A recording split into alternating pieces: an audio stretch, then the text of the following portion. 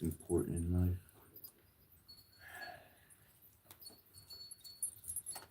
Just to have fun with it.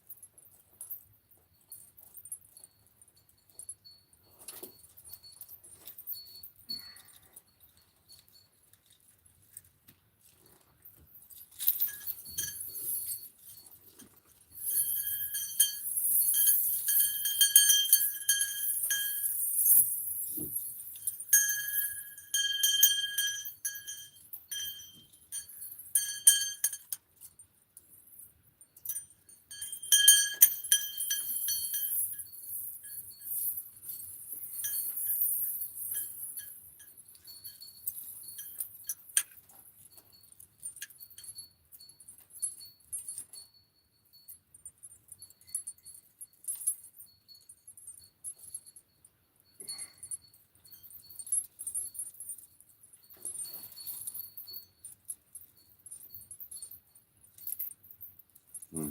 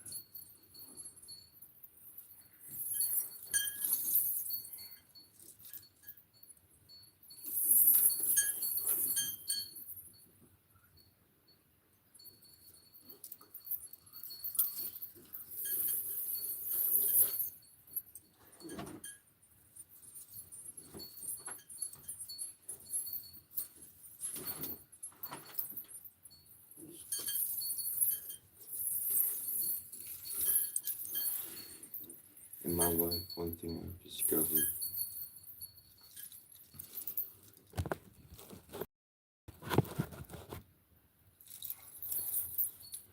is that doing what you want is so much better than doing what everybody tells you to do.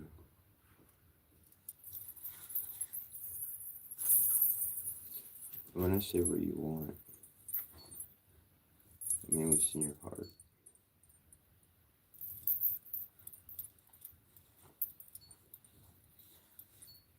There's some things in my heart that I just can't change. They're a part of me.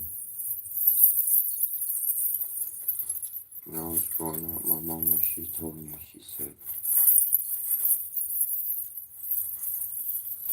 I hate my father.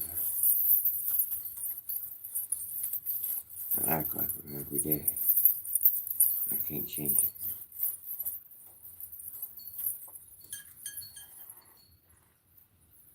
It was her behaviors that was like him. She loved him. Whatever the case or circumstance. Point being, there were certain parts of herself that she could not change. Well, I looked at my family. I looked at everything that existed. And I said, those things can't change. I'm going to keep changing. I'm going to keep shifting. I'm going to keep being me, and me is going to be different tomorrow than it was yesterday. And that means growth and development in whatever direction I'm going to fly in. And I know that the direction I'm flying, well, it's a family. And most time, you don't know what family is. Not really. No, not really. You never really know. Because you can't see their heart the way you can see what they dress up their body with, how their fashion is, how their wealth status is. You can't see all that. But one thing I learned is to do the good thing, the correction at every turn, to honor my values. And I know what my values are through and through. I love life. I love you. But boy, I tell you what, I stand up for the real love, not that fake bullcrap love. The love that's all smiles and deceit. In any regard, some words to share this morning. But I got some Santa Claus.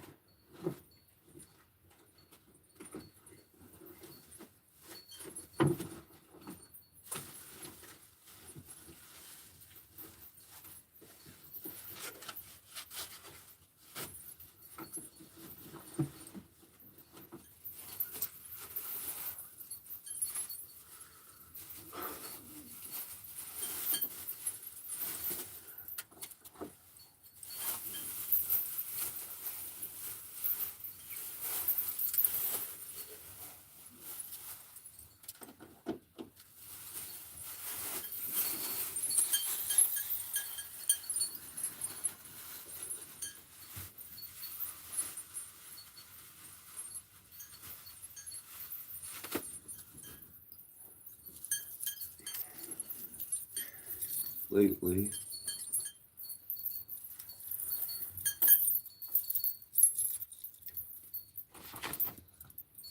I've been readjusting and shifting and finding myself a little bit more and more and more every single day.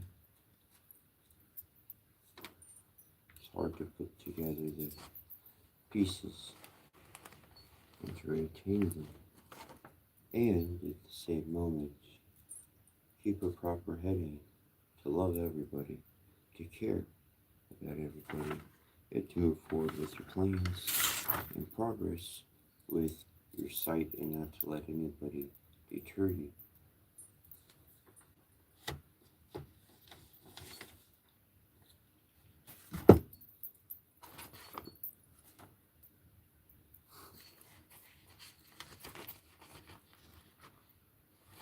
I'm inclined to stand up and chat.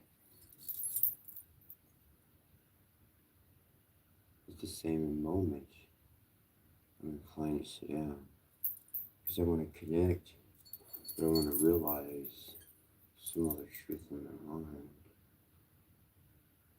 Life is a surprise.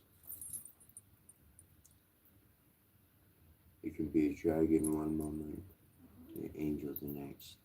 What I know I want to do is read, but my heart is flowing the words out of my mouth. Everything that I'm surrounded by, all the love that I have in my life, there's one thing I know. Family communicates through a greater means than just your senses that you have about your body. Time and space and love will cross every dimension of reality, and it will reach in and hug you from a stranger. This stranger may very much be a loved one. This stranger may have been somebody you done wrong in a past life. And who knew a hug or a kind deed could have cleared up some karmic contract you didn't even know you had. Yeah, it happens.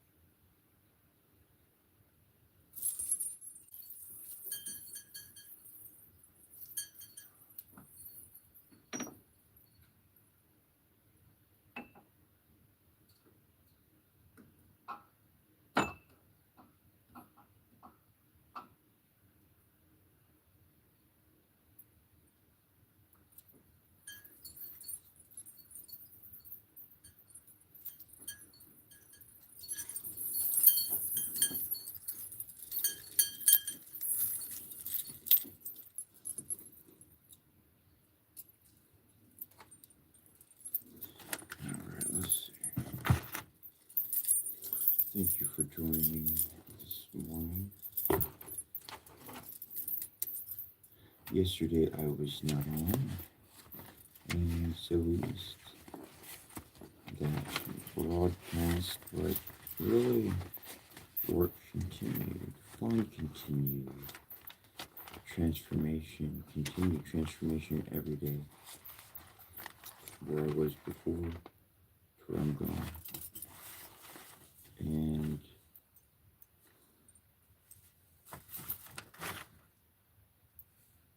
one thing I've learned, I want to talk about yesterday. That's where I need to start. I need to talk about yesterday where I wasn't, but where I am. And you could believe me or not, but I went up on a mountain yesterday. And I spoke to my Father, like in the heavens, Father. And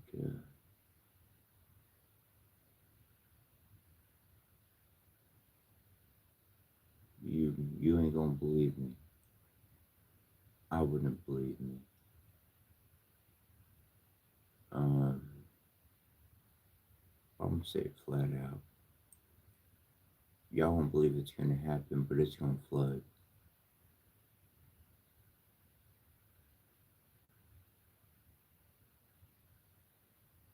I'm gonna tell you that I'm just gonna tell you. They called for fire to rain. That's what the Bible, that's what the Ragnarok and other things talked about doing. That's not what's gonna happen. The world's gonna flood again with water.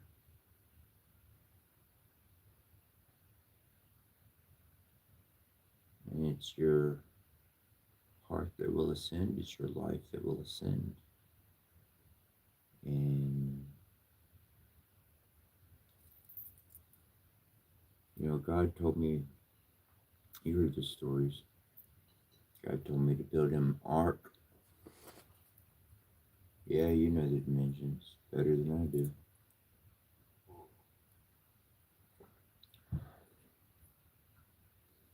But he told me to build it one piece at a time. Funny enough, it don't look or sound like anything anybody would think is an ark.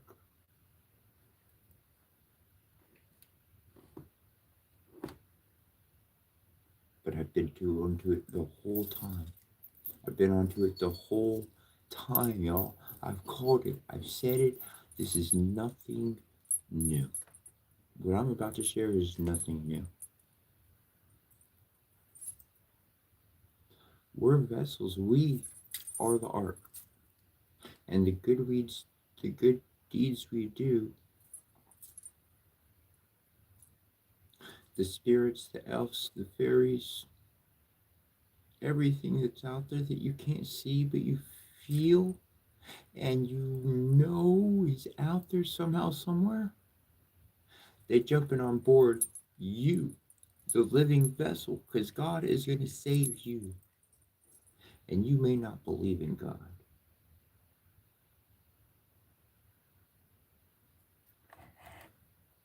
That don't mean he ain't out there. That don't mean he ain't working his tail off to do the good thing.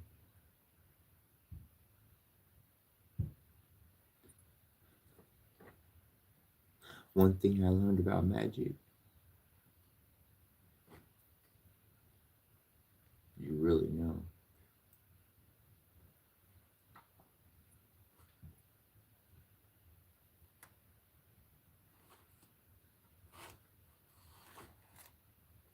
You get so good, you just always stay in the dark. That's what I did. And it works. Because then you're not playing the world's game. You living for life. You living for, like William Wallace said, man, like the greats of our old days fought for, like Alexander the Great, free land, a free people, truly free, not subjected. And what are we today? We're subjected, and everything and everything. Subjection, subjection, subjection, subjection. You break one rule, subjection.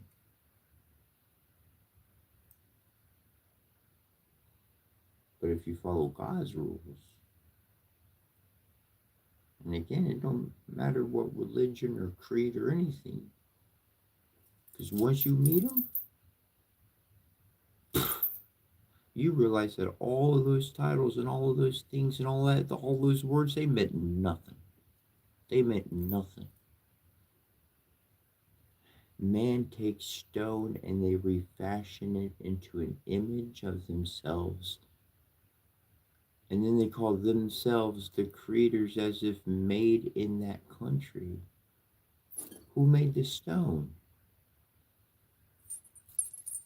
The creator, the grand creator, the grand great father made the stone. I had to use this stone to resonate energy that humans don't resonate naturally, because I had to create it from my own life, my own heart, resonated in memory capacity storage units essentially, and arrange them to concentrate the energy to create resonance through regular timing of interaction. And it creates a rhythmic, steady beat of coherence.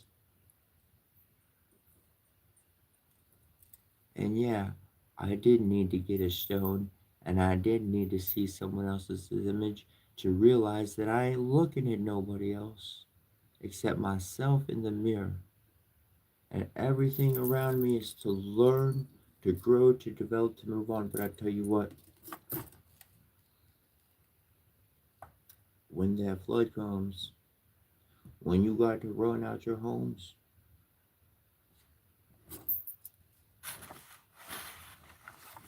don't take nothing. Don't take nothing. Just your life is enough. You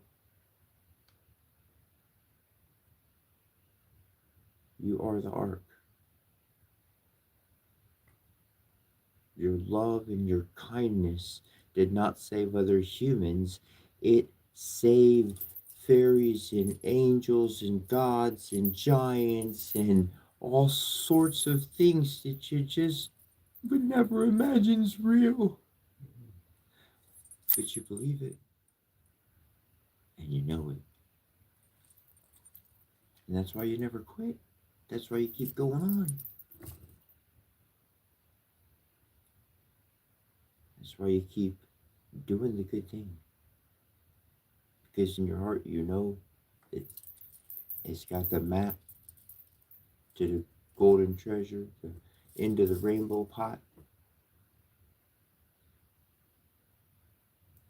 Not next to a dead man's plot. Because somebody just went and attacked and got shot and fell in with them other lot. Just gonna drop that.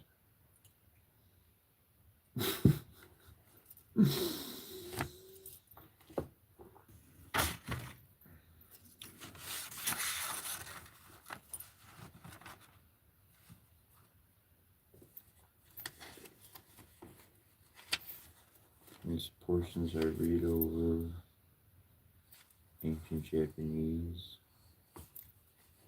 ancient Egyptian.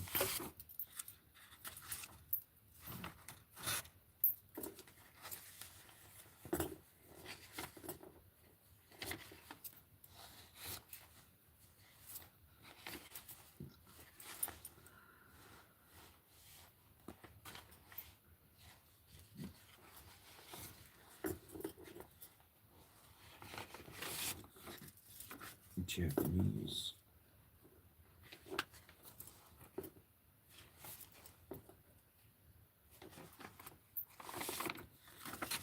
Scandinavian.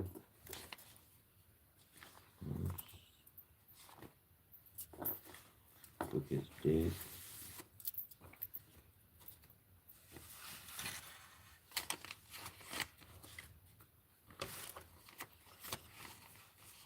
But truly all of these languages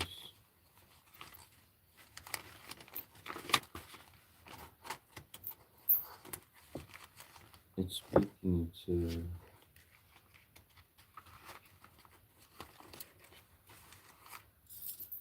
it gives life, honors life,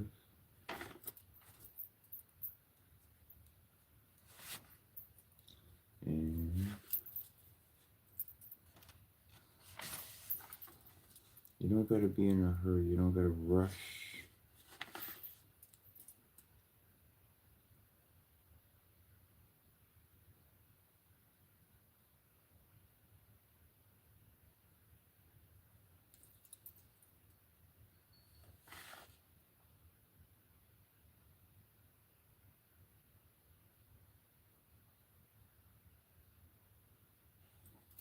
Mm-hmm.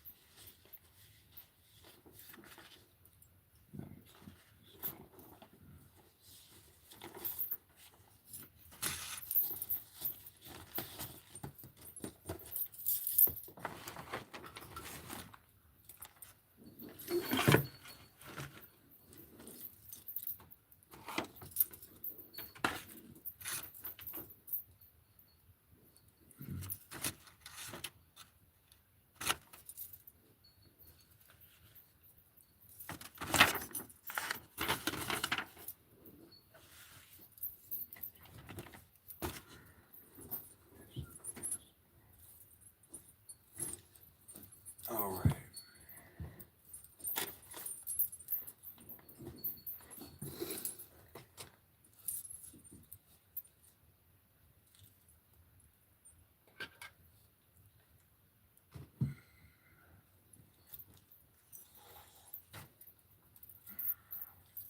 So if you'd like to participate in this morning's blessings, and their blessings going out to all, setting up, organizing the planets.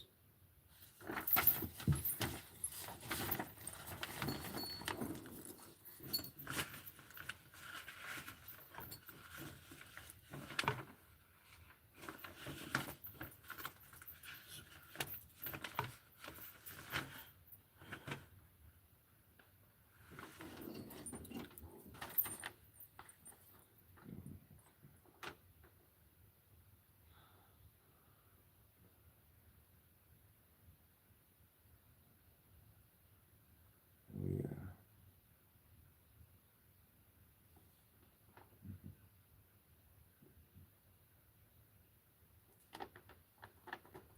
Okay.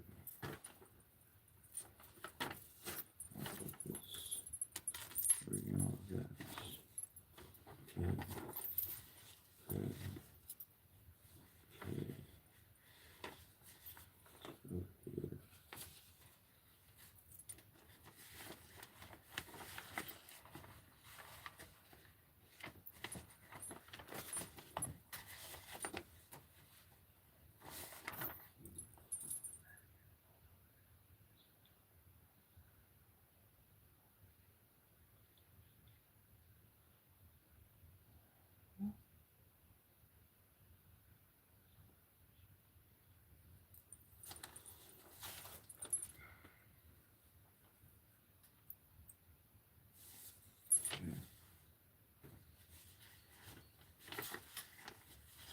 Okay.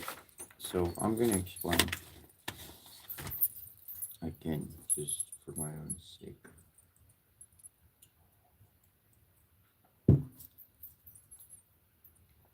What I'm reading, I've made connections with spirits, and they're part of my art. Like they're part of my vessel, and I love everybody. I I don't see difference in different in things like other people do.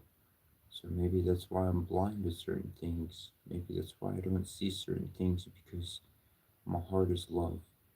My heart is love. It's a line, don't get me wrong. It's going to attack anything that I need to get out of my way so I can move forward. I'm not stopping. But what I was told yesterday, what I received within my mind and in my experiences, is exactly what I heard and perceived years ago. And I can imagine in the past that nobody believed. And I can imagine today how people don't believe. And yet, belief of somebody else or not does not impact what I do. I find results, I work with the results, and I continue on. I know my path, and I know it's true. And I figured out some very important truths in life. I've realized some wonderful things, and to realize those things does not equate into joining a group or being favored or anything of that sort. It means staying true to yourself, making a decision in life, confidence, your life purpose, having temperance, not being full of yourself, being able to be an ace at any particular moment, being able to have wisdom so as to change your future from previous actions that led you into conflict. So now you can shift into a knight of swords and be able to conquer whatever you need to, not through sheer divine conquest, but by divine law and order, by doing that which is correct, regardless of what others or even doubt or fear would want to supplant within you.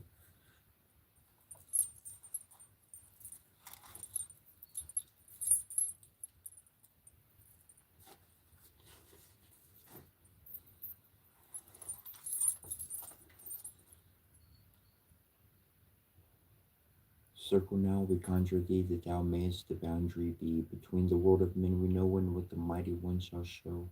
A guardian and protection be, for power we shall raise in thee. Preserve, contain it in thy spirit, to aid the work we shall do here. So have we consecrated thee, so may our circle blessed be. Sky and sun and sea and earth, teach us, give our wisdom birth. Sun and sea and earth and sky, with your powers gather nigh. Sea and earth and sky and sun, all together, four as one. Earth and sky and sun and sea, join us as we call to thee, loving Lady, mighty Lord, by cup and shield and warning sword, we ask your presence and your light to bless the work we do this night. Light and darkness, day and night, I bid you collide, rekindle these warrior spirits, breath of life into their cause and cause, having their arms. Arise, warriors of the past, pick up your swords, prepare to do us battle. Spirits of darkness, arise in earth, powers of wind, by hell, fight the blight, the speed dark night in our right. Renazi se que o was a dora de head Herusha as you said okay corkutishin was mahantura to give us a dolls I get to we give you shakins in a saramen.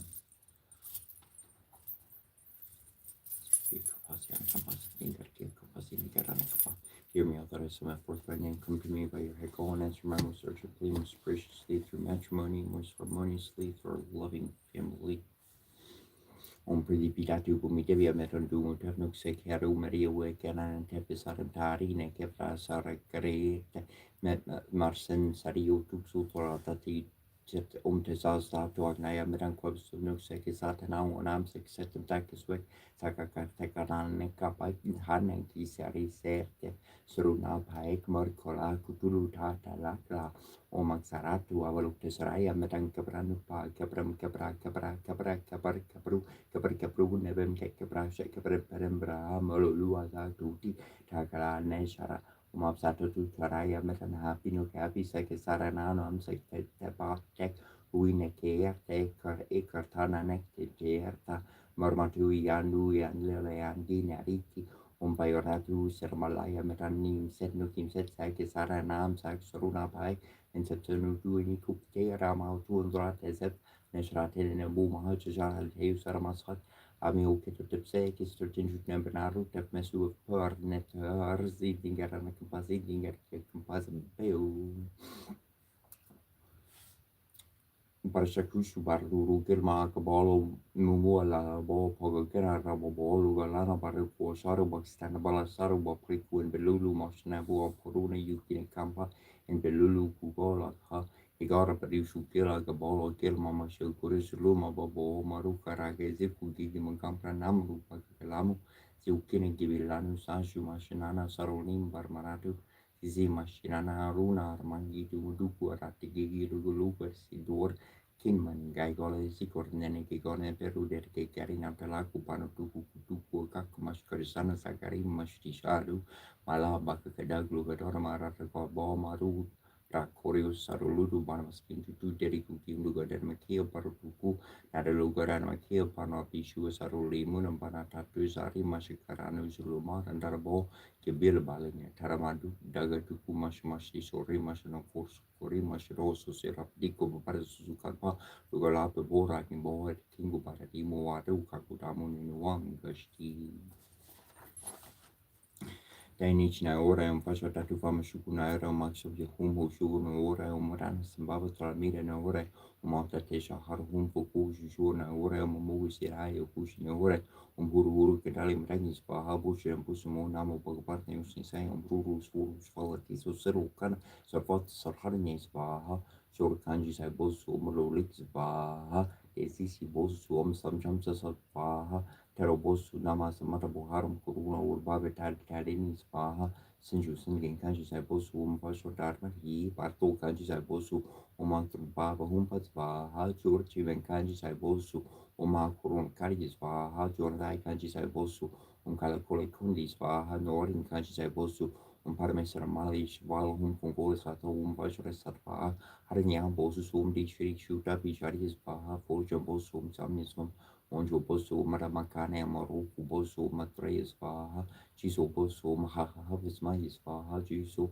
kukor boso namo karsi karpari omalik malis vaha, niko boso giptotis vaha, kokor boso kandro parias vaha, forto mayo namas matavashanam kanamursanas kotaya tratan, kusanze mayo sunabani sunabahum shashrahum pai kunvari mayo mamtra Tedu mayum sri kalropum comes vaha kunkuria shomayum vajriaxahum Eisen mayum maraga vajrus nisa vajra sarvajalum vamur kujaku mayum mayor kratis vaha sorbu konchim kumpai svaha kungonas hum kungum shrak sorhanjum svaha sinisi doji jarasis vaha jikukutum tarasra pramara svaha so chotanum pero paxanagi tais vaha kumukutrum pero paxanagi tais vaha Sumontanum Visvrani Swaha, Bentaitinum Saraswati Swaha, Tiko Kotram Mahakalari Swaha, Kichi Jotam Mahala Sri Swaha, Kari Taimon Durmaliariti Swaha, Takininomria Swaha, Marishitinum Marisi Swaha,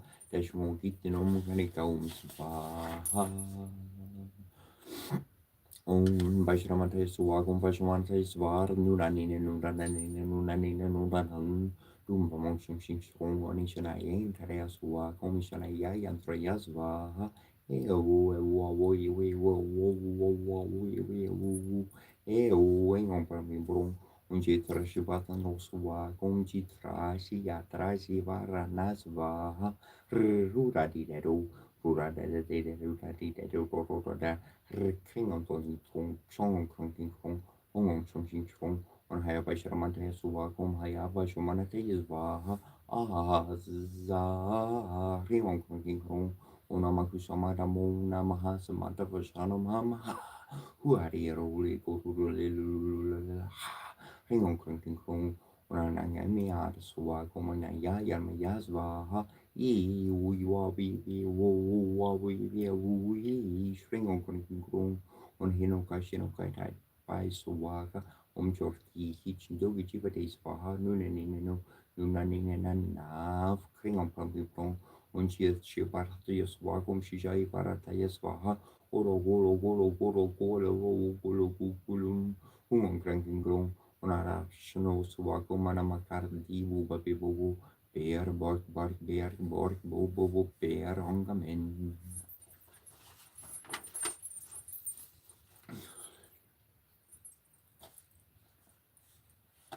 Saskim Sahu, Saskim Sahu, Saskim Sahu, Saskim Sahu, Wong Hung Shang, Wong Hung Shang, Wong Hung Shang, Ong Tang, Ong Tang, Ong Tang, Stro, Hung So, Hong Grang, Ring, Grong, Gong, Sor, Gong, Sor, Ong Ging, Ong Kring, Ong Hung Sham, Ong Hung Sham, Ong Hung Shing, Ong Kung Shring, Ong Shring Haring Hara Ring Gong Herwasora Hong Vam Dum Mong Krung Kring Krung Ong Krung Kring Krung Ong Krung Kring Krung Ong Krung Kring Krung Ong Krung Kring Krung Ong Krung Kring Krung Ong Prom Bring Krung Ong Shung Shing Shung Ong Krung Kring Krung Ong Shung Shing Shung Ong Kring Shing Ring Ring Kring Vam Dum Shung Shing Shung Shung Ong Sor Hung Gong Sor Hung Ong Ging Hung Shring Gong Kring Gong Shring Haring Hara Ong Herwasor Wong King So Wong King Gong Wong Du Hu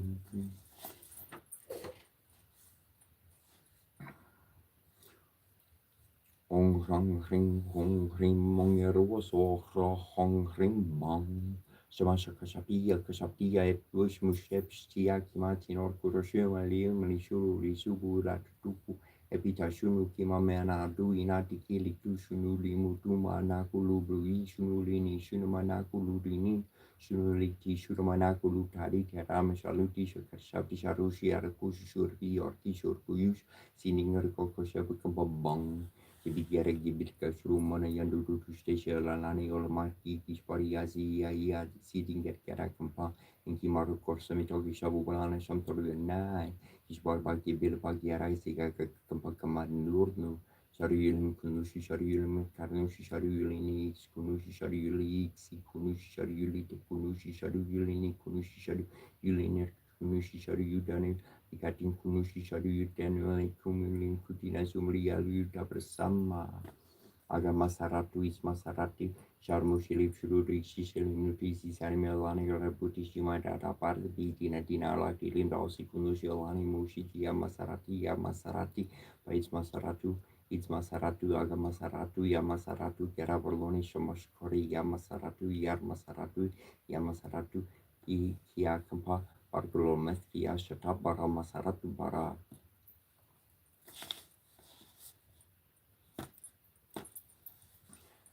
Vishnu Kim Visnad Vietnam Home Sam Kumbara Yatam How to Mutav Kubara never corrota Promptly Vida to Muntabia Metanum Nuxecaru Mediatin Netafisaram Tadi Nekeptari Surek Terte Marsemen CRT Utuxor Hata Taisara Homa Misanari Yatnam Home Yamendra Yatnam Kobisnov and Drum Tajasa Tunagina Yarmekitan Kobison of Nuxek Satana Home Sex and Takis Wexaka Katek Araneka Bek 9 Kasiari Sertef Saruna Bek Merkalaz Kutulu Tata Laka Agniom Ramagnari Yardnamha Omam Yamar Yardnamha Happy Yardma Oma Satu Taraya Matan Happy no Kapi Sekisara Nam Sexaru Nanki Artek Wineke Arte Kari Karta Nanki Tamormatu Yanu Yan Lian Ginari Tiraksa Song Sam Raksasari Yardnama Umpam Varunari Yardnama himself Varuna Umpaltata Suramalaya Matanim Sedukim Seki Sarinam Sexuruna Saruna Public Person Sujuni Kuktera Mautu Rotas of Sitting and Capacity at Kia Composite Bill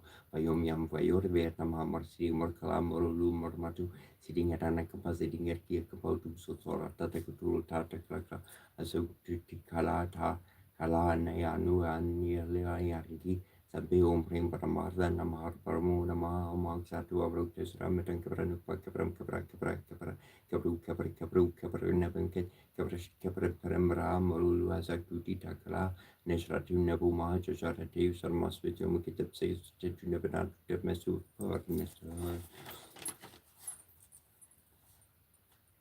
Nansin Yana Brasitia Siniana Nampa Samangana Saya Kia Kampa Magabati Yarana Kampa Masrita Nanazia Kampaya Magia Sagastena Kia Sarkois Nebuguru Nebuguru Nebuguru Nebuguru Nemadu Krios Markorios Yastor tu Ankarku Yasir Nabor Mazar Sifrnis Campas, Asaga Shintalas Campas, Nabos Athratus Campas, Yagas Yasasia Kukulambani Yasia Makali, Shari Yagushir Yarnani Yarstapa Machika, Yarani Yaramilu Yaxi Starikanpa, Inanas Yarmakabas Bizarmakampa Yaya Beyarizalur, Mashrudu, Yardur ya yorur soluci sekretmaria ya atareia upartala katamarti ya kanpa siringaru ya kanpa siringaru stu ya kanpa zishta zera rakuzi baradu kanpa yashta kanpa yarakar masbaruna kalmasbaru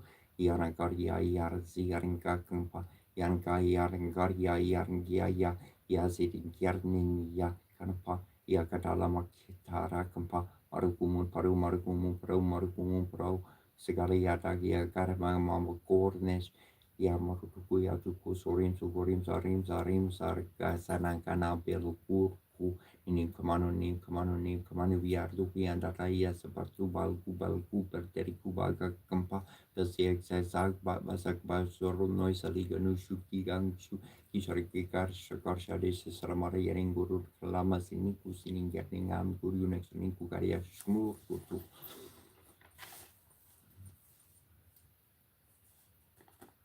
Usek herkept ventiam kabitna horror roti arfim kenne bosse ke tu ne circle tira pafpas titara tui ornem snef ornem besekne maharkane miu sortiu tu fermenti martu fororu kermiu se ne keru kermenti hanen hefsera keru ne veru se kriu ne bebor ne temtim se puari mabab au tu rekit ne hem ne ko ne hem ne fer ne heb chesertep anaf ne chabu Tramprian torsivosi floridien redivinge turvingen normodem markiser schiffer vego tron dori torman hermodskil dunskjord björk grov fin freofred leif ordin regerta fregweg degvet regizuir tegen geser gaisver degs viertag Berdeg boter brandfield de carfuro di frovin vigor viskar via sergere areo sungskjord for your life,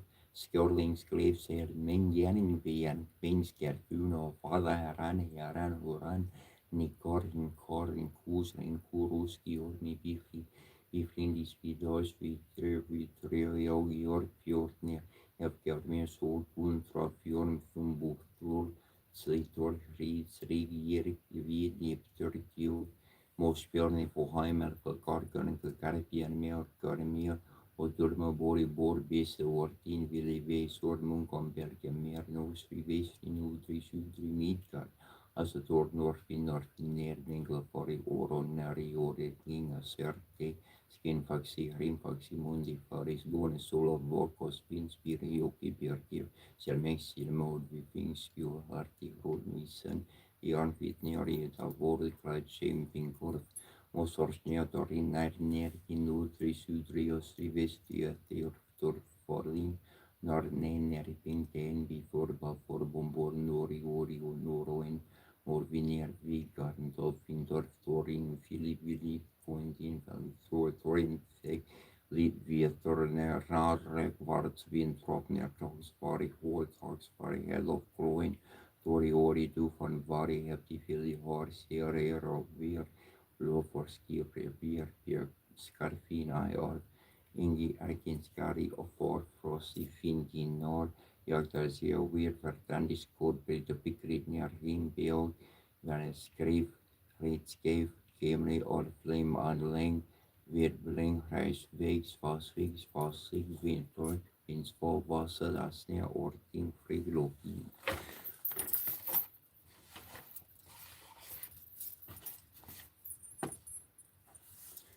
Jing Jin Chen Zhou Tai Shang Tai Jing Ying Bang Wu Ting Ku She Fu Meng Bo Meng Hu Shen Ji Hui Ming Jing Jin Shen Ar Ning San Hun Yong Zhu Po Wu San Yin Ji Ji Ru Li Ling Jing Ku Shen Zhou Dan Shu Ku Shen Tu Hui Tu Fen Xie Shen Zheng Lun Dong Ming Yang Xian Luo Jin Qi Shen 过节无为神乎神乎本体神人人人神 ta nhọn linh wo tống dân xí xin lan ye đố kỳ trang hùng chỉ chỉ rồi lì lính kiến xin xin cho linh bố tin dụ nan với xin dính đi sĩ hùng phố wu giang doan mình kinh long bài wu đối dính phần yun ju wu juan wu si wei wu xin chỉ chỉ rồi lì lính anh tu đi xin số yan si an xin Hu go wan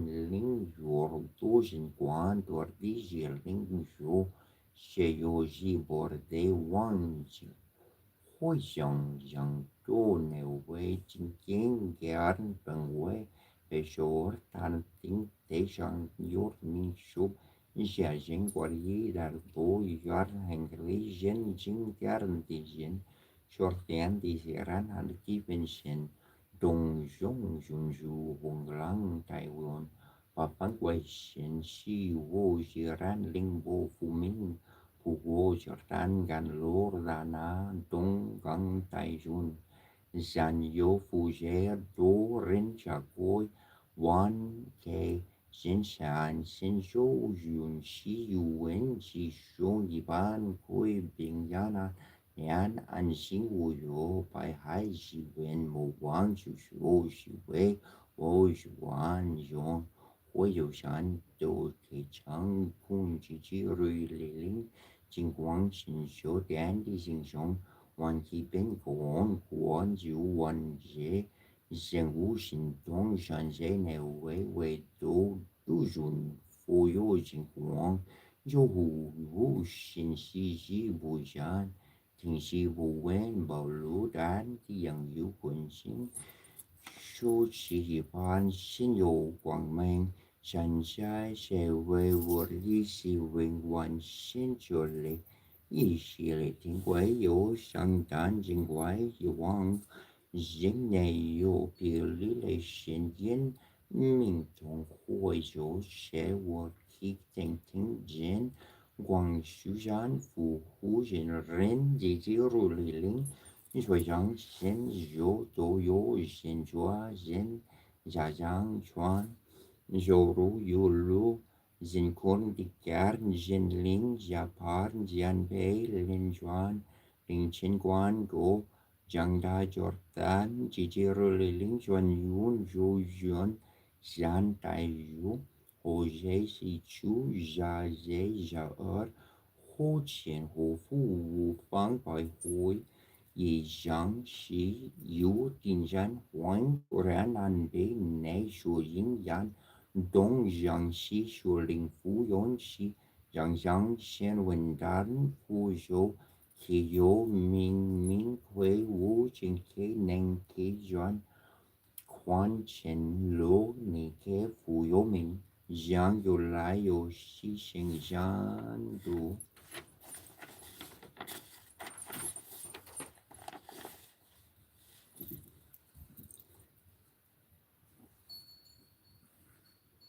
Yn Israel ki sarne bed sutin truas renus kabrus aradem padus skapugin ror kadem sekem ne benomat di jefem miurnu nem se kom mari vasharab nem karach saramine shwara jeref zholt ben sutin min kinumna kapsereze vrapnik minut of nem blue nem se kom petem ta sharuna vain tolu en buawar teben sunu sirun pol net trus min mahat jetoita sanef adef gemaror mudev nu da pepet asen nefrata tami misher about my heat of also han moi put up set up protect up the tat my heat tan and dem can wall technique ship is can me here upon roya ship is can just can me here upon the chuti up and pay for two at makaru and at the papa sharade pusher up and he must as happy he's all happy at now party and comori mokut na kop and romori korseketra romor kuti haru taima rune shrade peperua yemen hurnu heru tat hedo manantu Heru hebenu, heru soy sorte bioike,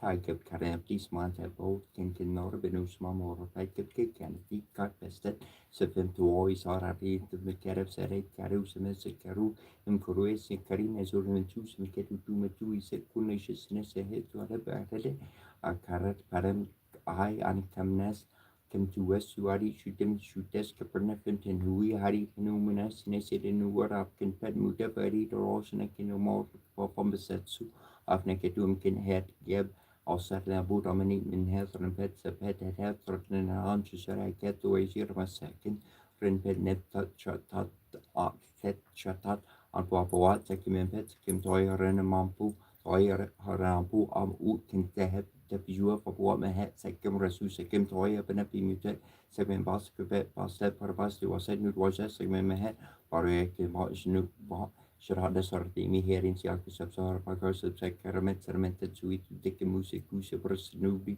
Miskibidi Kapesaramented Saramarev Sarhapet and Medu second of my pet Shafildiam Kabetu no horror of West of Poprem gets Kesuashnas Cartier Womsnev Ambasicuna Mat and me to do for Mimimana Ferry Seru Kimi Shikeru against Ru Kari Pasti Raya Parep Tarek Kermeti honor Tepef Nepras Aleki Nabu in a Temtem Separi Mapap I would to retain him never the hill cautious or tap on F number Harry Tapertu if Nepeti Fesmin to Nutz of Kabu, she shared a circuit a good mayor Maltoibu, she could put time my pestas in Shepetters and naked in train kept Kimrek in Chemstu market Neptune, some drink in a met you never to Ramasu, at Scotland Jatatu, Artente, never had a servant names and in a joy, and an ex-coy chorus or jacket, and Sikim Curry Poicum, Jerry Wimmercurview, short nation in me yet.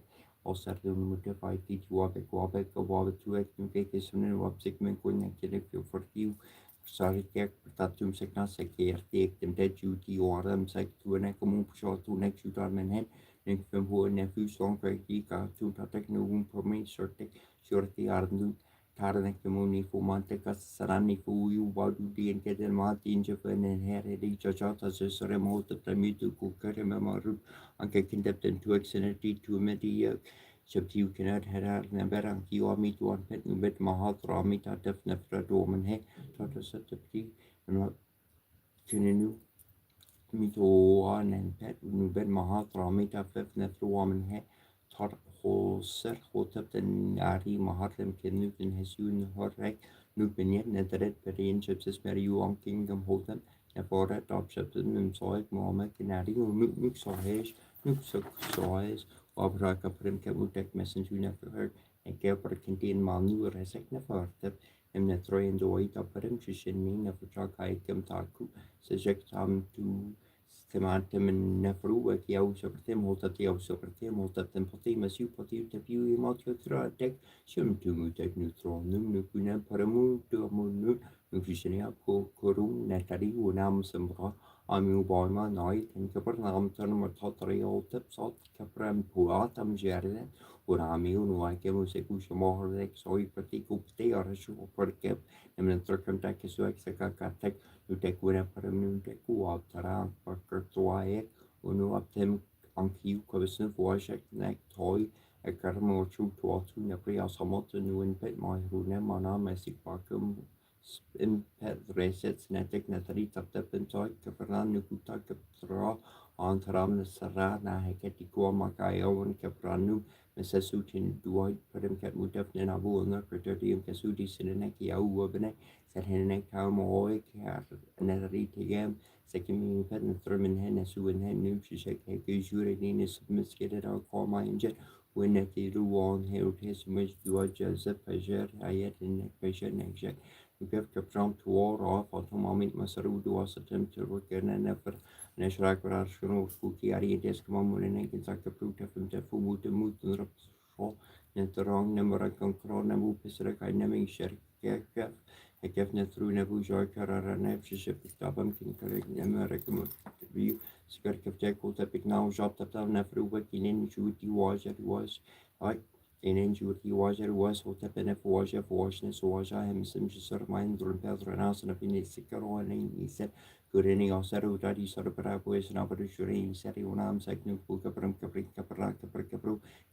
never cake brush capram moons and mummies una anche bouncing bere una bere Zeroi sar sabe kukerim kabimi tu ari tu tanani tsara sabi tu atu an kabe Swa farsiana coronani van Triefs at the Venom Sorry Bujafis Compton Suti Subokas and Pimamuki Skedifti Kazinjas Artu Mupetim Toim to Kurtan Kemaru Amuraf Centrum Yakarina Buras Revolution to Amu Amended Skedipranti Kemaru Monefsen tunavi savasgana kuape kuapkoi kuape kuam sikimekekerena wambe kamne trus vasgana korpe katkarkish monek shirba ikarsati kaibirke in karabakuru atemba in kabir magnetru wane shrab shibe shibetiki and kegaru nekokom Samohunu kem shishemeti kikiu het sensikara shemi tuaram kikiu sahana kemin a minor reducing him kaisen Nene septem ketinar kap kuwa tak na rajuru waru wara kuwa parwa kuwa pram kenen peten set nunat sa tikipu meki memarko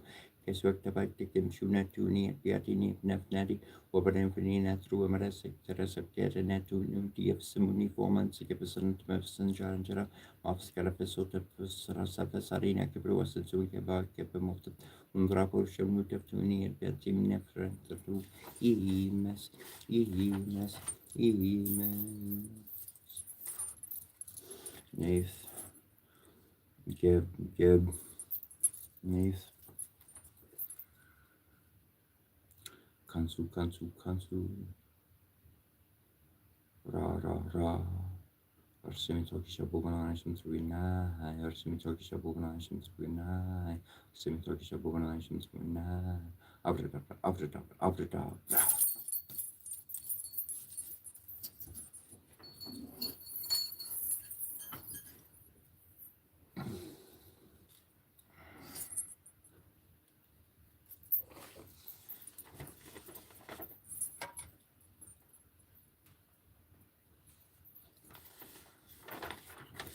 Frequencies and channels in the body, blessings to the world, and stones, resonance, your portals.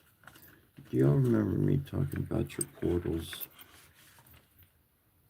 quite some time ago? Yeah.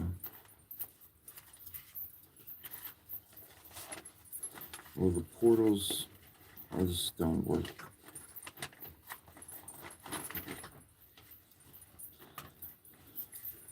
These allow you to communicate, allows your soul to communicate, to connect with heaven.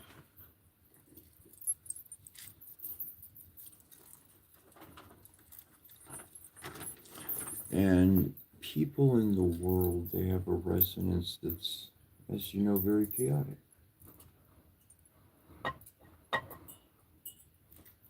And that's why living one vibrational energy is so important. Because then you're not chaos and you learn how to shift your own being, your own presence. You can shift it at will so that you're not stuck.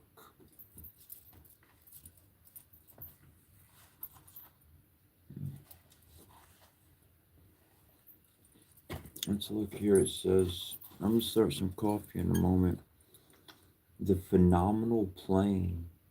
Ashaya is the name given to the fifth and lower stratum of the organization of the objective plane. At its densest point, it involves the physical molecules, and on the subtlest, it is made up of energies and substances that have to be classed as physical, yet are subtler than anything thus found by Western scientists. This subtle aspect of Ashaya is called in the occult tradition of Europe the astral light. In the astral division of Ashaya dwells the sixth division of the spirit, which was called the Kairibit by the Kemethians, the Nephesh by the Canaanites, and the Orjirji by the Yorubas, the Sumsum by the Arkans, the Pranayarma Kosha or Linga Saryara by the Hindus, the Isiturnisi by the Bantu,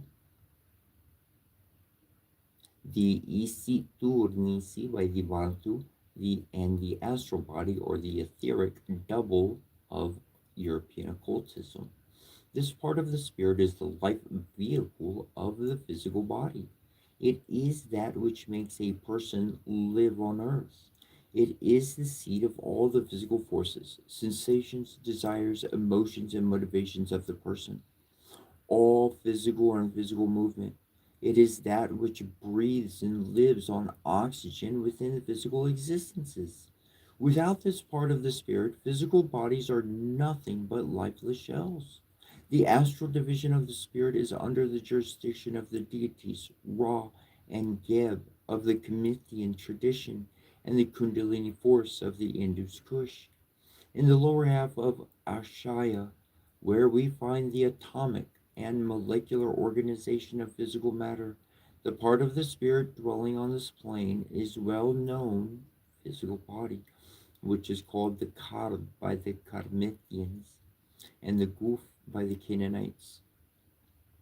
It must be noted that in traditional African metaphysics, there is no distinction between the physical and man's higher bodies. An example, the physical body is considered an integral part of the spirit, its densest component.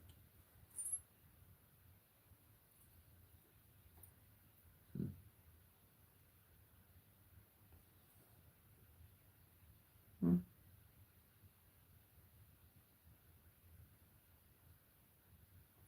Did you catch that?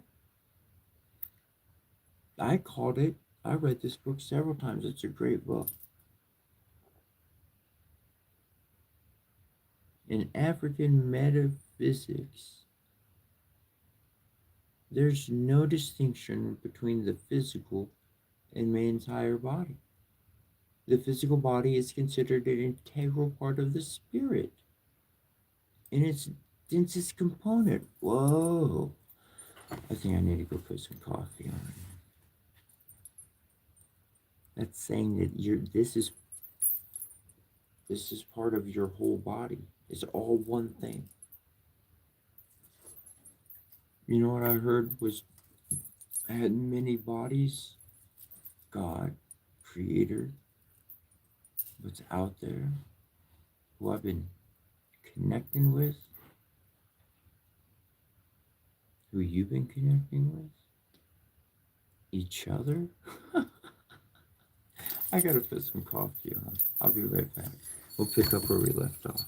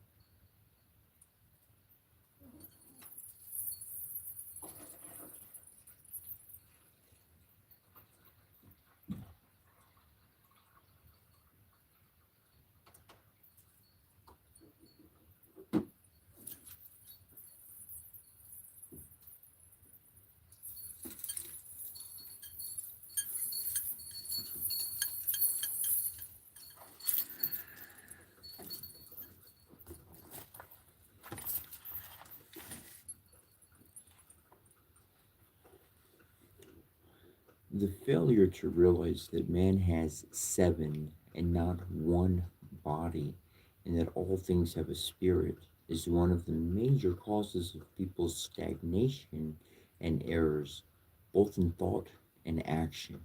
An integral summary of the above has further and will further elucidate the purpose of each division of the spirit and their relation to the other and the whole. I'll read over those here. The first division of the spirit is the seat of consciousness and identity, the true ego of being. The second and third division is the creative organs of being, the will, the spiritual realization, power, respectively. Note that while the will is the faculty of potential action, the spiritual power is the vehicle for the actualization of the actions. The fourth division, the administrative organs of being. Once the manifestations are set in motion by the three preceding faculties, the fourth division of the spirit programs them with the laws that will enable them to achieve their respective goals without violating each other's sphere of interest, as all manifestations occur for the sake of the one being of which they are parts, and not for and of themselves.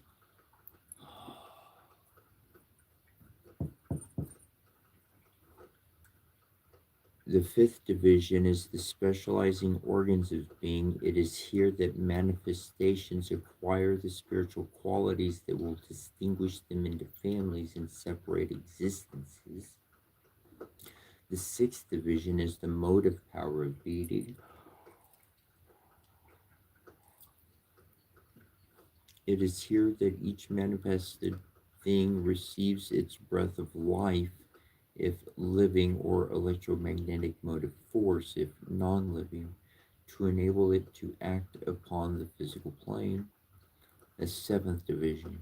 It is here that each manifestation is finally segregated into individual existence. This is achieved by receiving a physical body which separates each thing in time and space.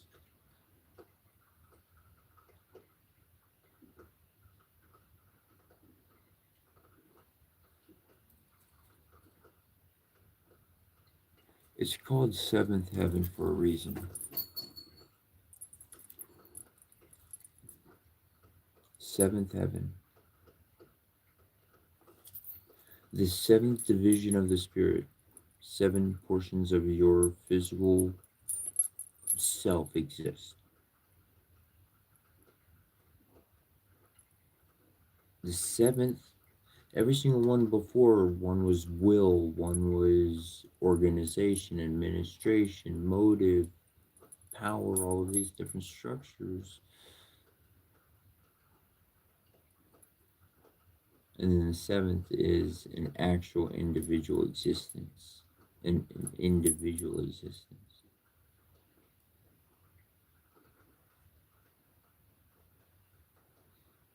Second and third divisions. I'm looking back at this for myself here. Creative organs of being, the will, the spiritual realization, power, respectively. And truly it is the will. Without willpower, you won't get nowhere.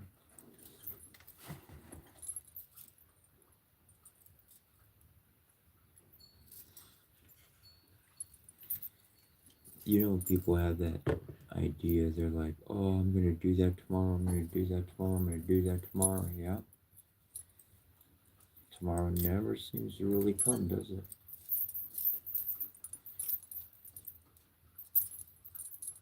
Well, what I've found is how to summon that will. How to create it. How to generate that will within yourself. And that's what we're going to continue learning about here.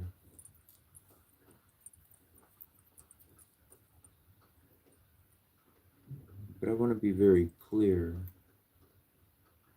This generation of will is truly from the Divine Father. For without His blessing, you can't access it. You can't learn it. And His blessing comes through actual, real love for your neighbor, for your fellow, for yourself within, for all that is around, by truly following the code in your heart, whatever faith is written, some instructions for your physical body, by following your heart and knowing your way to God, knowing your way to the plan, knowing your way to all the heavenly abodes. That's how to avoid the flood. That's how to grab what you want. That's how to avoid man's erroneous ways and to safeguard your life and your treasures in heaven.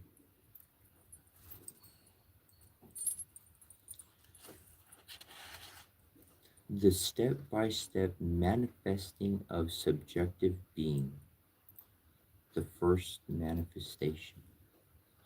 The very first differentiation of energy or matter, which is in the subjective realm, subsists as homogeneous and undifferentiated vibrationing is carried out by the nether's projection of the sound all into it. It creates the first manifestation in which consciousness looks back into the subjective realm and becomes aware of its original and true essential qualities, that is, eternal and infinite, temporally and spatially unlimited. In popular literature, this quality of subjective being is called omnipresence. It must be noted that the Om in the word is derived from the Hierarcho, the mantra, the word of power. Ong, that was formed when subjective being projected the sound all into the midst of the undifferentiated energy or matter, vibrating as the homogeneous sound. Ng. This sound incidentally is hieroglyphically represented by the so-called Ankh or cross. This sound in the Indus Valley tradition is called Narda, which is kin to the Spanish term narda, which holds the same meaning, nothing. I write it ng to signal that it could be rendered either as ng or ng in G or in K, because K and G are variant sounds of the same diction principle. Where K is used in one language, G takes its place in cognate terms. Ergo, the English know the Greek gnosis and the Sanskrit narna, variant of isnana or asna. We're going to come back and continue with the second manifestation. Well, I'm just going to grab some coffee right here that I believe is done.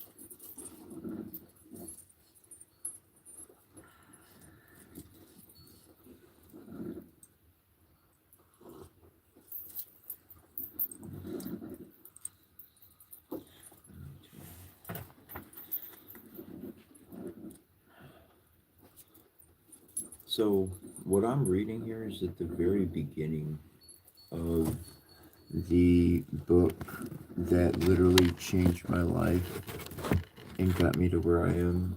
Um, Knowing what I know, doing what I do. There's a lot of books I read, but this one really drew me. This one, anyways, my favorite. This is really my favorite. Oh, anyways, I got a couple, I guess.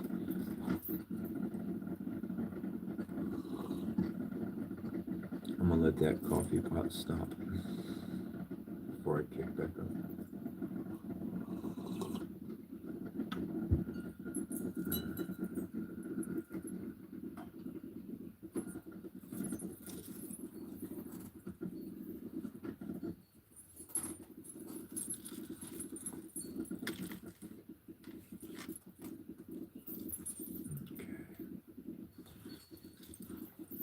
The second the second manifestation, the oh, neter, Neter, neter means essentially a conscious aspect of nature. Okay, a lot of people perceive so much going on, and there's a lot of systems that have been spread out into the world, and in some kind of awesome way, the Divine Father, He is Father because He is able to shape the elements. There are stories. There are stories where people supposedly built an entire city out of stone in a single night.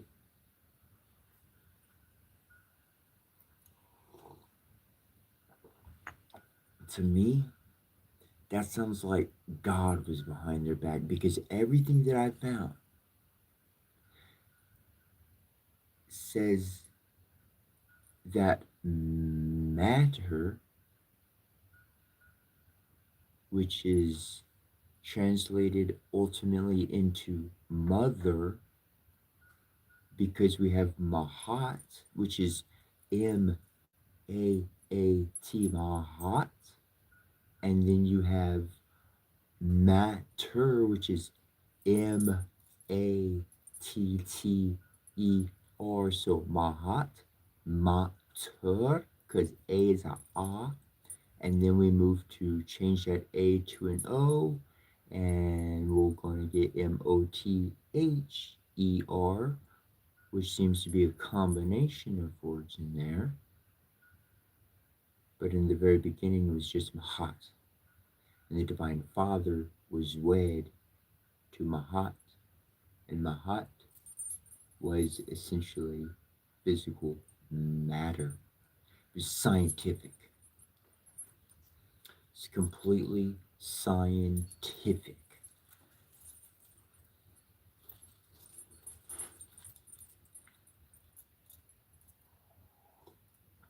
And the Great Father was a great scientist. This is what I've thought I've been on to for a good long while. And by following his guidelines, by following those rules, then you get to shape reality with the Father.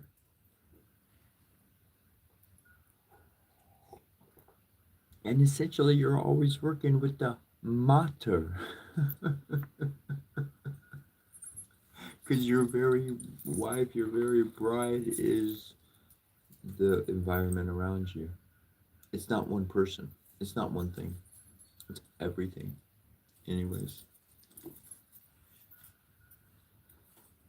neter, neter means conscious aspect of nature, which would be like the great grand designer we were just mentioning. Anyways, neter projects the sound who into the undifferentiated ng and gives rise to the second manifestation, It looks back to the subjective realm and becomes aware of another of its essential qualities.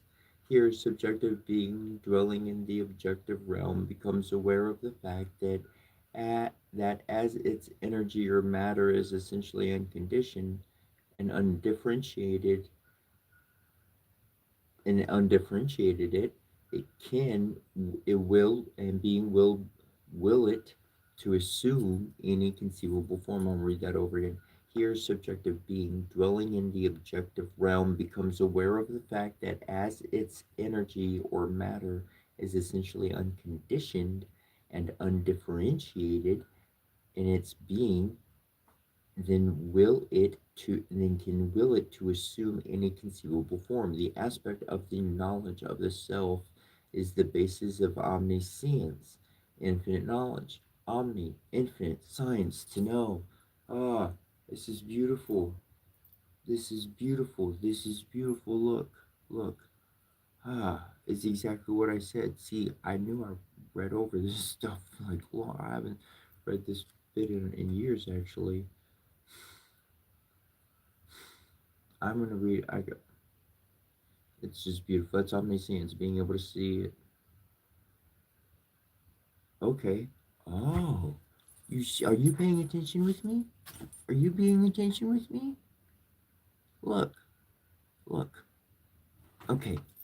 So what it's saying is that you're moldable.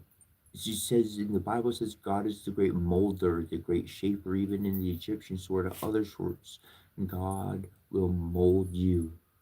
They He will shape you and form you into what you're supposed to be. You don't know the process because nobody else has successfully went through the process. They went through all these routes saying, I'm a priest and I've done this and I've done that. Well, I'll tell you what, they're all charlatans and frauds.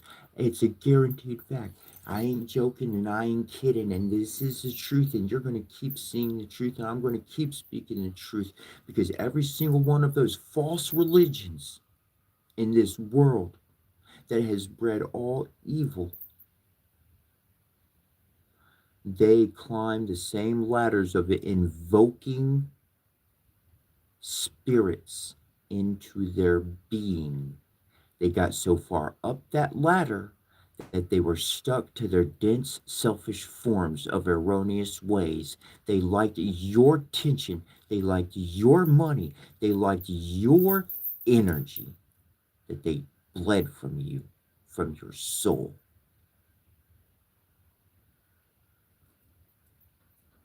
And I kept climbing. And I got to a place where ain't no man got to.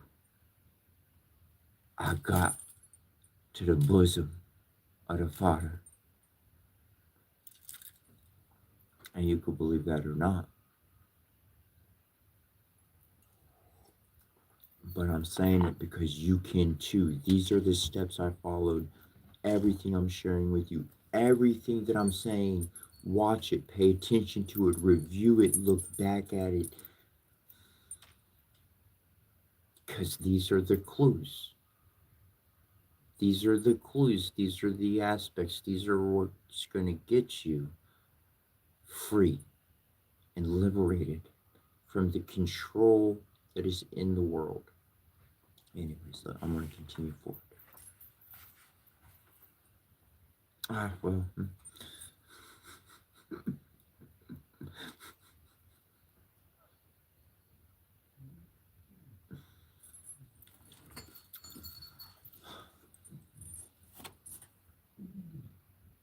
the nether, the third manifestation. The nether projects the sound kri into undifferentiated and gives rise to the third manifestation. It it looks back into the subjective realm and becomes aware of another of its essential qualities. It becomes aware that as its energy and matter is essentially unconditioned and undifferentiated, the energy and matter, can realize anything that is willed for it to become. The subjective being realizes that it is unlimited power of creativity. It is omnipotent. Thus, the first three objectifications of subjective being is the awareness of its true nature. These three objectifications of the essential attributes of subjective being forms the first three spheres of cosmological diagram known as the tree of life. Subjective being acts through the second and third manifestations, the infinite will, and the unlimited creative power to give rise to the next set of three manifestations. We must note that up to this point, all that has been brought forth is the knowledge of self and the creative vehicles of Nether.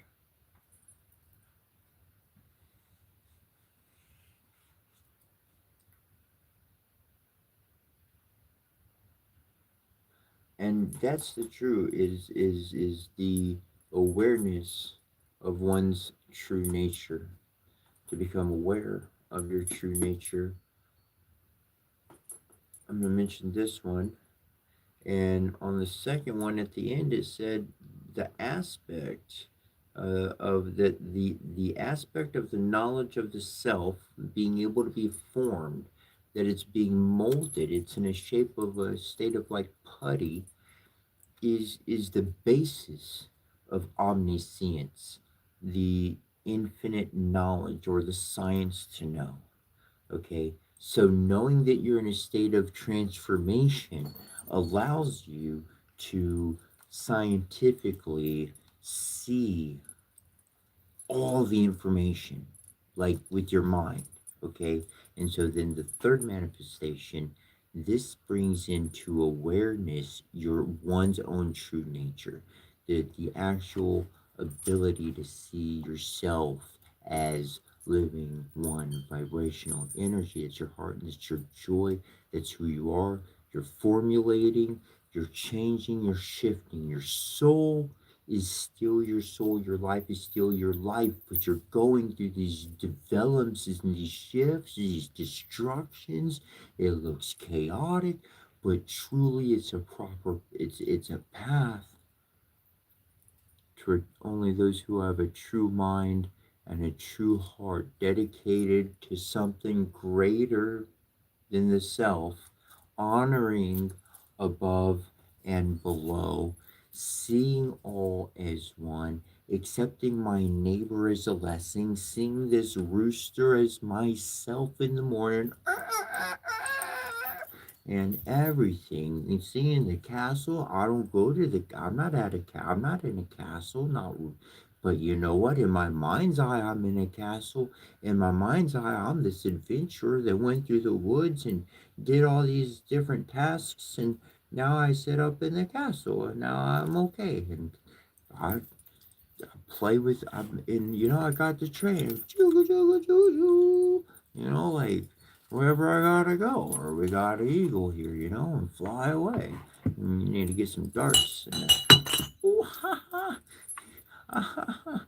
I like that. I like that. Good omens all the way around. And you could just do anything. And truly, this is exactly what it's talking about.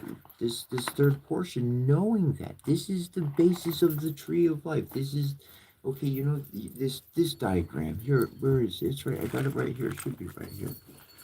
I probably moved it. That's okay. But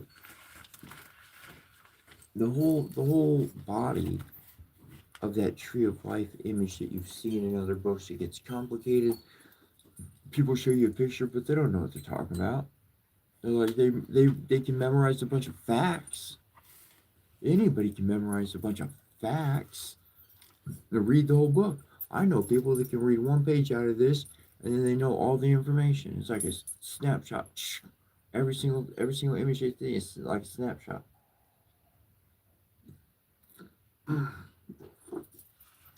Anyways, so the fourth manifestation.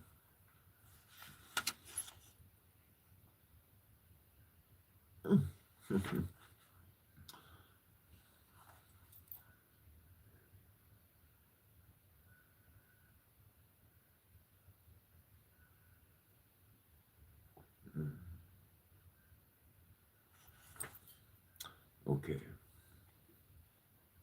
now the fourth manifestation.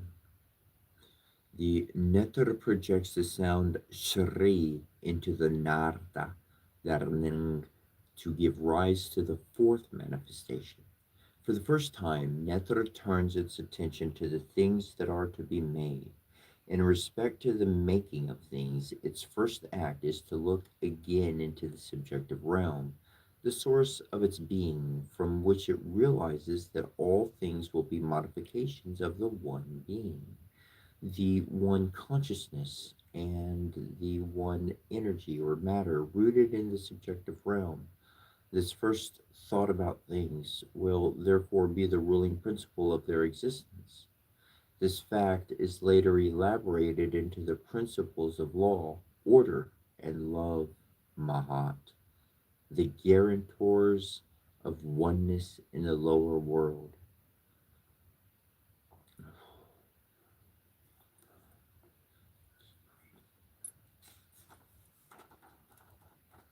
Shri, fourth. Oh, okay. So now that one can see everything and learn from it, they acknowledge the matter before them. They can agree and see other people in the mirror as themselves. And so now we get to the point where we're literally directing our energy through the sound Shri, Shri Narda, into the subjective realm. So now it's actually we're starting to mold things. Things are actually starting to form. Energy and matter are actually starting. See, it's interesting because it shows energy slash matter. So energy, matter, they are intertwining. They're going through a an occurrence of like they're put in a blender together as they're rooted in the subjective realm. And so we literally this first thought about things will be the ruling principle of their existence. So it's like going into that spell, going into your life, living your life, the very first thought put into something creates it. Okay. So you get new energy that comes to you. What's your first thought? Okay. Were you angry? Were you happy? Were you in fear? Were you like, oh, family, good to see you, and appreciation? And so, whatever your emotion you put on it, that's what you start forming into it. Let me be very explicit here. You've walked into a room, and right away you got like a horrible feeling or sensation, whether it be in your stomach or your arms or anything. You can feel yourself being psychically trained or whatever words you want to fill in. You could feel something going on, okay? Like a haunted house. Now, at that kind of a moment, what I learned, it's not what I learned, it's what I did. Feel love. If you immediately put into existence that you feel love and that this is family, if that's your first thought, if that's your first inkling, then it's a blessing. It's a good thing. You just took the energy in the room and you turned it into something beautiful. What? Ah, it doesn't matter if it was bad or good. It doesn't matter what it was. You changed it. And you wondered, how could me, a little human, change a spirit? Double blind split experiment. If you don't know about it or never heard about it, you can look it up. It's scientifically accurately true. So they got these particles they shoot through a thing. They have a certain outcome. They put a camera down to look at the particles being shot through, and as soon as they put the camera down, the outcome changes. When they removed the camera, the outcome went back to the normal way. So, through the eyes of an observer, the energy at a microscopic level beyond human sight was captured and is scientifically true. So, your, you personally, your emotions upon energy forms it. Anyways, Mahat, love, law, and order. And I'm going to put it out there. If you put bad energy, if you put fear, something like that, well, then that's what you're going to turn the energy into. And that's going to become a matter of the existence of what you yourself create. Anyways, fifth manifestation. Netter projects the sound Hri into the Nara to give rise to the fifth manifestation. Thoughts are once more about things. This time, for the first time, Netter looks outward to the world to come and focuses on the requirements for experience. Where there is oneness, there is aloneness and no experience, no living. Thus, in order to live, the one being must be broken into myriads of beings. The underlying substance of all forms, which sounded to the homogeneous of Unk, the Nara, must scintillate in all colors of the sound spectrum. So Netra becomes aware of the fact that the existence of the world depends on there being differences and opposition. It here guarantees them.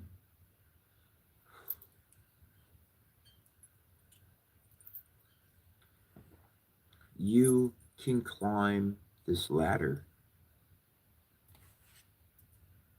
I'm going to fill up my coffee cup.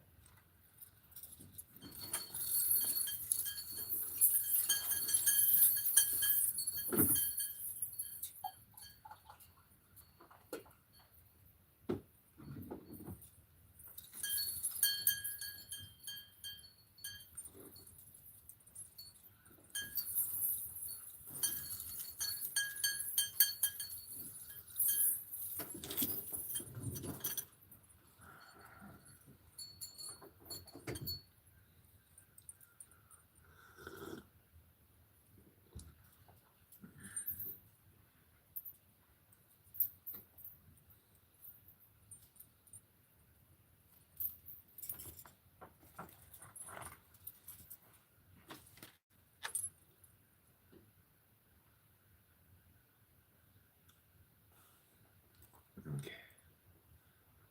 Netra projects the sound Hri into the Nara to give rise to the sixth manifestation. The Netra looks first back into the subjective realm and next outward, and becomes aware that a balance must exist between the principle of oneness of the fourth manifestation and that of opposition of the fifth. It realizes that to live safely and effectively, it must be in the world but not of it, or be of the subjective but not in it. This is the foundation of the law of equilibrium. What has now been brought forth are the laws that will govern the earthly manifestations of Netar. Three more spheres have now been added to the tree of life. Acting through its creative vehicles, the second and third spheres, according to the laws carried out through the fourth to sixth manifestations, Netra creates the next set of three manifestations.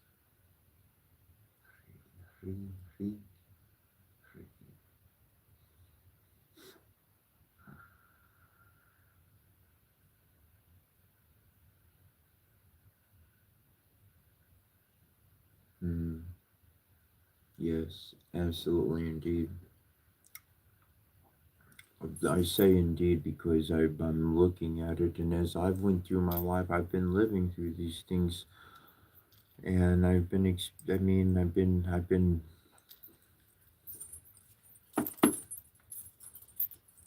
this book that I'm reading from. I've shown the title. I mentioned the name before. It's it is the tree of life. It explains the tree of life and every other system in the world. They show you junk. They show you lies. Show you deceit. They show you bullcrap. I've read every single book from every, I won't say from everybody. I've read a lot of books from a lot of faiths, and one thing I've learned is that there's false gods in this world. There's a lot of false mofos out there, and they say, "Here it is." They're giving it to you, but then when they open their hand, they got nothing to give you. It was fake. It was an illusion. It was pretend. They weren't. They didn't help you. They had the key to heaven themselves hooked onto their belt within underside their pocket, inside a little pouch, and they weren't ever going to share it with you ever, because it didn't even get them to where they wanted to be either. It just got them a little trick in their pocket. But as I've found that the true Father and his ways are accurate. You might look at me and think a million different things, and that's okay and acceptable for you to think those things. But I followed Jesus Christ, my King. I followed God, my Father. I followed all the signs of his voice. And his voice sounds like woman and child, sounds like tree and limb, sounds like every air and water and fire and every element in existence. And following that path, that maps in your heart. And I'll give you whatever else little tidbits you need. I'll keep reading. I might take some days off here and there, but I'll be back. I I won't be gone long, and I'll be right back. That's why we say Donna de Gawai, because we're gonna see you right back.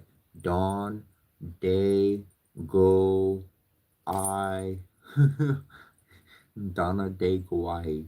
I believe that's Cherokee. It says until we see you next time, or until we see you again. But I'm not leaving. Anyways, the seventh manifestation. So before we had like those three were like a triangle pointing upwards. Let's see, no, was it a triangle pointing down? Yeah. The first three we mentioned was a triangle pointing upwards. The second three we mentioned was a triangle pointing downwards. And then we have the seventh manifestation, the nether. The nether projects the sound kli, kli, kli into the infinite ocean of undifferentiated energy or matter to give rise to the seventh manifestation. Looking backward at the subjective realm through the fourth and previous manifestations, it realizes that beyond the external differences between things, there must be an emphasis of their interdependence and relation, a recognition of their oneness in the midst of their differences. This fact is later elaborated into the grouping of things by families. It gives rise to metaphor and harmony. Nectar project, or yeah, is absolutely correct.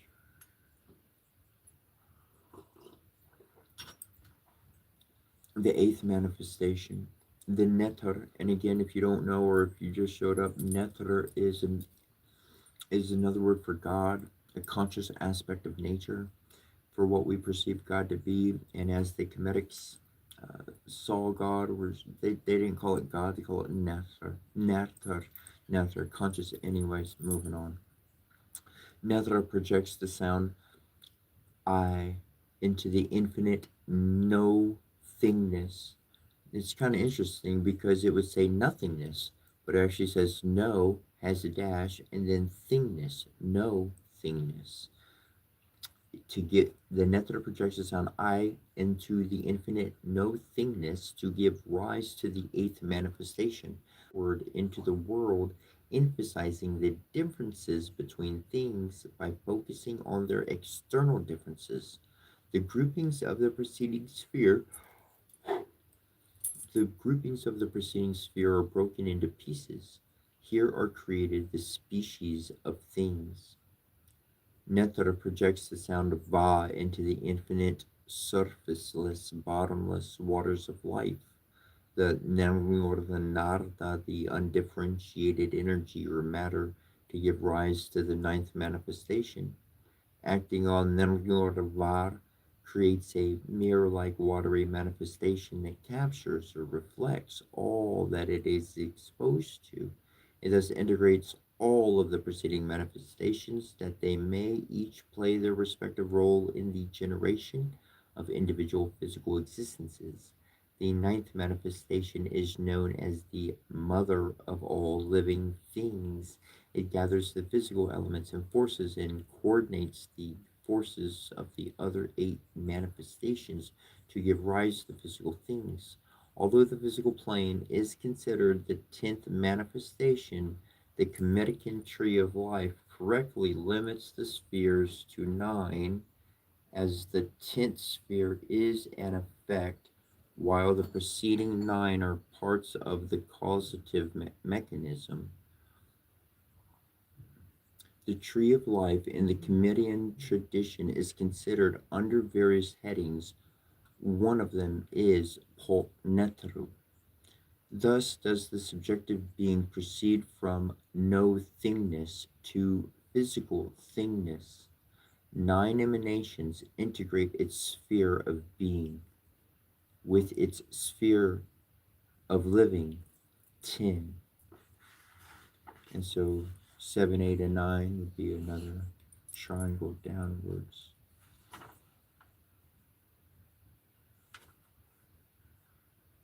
I'm going to show you the picture. Gonna take a snapshot or whatever the case.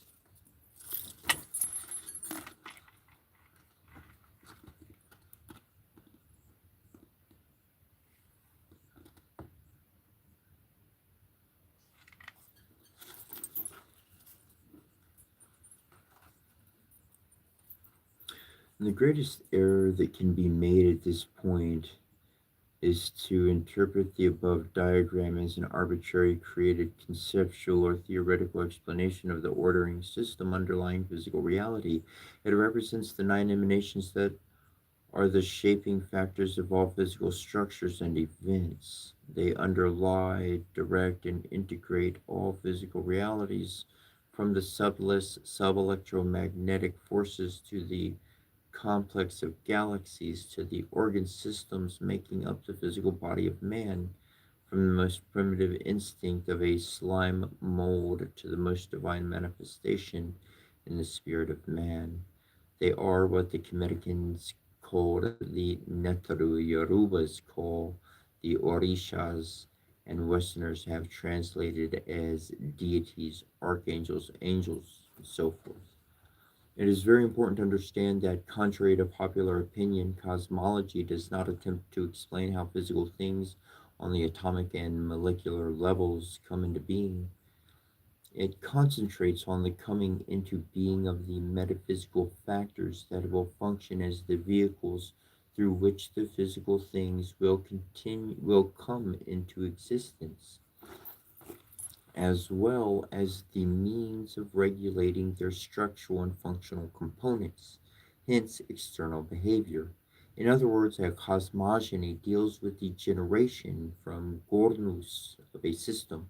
Properly understood, the terms the system and cosmos are synonymous, and assemblage or combination of things or parts working in unity as a whole, cooperating to carry out the same function to achieve the same goal, so on.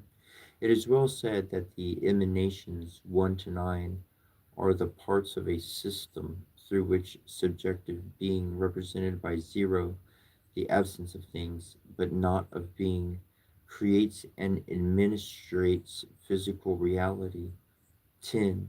These nine deities, the Netru, compose the organ systems making up the spiritual bodies of all physical things. They link them with their source of being and substance and direct their functions. African religion, better comprehended as a way of life, is based on the understanding of the functioning of these nine metaphysical vessels of creation. The administration, as they are shaping and governing functions, their activities carry the force of law. For example, you wouldn't attempt to feed on hay because the functions that govern your digestive mechanism can't digest it. It is in this manner that the attributes of the deities, the Netru, the Orishas, and so forth, represent the laws governing our lives on earth. Observance of these laws allows them to fully bring forth their powers through our being, according to our chronological age, state of health, and level of spiritual development. The manifestation of these powers will range from our basest urges to the commonly evolved mental abilities to the physical abilities held by a few to the attainment of divine perfection, man, and godhood on earth.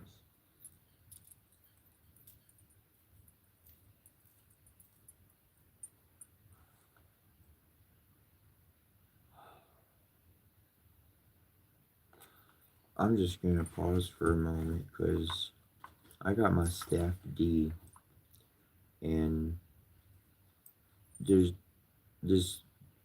It's just what it's saying is beautifully. Is what my experiences have been,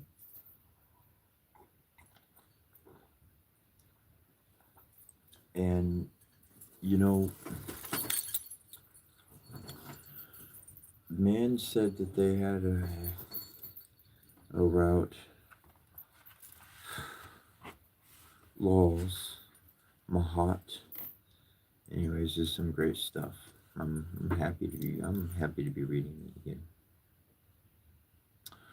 Now we can fully take up the question of monotheism versus polytheism. Hmm. You've been seeing me in my path, huh? Let's take a look here. For the longest time, Westerners have held that monotheism, the belief that there is only one God, is superior to polytheism, the belief in more than one God. That monotheism first appeared in the world with the Hebrews, and that monotheism represented a higher evolutionary understanding of divine reality than polytheism. The latter was explicitly or implicitly cited as evidence for the supposed low level of evolutionary attainment of blacks.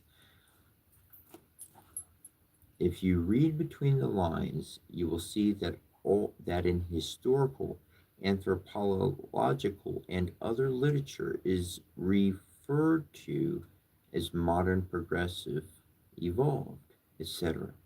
Correspond to Western cultural expressions, and what is referred to as primitive, unevolved, etc., correspond to non-Western cultural expressions.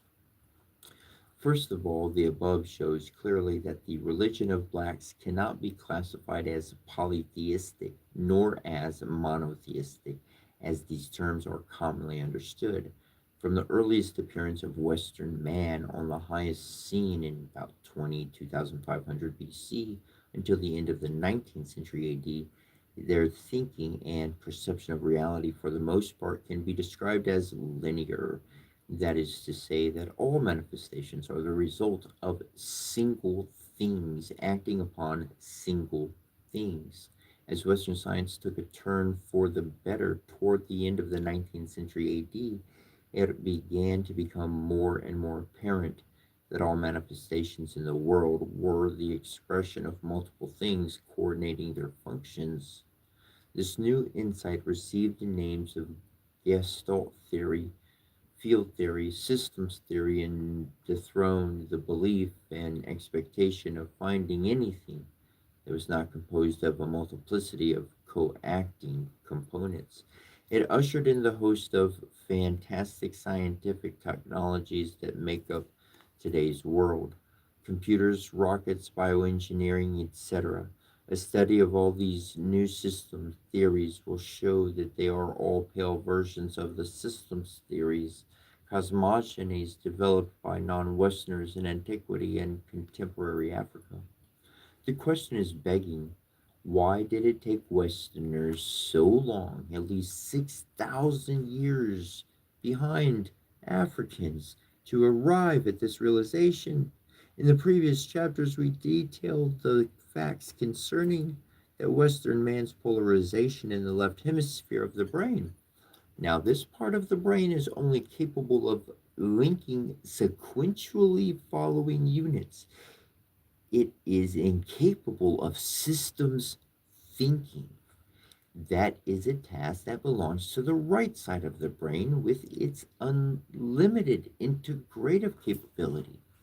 Western people would look, for example, at 7 integrated sets of 1-to-1 relationships and see 7 separate sets of 1-to-1 relationships.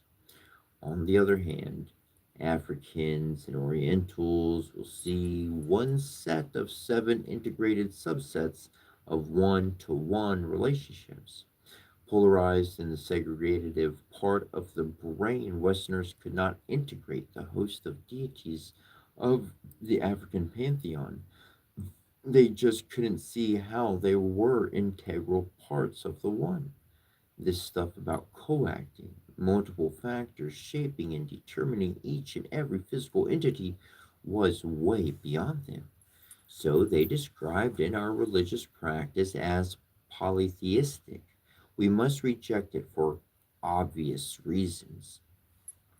And since the term monotheism fails to convey the reality that the one God functions or lives through a plurality of integral parts, it too must be rejected.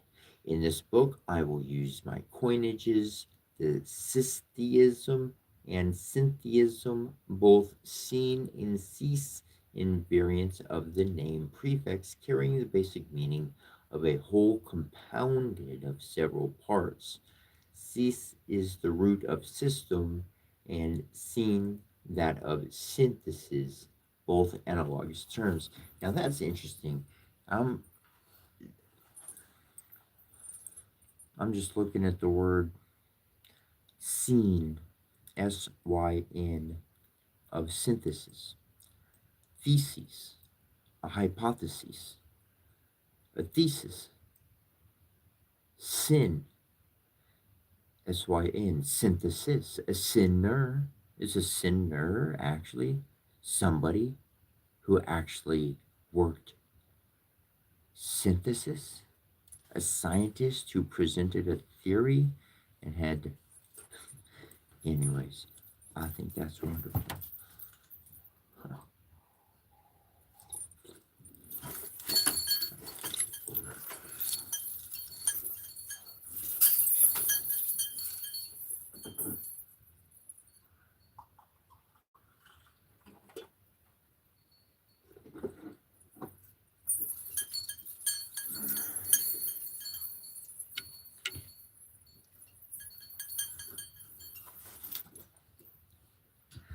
I'm going to pull up the blue hour here.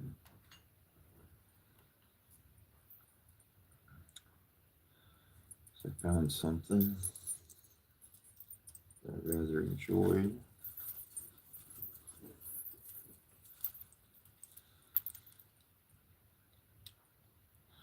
And the blue hour is a very special time of the day.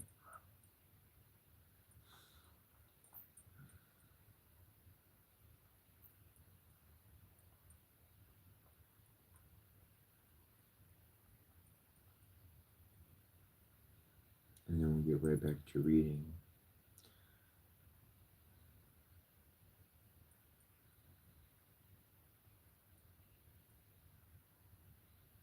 There's one that's better than the rest. Sometimes I find it pretty quick.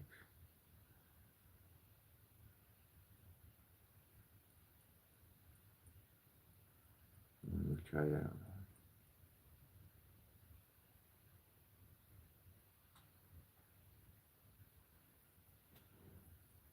Boom.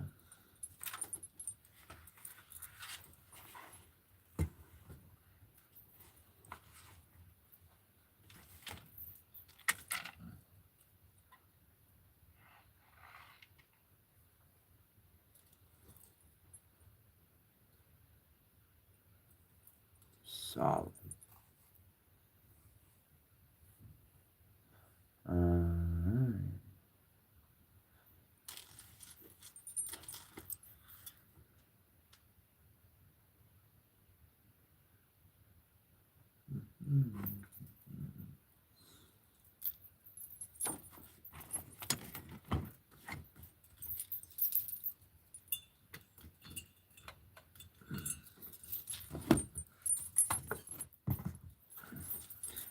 Hey.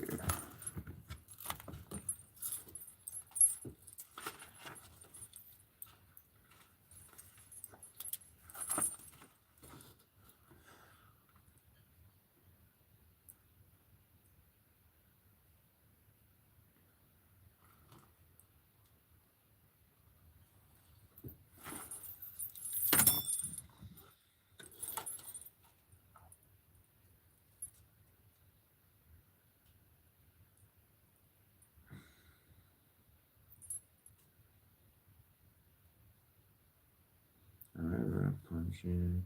So let's see here.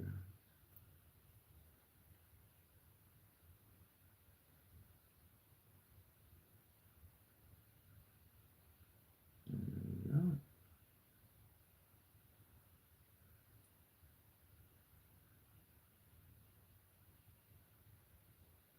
Alright, sounds good.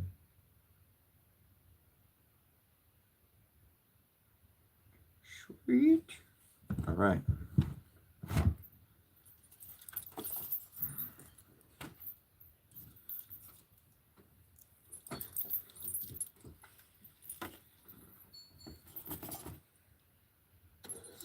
These words, these sounds of power, I want to be very explicit that somebody who's been developing on this tree of life, on the shamanic path, such as yourself, you will know when you're ready to use it.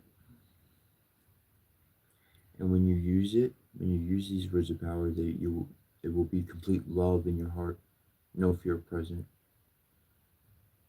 There's the reality of your life, and there's being your authentic self when you speak them. And so it's always love that's coming out. There could be tears, there could be pain, there could be happiness, there could be anything. But what we just talked about on this tree of life journey in the very first three sets was a phase where energy and matter they get essentially put into a blender. My words specifically of energy and matter being put into a blender. Okay? Now, the interesting thing is that when they go into the blender, they're going to come out in two different portions. You're not going to just get one portion when it comes out the blender. And so what's going to happen is when I read the words in the morning, okay, this is blending up the energy and the matter. It's putting it all in one thing together. And then when I'm done speaking and going over the ceremony, what winds up happening is all of that comes out. However, our problems, speaking directly from other things I've been talking about, I can bring them out and look them up and read them right now, but in any regard, says the great father of all says, you we give him our he gives us we give him our sorrow, and he gives us his name.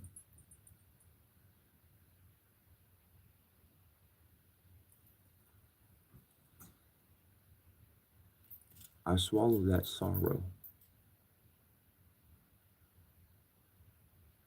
I swallow it. And when people feel good and they leave and their life is happy, I spend the day crying. I spend the day doing what I do because I feel it. But that's okay. That's okay because I know my heading. I know my life. I know everything that is coming my way is divinely correct. And I'm happy to continue forward because I know I'm going to cry. I know I'm going to laugh. I know I'm going to live.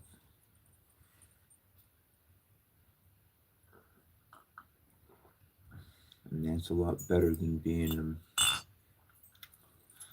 stuck in a cage. Tell you what.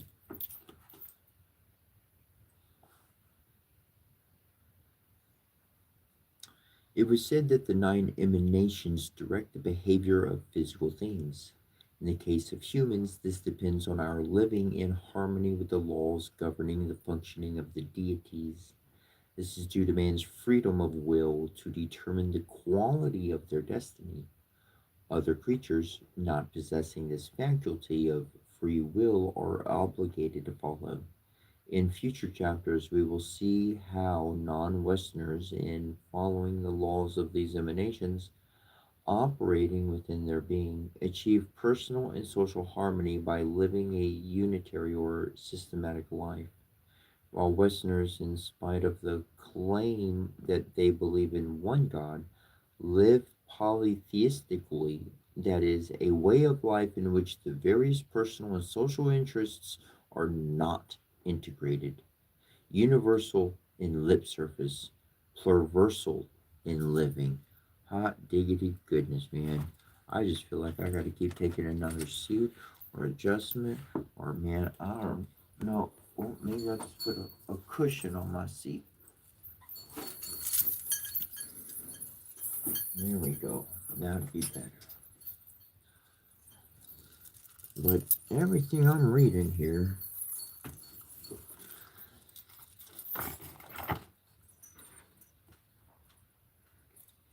universal in lip service, pluriversal in living. They say they only honor one God. Let me not point it on anybody else. Let me look at my own image. Let me tell you about my own past, okay? I looked at my own life and I saw that my lips were doing a lot of talking and my mind was not paying attention. And so I had a different life at church, and I had a different life at my job, and I had a different life at school, and I had a different life at home.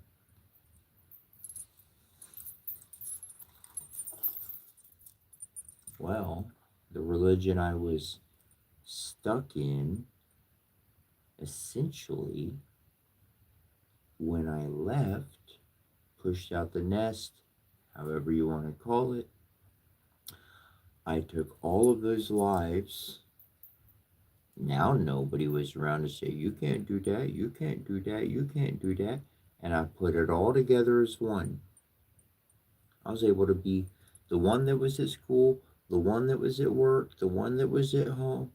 All of them got to be one. I got to be myself all the time.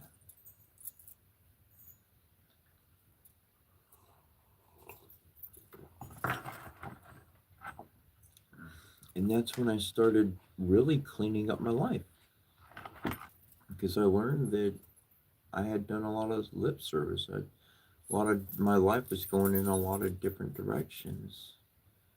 What was my focus? In my adolescence, I was very spread out, but that was needed.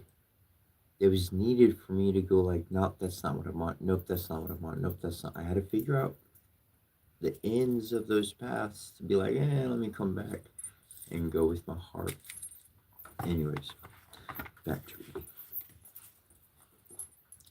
It must be understood that the greatest evil in life, as understood by Africans, was the lack of integration in thinking, lack of integration between beliefs, feelings, and actions, between the various social interests, and so on. Integration in these areas was achieved through their cosmogony and its application to daily living and spiritual practices. Our religion had to be integrable with science, government, economics, medicine, education, and every human institution.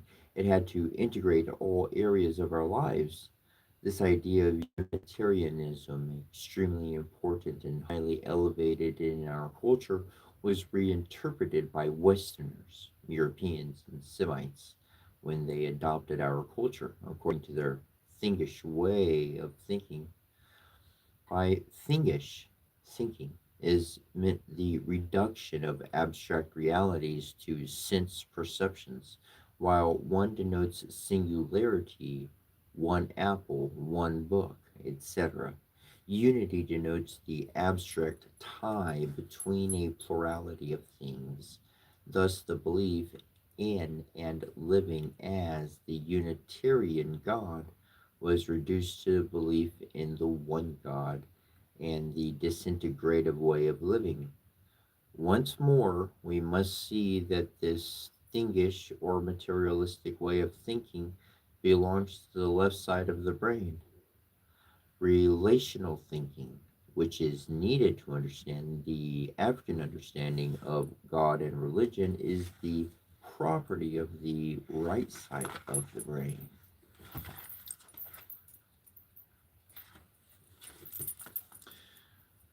Once the true nature, purposes, and functions of a cosmogony is fully understood, it will be realized that it is to religion and all life sciences what mathematics is to science, and the periodic table of elements is to chemistry, and more.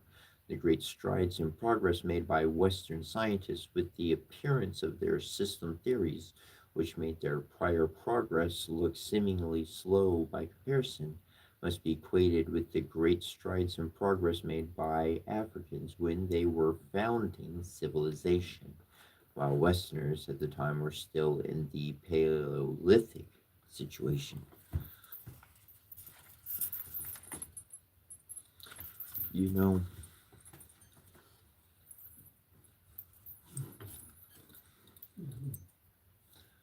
so this is interesting because I was talking about an arc about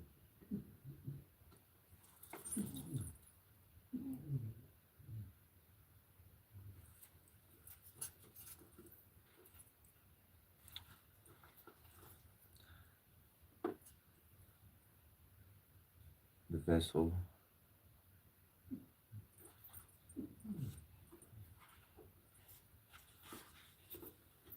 The next, we're going to get into an analysis of the cosmological system.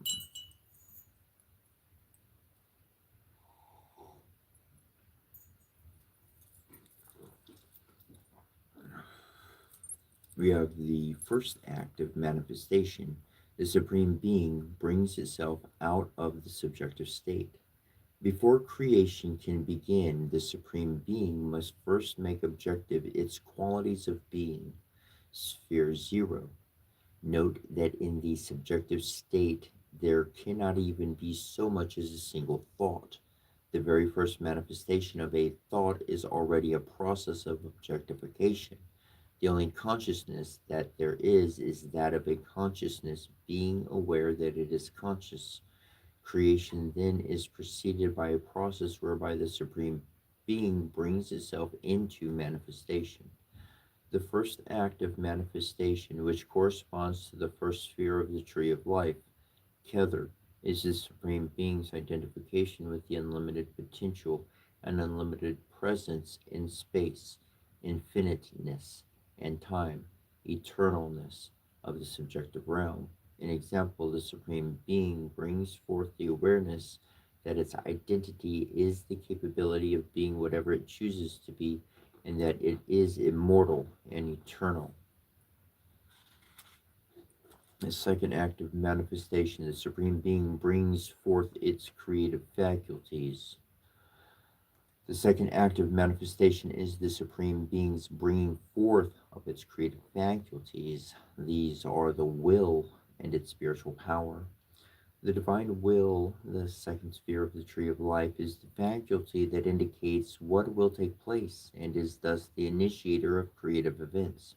At this level, there is the awareness that as the energy matter from which all things are made is an internal and infinite continuum, no part of it can have a separate existence in time or space. Therefore, all things are parts of the whole and are related to and interdependent upon each other. From another perspective, this states that no thing has a quality in itself, that qualities are the result of a thing's relationship to the whole and to other things. As we shall see later in this book, that the intuitive and automatic operation of this principle in man's thinking is the foundation of wisdom. The creative faculty of the Supreme Being at the second sphere is therefore the divine wisdom. It is omniscient. It is also realized that the will is infinite in its potential to initiate activities, as the energy or matter which will carry them out is essentially unlimited. The spiritual power, the third sphere, like the second sphere, looks back to the subjective realm and the essential state of being and realizes that as the energy matter that is the basis of all creations is essentially unlimited, there are no limitations to its ability to carry out what is willed by the second sphere. It is the divine omnipotence. Note that the will is the potential, while the spiritual power is the actualizer or producer of the effect in the world. The six acts of creation. Now that the Supreme Being has brought itself and its creative faculties out of the subjective realm, the process of creation can begin.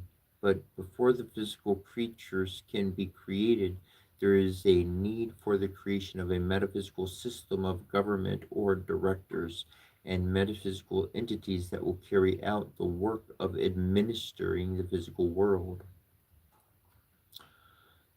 The creation of the celestial government, the first act of creation. The first act of creation, which corresponds to the fourth sphere of the tree of life, is the framing of laws reflecting the workings of the forces of the third sphere. These forces are deployed through a structure that allocates to all things its places in time and space for the purpose of maintaining order in the world. The tree of life, the canons of divine laws, the cosmogonies, mandalas, and so forth are all representations of the grand structure. It corresponds to the fourth sphere of the tree of life. It is important to realize that order is not merely a fixed plan or a regular series or a law of arrangement or so forth. Where there is no more than one entity, there can be no order. And where a number of things are not related or independent, there is implicitly no order or the possibility thereof. Order is essentially dependent on the existence of the interdependence, the oneness between things. It is this means of safeguarding their mutual dependence. The full import of this will be realized when full consideration is given to the fact that the goal of creation is the division of a whole, the one energy of matter, into an infinitude of parts or things.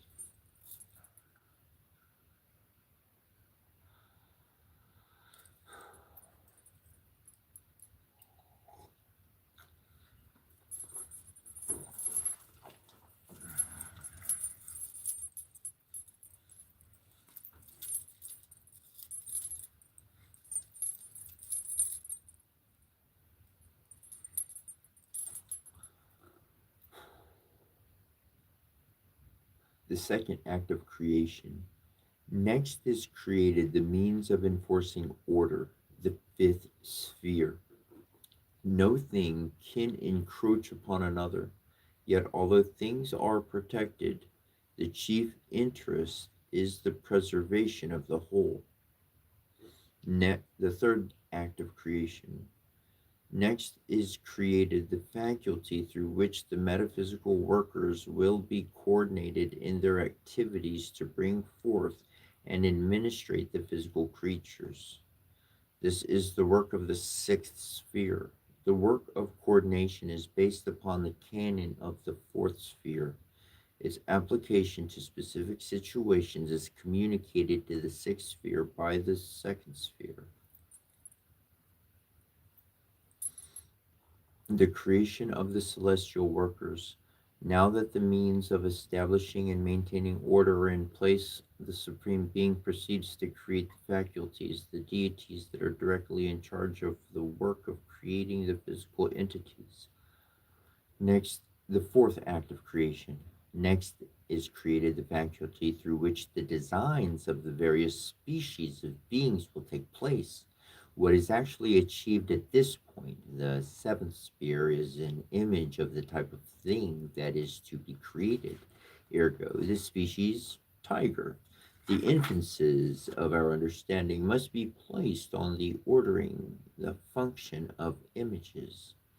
When we imagine something, although we may not realize it, we are organizing the shaping forces of things or events to a defined objective. The imaginative faculty takes the set of forces governing a particular set of events or things and organizes it into a concrete objective or image. It is the great celestial designer or inventor, artist, goddess of beauty or harmony, etc., the fifth act of creation. In the preceding stage, we arrived at the design of the special thing, at the species of things.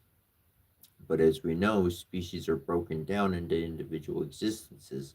This faculty, the eighth sphere, has the task of making the distinctions that will distinguish each member of a species from another by creating variations amongst the parts of things and events. The sixth act of creation. The next faculty created, the ninth sphere, uses all the preceding shaping factors to make a vehicle that will serve to coordinate physical energy and matter into the physical thing or event. This vehicle is the soul of the individual thing or event. In the Kemetic tradition, it is called the Ka, and in the Hindu tradition, the Jivan Atma.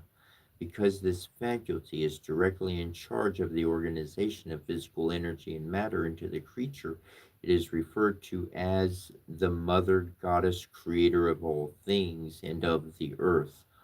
Also, Yamaria, Narna, Eser, etc.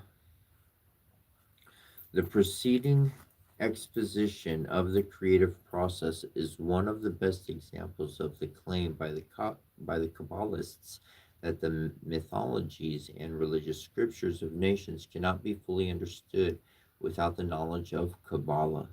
The above six acts or stages of creation correspond to the original and true understanding that was misrepresented by the biblical version of the 6 days of creation. We must also note that in mythological symbolism, the will, second sphere, is personified as a male, and the spiritual power, the third sphere, is a female. This is to be understood by the fact that we are free to express our will to do something at any time in the same manner that a male is always ready to impregnate a female.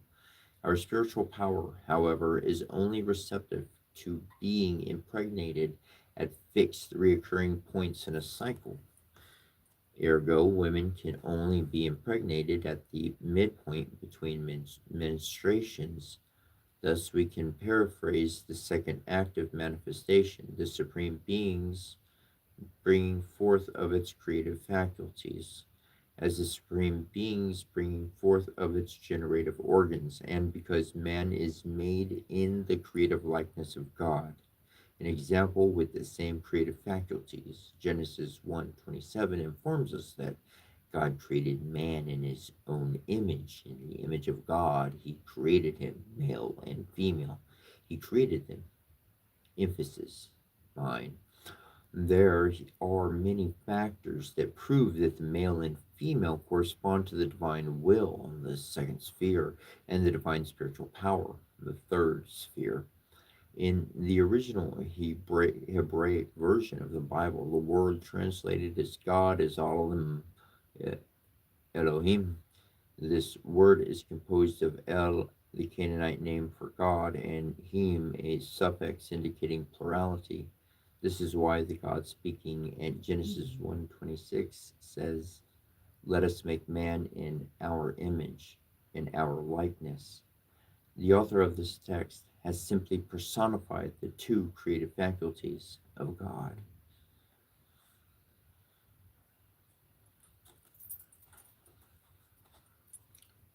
An analysis of the process of creation, the creative activity of the fourth sphere. According to the tree of life, cosmological system, the act of creation is carried out by the first sphere, using its two creative faculties, spheres 2 and 3. The first act of creation, which occurs at the fourth sphere, is the framing of the law embodying the activities of the set of metaphysical forces of the third sphere, which act as the structural framework upon which is built the physical world and each thing in the world. It would be appropriate, according to the demands of the order for presenting the details of cosmology, to embark at this point upon an explanation of the blueprint of the entire physical realm. Such a task requires certain supportive information that cannot be given at this time in the discourse. I will therefore explain the blueprint of creation through one of its manner applications. Let's consider the creation of the animal kingdom.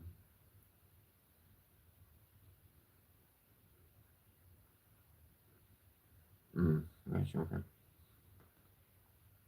Animals, like all other members of the world, spirits, deities, humans, vegetables, and minerals, are modifications of the universal energy and matter and pure consciousness of the subjective realm. This oneness of origin, we said earlier, is the basis of order, according to the cosmological forces operating in the third sphere and frame into law at the fourth sphere. All animals are parts of a circle of manifestation that encompasses all modes of forces making up living beings. When the universal subjective energy matter differentiates itself to bring forth living things, it dualizes itself into two modes of energy. For the sake of simplicity, I will for now simplify the explanation by skipping certain steps and details and state that one of the forces is the source of the thermal, the heat factor, the shu that determines the level of biochemical activities.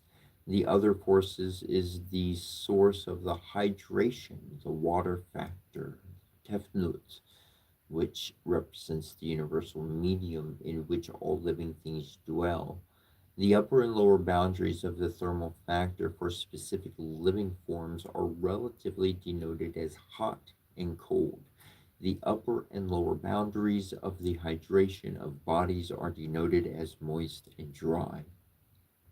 Meditation on the subject will show that all biological activities can be reduced and explained by these two modalities.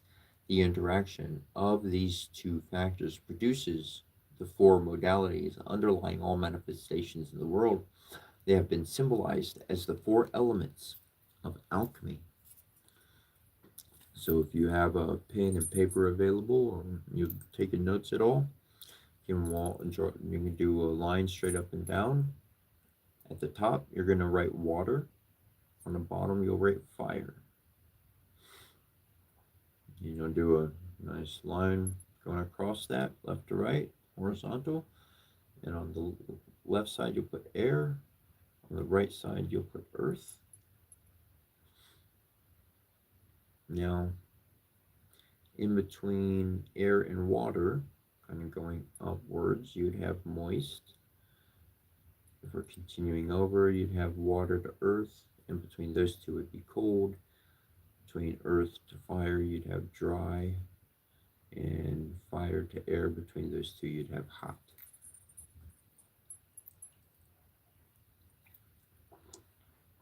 Water is cold and moist. Water accumulates in bodies as they cool down. As bodies begin to heat up and have not yet lost their humidity, they are metaphorized as air, hot and moist. When the temperature rises to the upper range and bodies lose their humidity, they are metaphorized as fire, hot and dry. When they begin to cool down but have not yet regained their moistures, they are metaphorized as earth, cold and dry. All bodies go through these changes daily with the rise and fall of temperature that follows the sun. The same happens during the course of the year. Besides being applicable to the cyclical changes that life forms go through, these four elements are also used in classification sets for the four fundamental types of all manifestations. Thus, there are four fundamental types of temperaments, temperature types of animals, vegetables, minerals, and humans. Applied to the types of animals, we get the following. First is ferocious, which would be the predatory, the fiery, the hot, the dry, the tigers, the lions, etc., the carnivores. The non predators are the airy, the hot, the moist, the rhinoceros, the elephant, etc., the vegetarians. The non ferocious are the passive, the watery, the cold, the moist, the sheep, the doves, the vegetarians. The non-ferocious, they're non, they're the non-passive are earthy, cold and dry. Hyenas, jackals, buzzards, scavengers, and omnivores. To summarize, in the creation of animals, what is achieved at the fourth sphere is the creation of the four temperaments of the animal kingdom. As each of these symbols of temperaments, the elements ties a vast number of types of beings together across lines of genre and kingdoms. The activity of the fourth sphere is of a synthetical and analogical nature.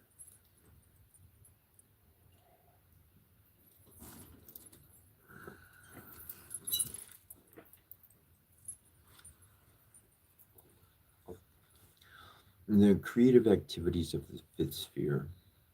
The next step in the creative process, which occurs in the fifth sphere, is the separation of the beings of each temperamental set, as they are held together through the analogues of the fourth sphere. Their separation, the lysis, is called an analysis. And we will later have a full discussion on the incorrect views that are popularly held about this mental process, as well as its opposite synthesis. Here, at the fifth sphere, fiery animals are analyzed into the various genres of predators, feline, the general class for all types of cats, canine, etc. The same is done for other temperaments. We must pay the creative activity of the seventh sphere. We must pay particular attention to the fact that the creative acts of the fourth and fifth spheres are on the abstract plane.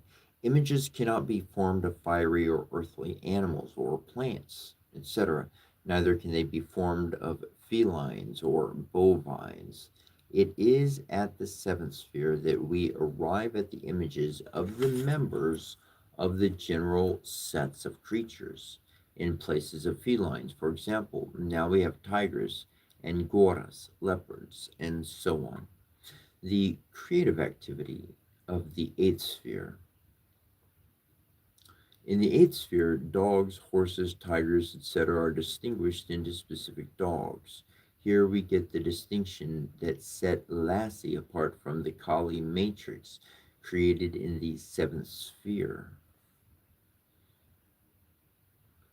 We can summarize the process of creation in a most far reaching manner which will greatly reward the reader's effort to memorize and understand. This is a pretty cool portion. All right. So it has a 0 through 10 system. And it actually has three different forms of this essentially. The first two, yeah, they all go like that. Anyways, I'm just gonna read them as they are. It's pretty interesting and good stuff. So it's the cosmological correspondence here.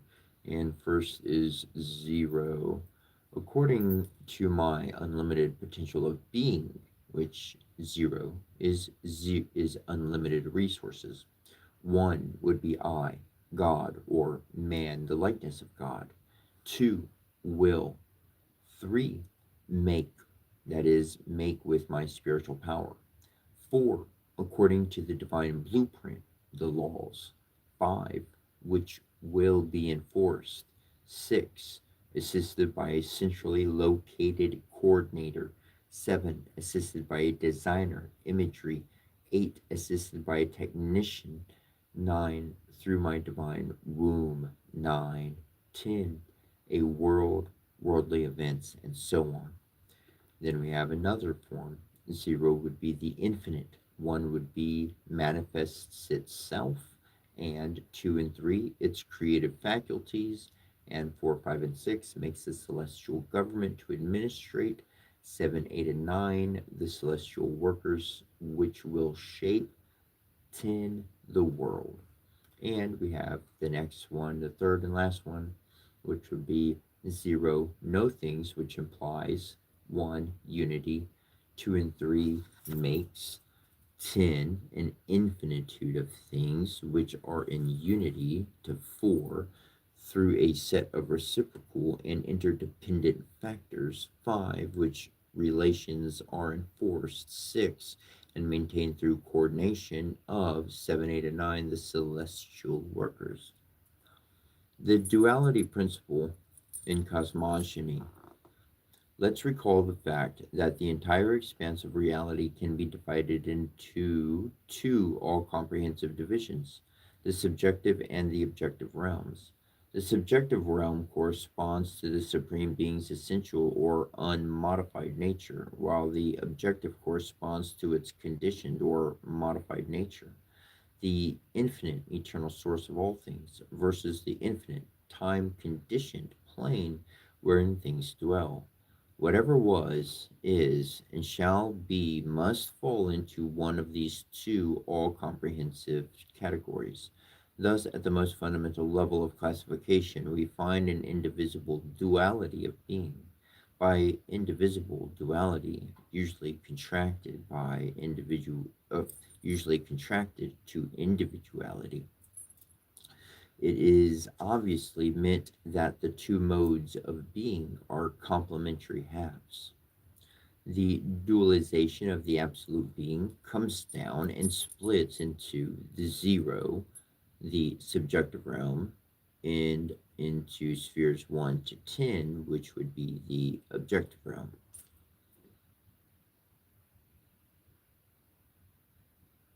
Uh, this hmm, I've learned how to work objective realm spheres like, anyways, flows together beautifully. This duality manifests itself in all areas and on all levels of being as a major organizing force. In order to understand God, ourselves, the world, and life, we must be able to identify, understand, and live in harmony with the dualizing, shaping forces of life. In the subjective realm, the duality manifests itself on one hand as conscious will, two polarities of the same reality, and on the other as energy and matter. The former is referred to in the Kabbalistical tradition as Ayin and Amin in the Kemetian. The latter is Sof and Nu or Nut in the Kabbalistical and Kemetian traditions, respectively. The dualization of subjective being, having the consciousness with will and the matter of energy, having the consciousness with ain and the matter as sof, having the consciousness as amen and the matter as nu or nut. The dualization of objective being.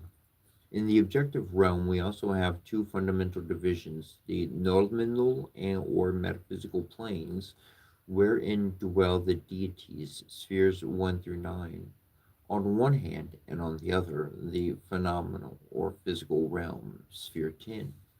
In order to make this information useful in our daily lives, we must first note that both the subjective and objective realms are indivisible halves of absolute being. We saw that without the objective realm, with all of its limitations, the Supreme Being cannot have experience. This enables us to reject such pseudo spiritual teachings that deny the validity of objective existence with its phenomenal manifestations. They are there to give the Supreme Being experience. What is important, missed by the Surdo sages, is the maintenance of the equilibrium between the dualities on their respective levels. The doctrine of equilibrium, we will see, is the major theme of cosmology, the tree of life, and of living. These two fundamental divisions of our being, the subjective and objective factors, reside in our being as primordial driving forces. The failure to satisfy either of them, as the subjective is denied in the West and the objective by Hinduism, Aaronized yogic philosophy, leads to serious problems in life. The complementary dualities on the tree of life.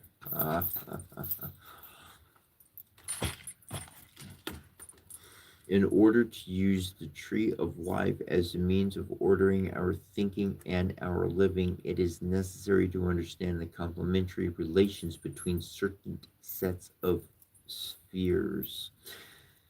This 0 through 10 complementary relation, 0 and sphere 10, obviously represent the two extreme polarities of the expansive reality.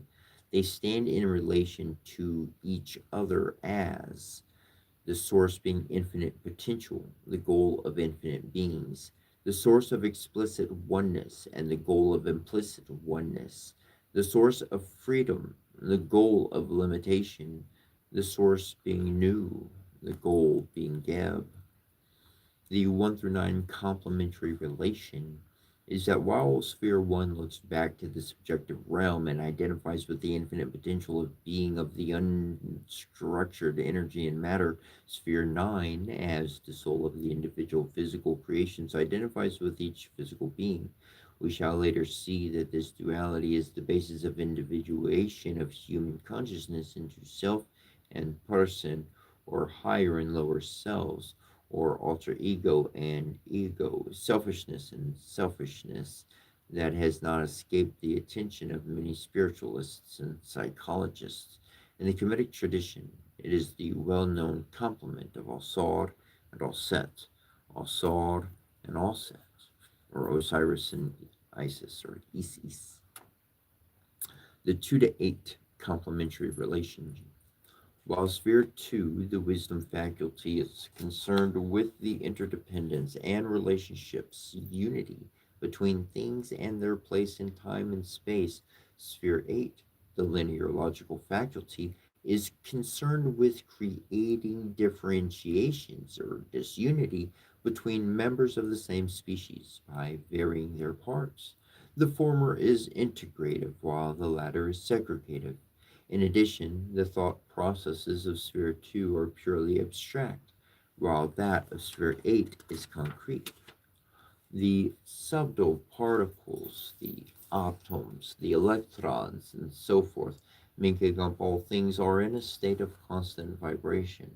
Western science informs us that all vibrations generate sound waves in one medium or another.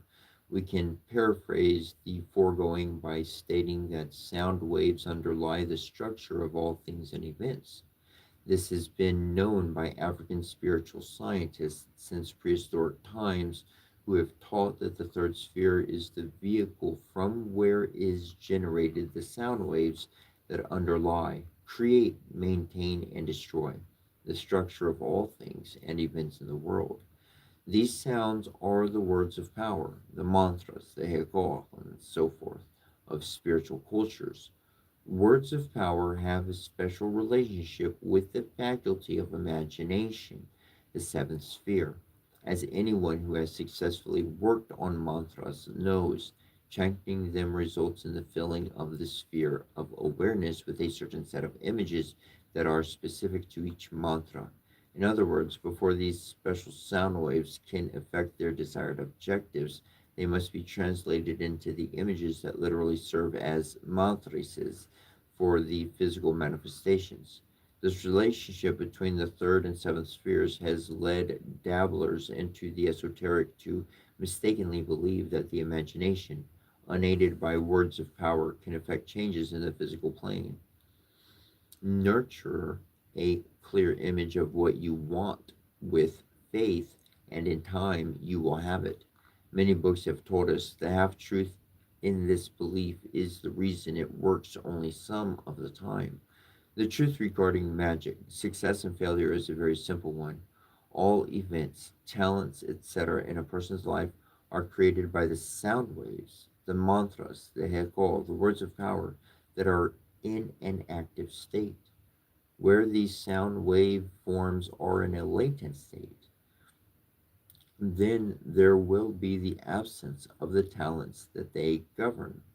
The nurturing of an image without awakening its associated sound wave is like trying to incubate an unfertilized egg. The subject is a rich one, and we will return to it many times in the course of this book. The 46 complementary relation. We have seen that the fourth sphere corresponds to the blueprint upon which the world and all physical events are built. The sixth sphere corresponds to the faculty that governs the metaphysical beings in spheres 7, 8, and 9 that are in charge of creating physical reality and maintaining order with it, according to the blueprint of the fourth sphere. The tree of life shows that the creative process of the world is based on a plan in which all things in the world are modifications of one and the same material substance and being. Although they are different in their needs, mode of existence, and appearance, they are all parts of one whole. The equilibrium between the oneness at the top and difference on the bottom must be maintained.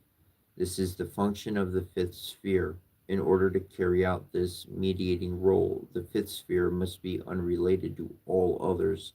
It is thus posited at the exact center of the entire span of reality.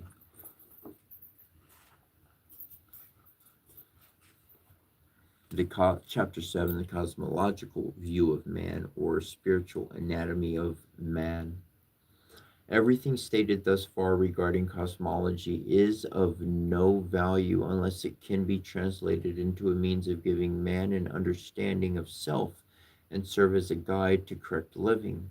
Self knowledge, it will be seen, is the beginning and end of all knowledge. Who and what is man can only be understood by reference to the purpose of the creation of the world.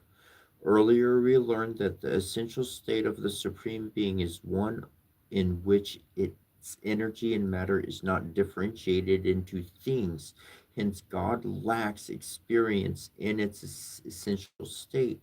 God modifies its essence into the world as the means through which to have experience.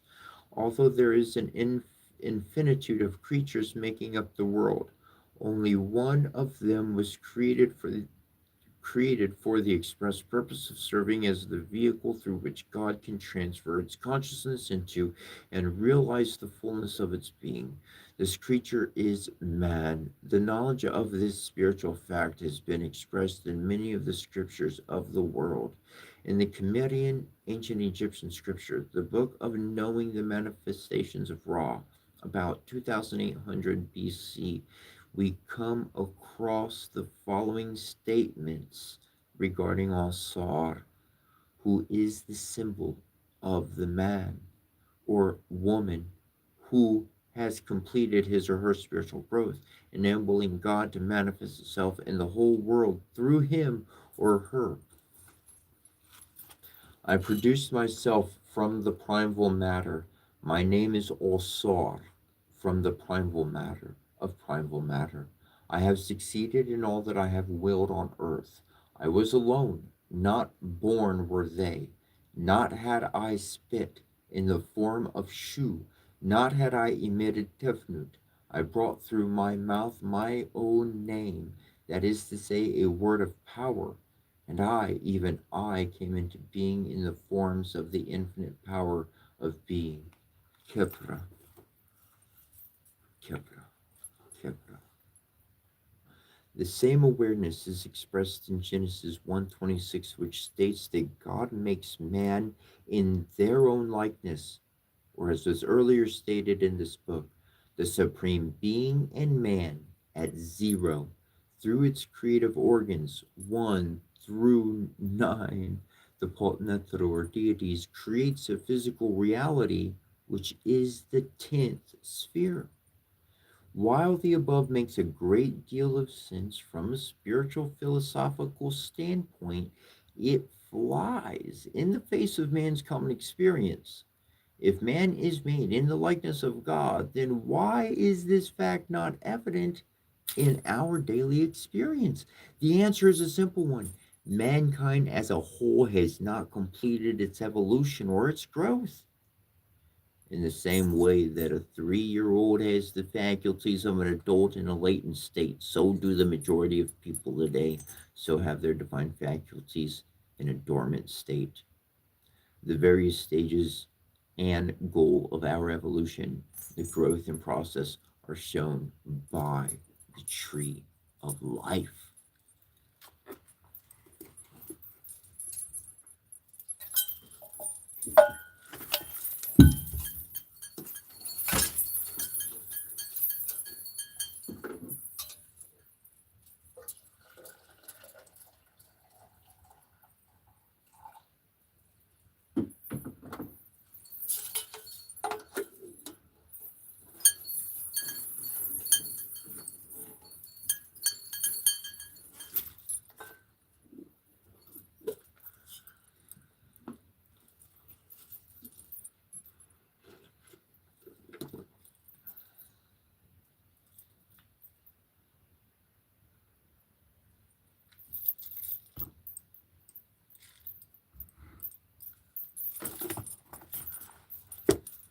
Yeah. Adjust this chair.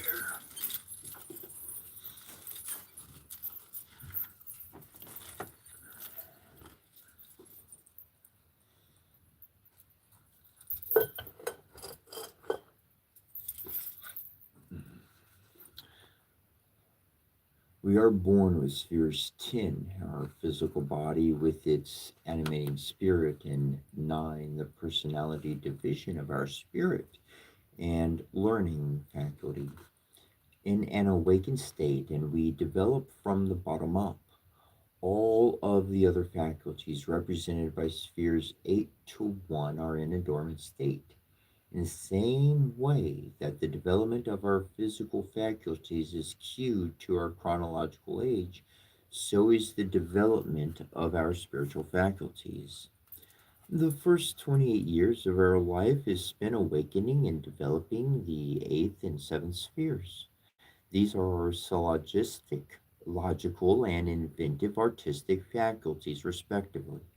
The eighth and seventh spheres, which, as we saw in previous chapters, correspond to the celestial workers and are, therefore, the faculties that we utilize primarily in making a living.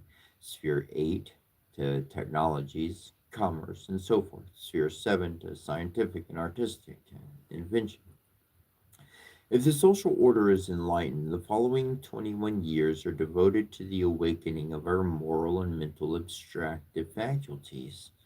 It will seem strange to most people to hear that the moral faculties in man are not developed until after the 20th year of life. Yet this is supported by conventional wisdom. What do you think will happen if the police and the armed forces in America or most nations were to be disbanded? The answer can be inferred from previous riot situations in which many otherwise law abiding persons have been seen, always to their dismay, in the act of stealing and vandalism. Unfortunately, most societies lack the knowledge of how to spiritually cultivate their citizens, so that the majority fails to develop the moral part of their spirit. Spheres 6, 5, and 4. We will later see that there are a great number of behavioral expressions of an immoral nature that the majority of people in the world is incapable of recognizing such. Take, for instance, the act of smoking tobacco in public, which forces others to inhale gases that are well known poisons. Before, before the discovery of DDT, tobacco was one of the major insecticides. While you would not be permitted to even slap strangers, you are permitted to poison them in socially acceptable ways. This is one of the innumerable examples of the inability of the majority of people to think on an abstract level of spheres 4, 5, and 6. They only recognize as immoral those specific examples of immorality that have been pointed out to them. On their own, they cannot see that forcing others, children even, to inhale tobacco smoke is even more immoral than, let's say, slapping a stranger. If an individual is able to develop these moral faculties in spheres 4, 5, and 6, they become a candidate to develop the divine faculties.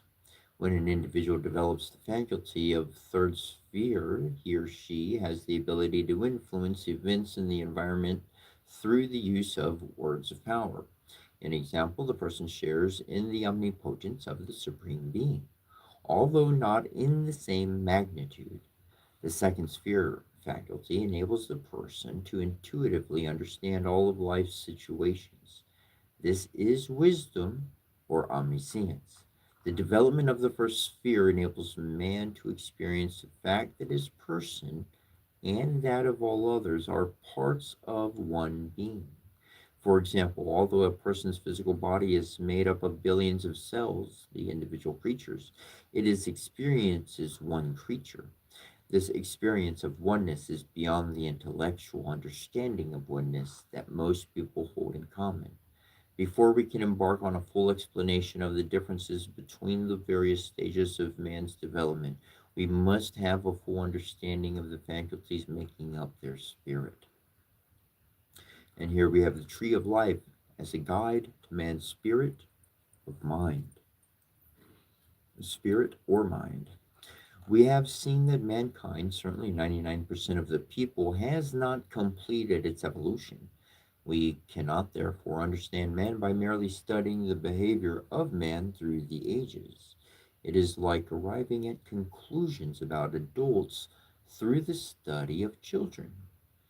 In the same way that we know that there are potentials residing in children waiting to be awakened at the time appointed by the biological growth process by studying adults, we know that there are potentials in mankind and what they are by the study of people who have evolved beyond the present level of human evolution, the sages. We also know of others, although not more evolved, who have revealed faculties not yet awakened in the majority of people, mediums and psychics and so forth. To understand man, we must therefore begin by analyzing the faculties and behavior of those people, the sages who have completed their evolution. We will see that all of man's faculties can be cataloged in one of the spheres of the tree of life. So now we're going to get even deeper, deeper into the spheres of the tree of life.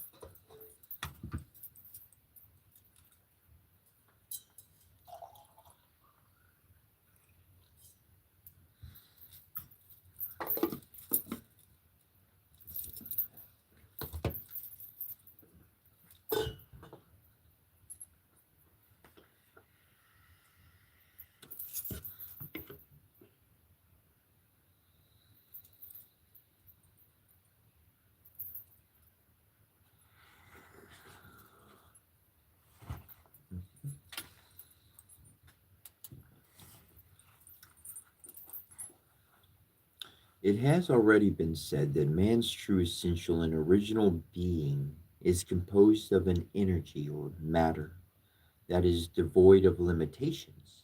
Hence, the cipher zero symbolizes the absence of conditionings. The limitations characterize the essential state of energy and matter, which can neither be created nor destroyed, as we know well from Western science.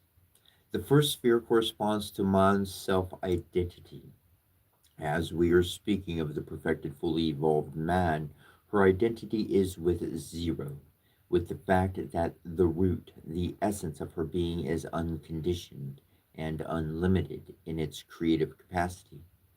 In other words, there is no identification with any personality complex that is characterized by specific human preferences, likes, dislikes, inclinations, abilities, or inabilities, or so forth. At this level, the self identity rises beyond sexual class, race, occupation, nationality, and so forth. There are no conditioned reflex patterns in the spirit that can force the individual to respond in a determined manner. In everyday life, this means that the person will not be controlled by the conditioned responses.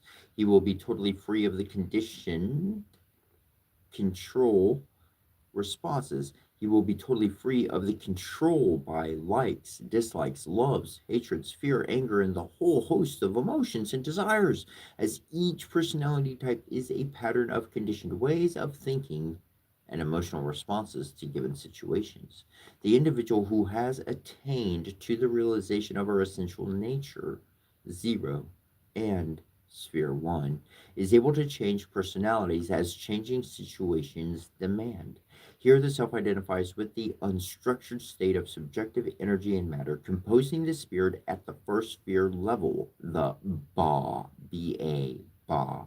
In the Kemetic tradition, an individual who has attained to this level of development is called an all-star.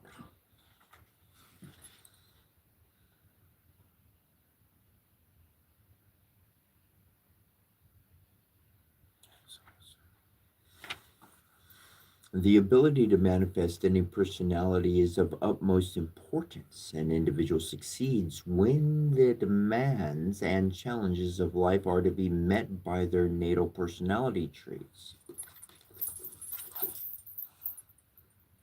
A fiery person will carry the moment if a situation demands courage, zeal, rashness, etc. But life's challenges will not always come to the fiery person through a fiery window. What would such a person do when challenges demand patience, calmness, following, etc.? If the person identifies not with his natal fiery personality, but with the evolved higher Alsatian nature, then they will be able to assume the personality type that can best meet the situation of the moment. In other words, the individual will go through life without any limitations imposed on his self image. This is the state of the great liberation sought by all the sojourners on the spiritual path. It is obvious that what most people in the world identify as their self is not the first sphere of the tree of life.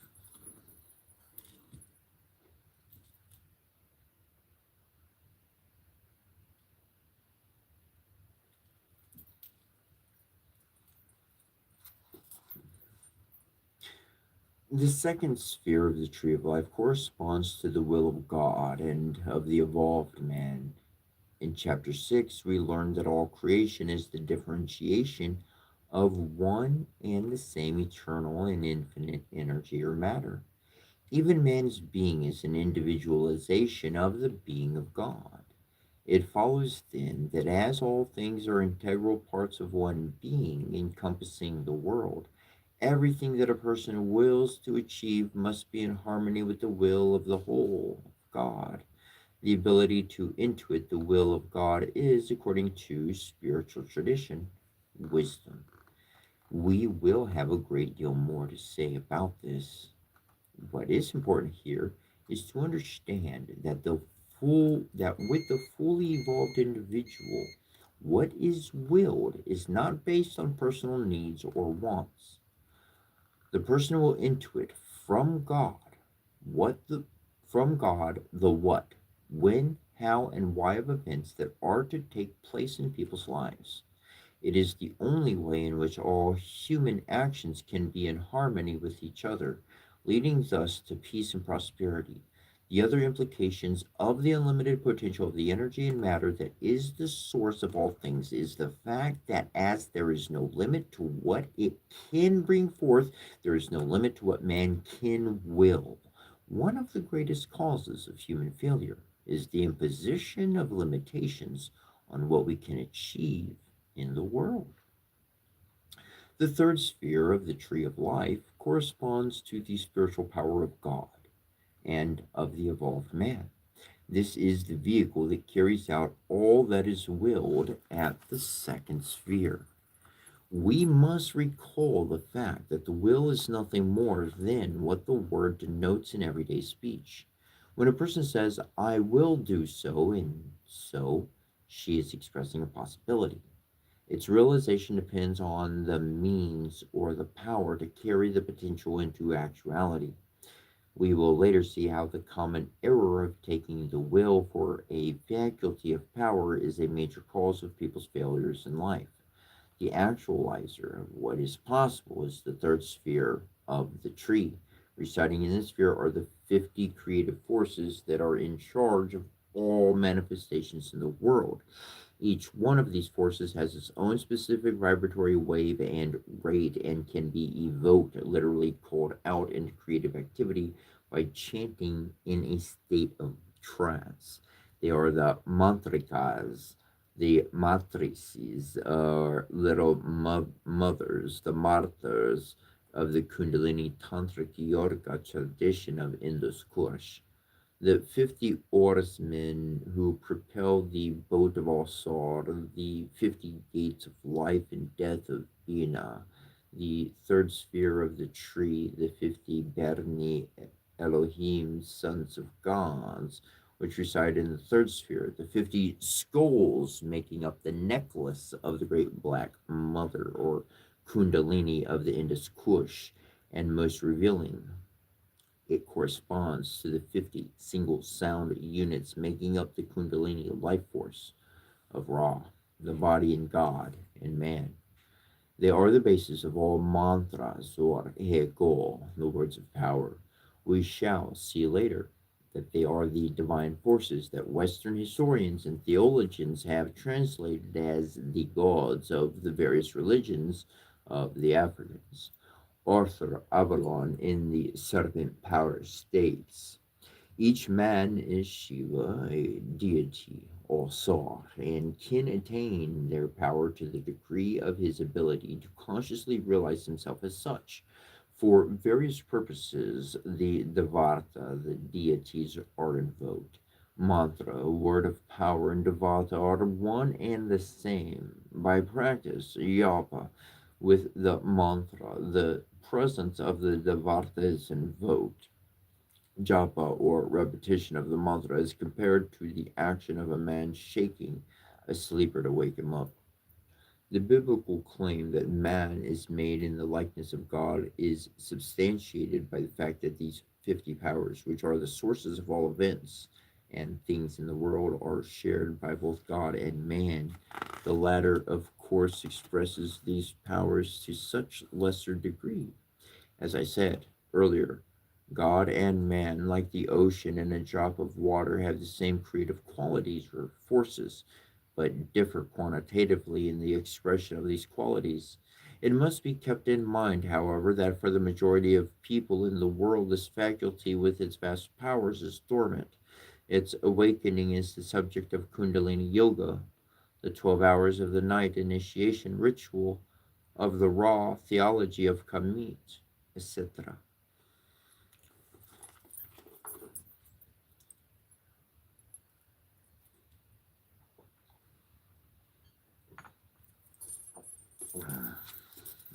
The fourth sphere of the tree of life corresponds to the set of man's intuitive sense of law and order.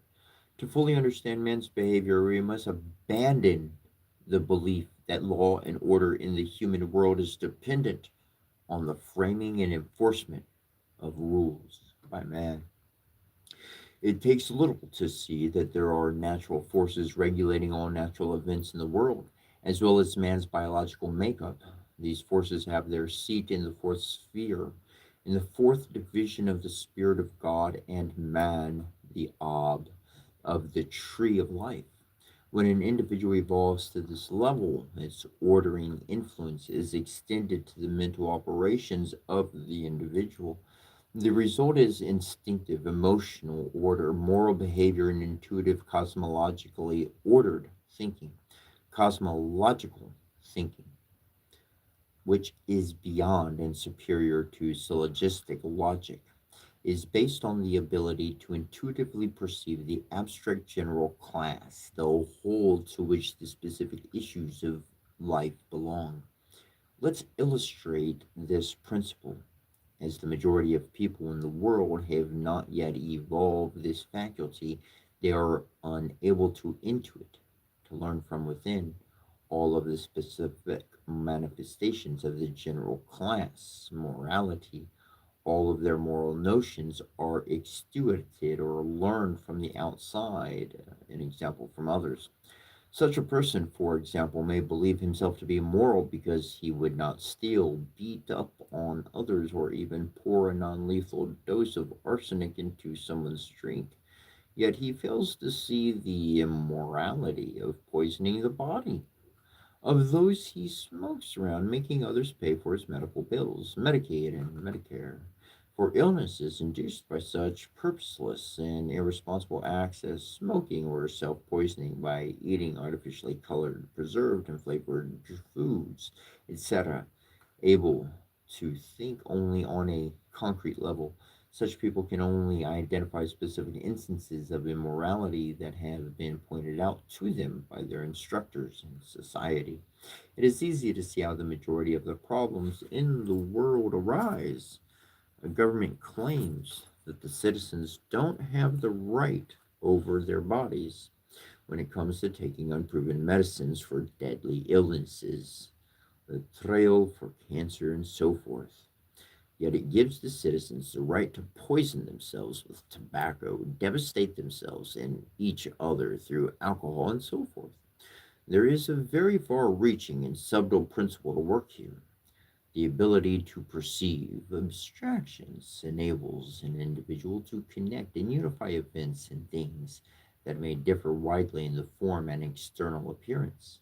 It enables the person, as shown above, to see that the introduction of non fatal amounts of tobacco into another's body is no different from lacing someone's food with fatal doses of arsenic. In both cases, the deadly cumulative effect is the same, as this faculty enables us to see through the differences between people. It is the intuitive intellectual basis of love. This faculty in man's spirit is symbolized in the Kemetic tradition by the goddess of law and order, which is Mahat. As the foundation of love, which is the source of wealth, it is the goddess Lakshmi, or Sharidarva of Vundiskursh. Wealth, according to spiritual tradition, results from the pooling of human resources in a harmonious, peaceful, and cooperative manner. That this faculty is not developed in the majority of people in the world should be clear from the above examples. If anyone takes exception to the statement that the majority of the people cannot yet intuit moral principles, let him ponder on what would happen if the police in any major Western nation were to be abolished. Would anyone be surprised to find that many people hitherto thought of as moral would be engaged in criminal activities? Have we not seen this exact type of event take place every time there was a riot, natural disaster, etc.? The mental application that ties externally unrelated species through an abstraction is called synthesis. It must be noted that the popular use of the term synthesis is incorrect. There is a common misunderstanding of the mental application that the term denotes. The fifth sphere of the tree of life is the seat of man's analytical faculty. As with synthesis, the popular conception of the meaning of the term analysis is mistaken. In an earlier chapter, it was observed that the term was literally composed of analog and lysis, an example to separate lysis from analogs, which are abstractions, is the opposite of synthesis. Analysis separates through abstractions things which on a concrete level may be members of the same species, or establishes abstract differences between even more abstract categories. We must recall the example given in which the fifth sphere separates the abstract category, ferocious predators, into the lower abstract categories, feline, canine, etc. We shall have occasion to see how the definitions or synthesis and analysis that are given in this book are the only means of distinguishing such sciences as Chinese or African medicine from Western medicine. One of the most important principles that the tree of life is provided to sages is the fact that the ability of an individual to be just depends on the faculties of analysis and synthesis as they have been explained in this book. On one hand, individuals cannot truly be held morally accountable for their deeds until they have evolved the fourth synthetical sphere within their spirit, as this is the seat for intuiting moral behavior. Now, the fifth sphere is the faculty through which man is able to intuitively understand and apply the correct application of the principles of justice. It is essentially based on the individual's capacity to separate his self from his person, thus making it possible to invoke upon his persons the punishments, constraints, and regulations that he would place on others. It does not take much to see that all over the world these are applied unequally. This inequality is the major cause of wars and conflicts in society. In a future chapter, when we deal with the astrological symbolisms of the tree, we will see and understand why the fifth sphere corresponds to the planet of violence and war, Mars.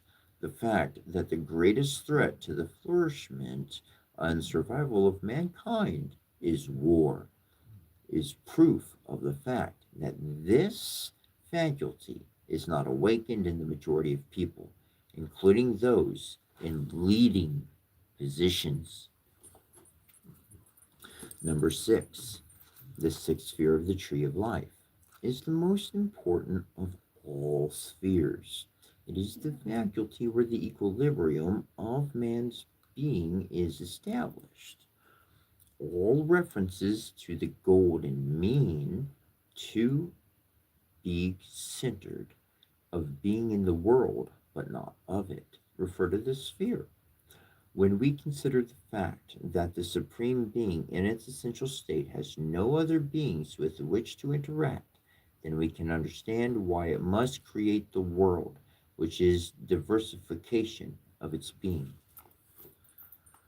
Life on Earth, then, is a process in which unity governs the internal and higher levels of organization and diversity, governs the external and lower levels of expression. When our consciousness is established in the sixth sphere, we are able to maintain the equilibrium between the forces that unite us internally to the world and each other and the forces that separate us externally. It also enables us to maintain the equilibrium between our higher true self and our lower personality that an unevolved people mistake as their self or identity. There are many factors in the world that demand this ability. Most people are caught in the quandary of knowing, on one hand, that all men are integral parts of one whole, yet, on the other hand, do not know how to acknowledge that oneness in action because of their need to defend themselves against others whose attitudes to life are in violation of the oneness of life. The sixth sphere intuits, it teaches from within man how to accomplish this task in all of its manifestations. As most men have not yet completed their evolution, there cannot be total expression of unity amongst them. It is important to realize that people are not going to manifest behavior without the necessary intuitive guidance from their spirit. The shaping forces of unity in man's spirit, the spheres four and up, are still dormant. Their awakening and functioning are in mankind's evolutionary future. In the same manner, the way people live must reflect an equilibrium between their current level of growth and the spiritual goal they are seeking and are being pulled toward. More on this later. It's a question of genuinely acknowledging our limitations as a temporary point in our growth, as opposed to a finite and essential quality of our spirit. Accepting our temporary limitations within the process of growing toward our divine essential nature will keep us from such pitiful acts like those made by many who felt that their innate divine nature would protect them while picking up rattlesnakes, etc. On the other hand, it will keep us from defining ourselves around our failures in life. The failure to understand this principle of equilibrium is the reason for the erroneous beliefs held by many Aryanized yogis, Vedantins, to the effect that life on earth is without merit. Like the Western crass materialists who reject all that is not of the physical plane, many yogis have erred, but in the opposite direction. Since many problems in the world can be traced to the absence of this faculty, it is safe to conclude that most people in the world have not yet evolved it. The seventh sphere of the tree of life corresponds to the faculty of imagination. At last we are on familiar ground, although it is not fully evolved. As we shall see, most people in the world have developed it to a high degree. The role played by the imagination in artistic creativity is well as its role in the coordination of details into a whole. While this latter function might seem to overlap with the synthetical function of the fourth sphere, we must take note of the fact that while synthesis deals with abstractions, the seventh sphere deals with concrete thoughts. It is congregative rather than synthetical. Art, as well as scientific invention, over which it has dominion, involves the coordination and special arrangement of forms based on their external components, whereas synthesis uses a symbol, a fire, for example, to bring together all specifics to share in its expansive, violent, centrifugal, and rising nature. The congregative thinking of the artistic faculty seeks to bring together fiery things with earthy, etc., into an aesthetic and harmonious arrangement. Put more familiarly, its function is to coordinate different forms together through different tones and harmonies into musical compositions, different shapes and colors into paintings, and etc. In other words, while synthesis groups together species that are different outwardly but similar inwardly, congregative thinking assembles a whole by coordinating species that are outwardly and perhaps inwardly different, while synthesis classifies, thus giving order to thinking. Congregative thinking builds wholes out of parts. The highest function of the imaginative faculty is to be seen in its not so well known control over our physiological and phys- phys- physiological processes. Western science has extensively documented the use of the imagination in the cure of diseases, the cultivation of behavior and performance. Many athletes and artists have perfected their performances through imagery. Its power can be extended beyond our own persons to influence other people and to help shape events as well. But we must recall what was said in an earlier chapter. Such uses of the imagination are limited to coordinating the activities that have already been initiated in the third sphere of the tree of life. Failing to understand the imagination is a coordinator of subtle physical forces and not a creative faculty, despite its popular reputation as such. Many so called experts in esoteric matters have erroneously recommended its use for the solution of all problems in life. We shall later see the great role it plays in life as part of the team of spheres that are in charge of the creative process. The eighth sphere of the tree of life is the exact opposite of the seventh. While the latter coordinates parts to build wholes, the eighth sphere separates wholes into their parts. To illustrate, the seventh sphere takes the different components of language, nouns, verbs, adjectives, and so on, and assembles them into meaningful units, sentences, paragraphs, and stories. Oppositely, the eighth sphere will focus on each component, the nouns, the verbs, etc., in isolation from each other in the whole, in order to study some aspect of them, definition, part of speech, etc. While the seventh sphere deals with how each component works with the others to create a workable and meaningful whole, the eighth sphere deals with the specific identifying characteristics of each member of a species. These two faculties make very important contributions to the nature of society. The seventh sphere is not only responsible for people's ability to work harmoniously, it recognizes the fact that the creation of complex wholes cannot be achieved without the element of differences between the parts. You can't have a painting with one type of shape and one color, or a musical composition with one type of tone and one type of rhythm. In the same way, the world requires the vast diversity of ethnic and cultural elements in order to achieve prosperity. On the other hand, the eighth sphere focuses on the external and superficial differences between people, racial, ethnic, sex, age, and so on, and things, and segregates them accordingly. Although there is a legitimate function for the segregative thinking of the eighth sphere, we will see that due to the lack of input into people's thinking from the higher faculties, spheres 6 to 0, the eighth sphere is the chief architect of man's social ills. The ninth sphere is the faculty that governs man's learning during the early part of life. As this sphere is part of the lower divisions of man's spirit, it corresponds to his spiritual infancy. A person's learning, therefore, comes from the outside, an example from other people and creatures. All acts of learning involve imitation and following, and given the immaturity of this level of being, such imitation is indiscriminate. This applies to all educational experiences, from the cradle to the postgraduate, from the streets to the academic halls, secular or spiritual. It is indiscriminate imitation that makes professional scientists swear by the scientific facts of their delays that are later on proven to be no more than false theories.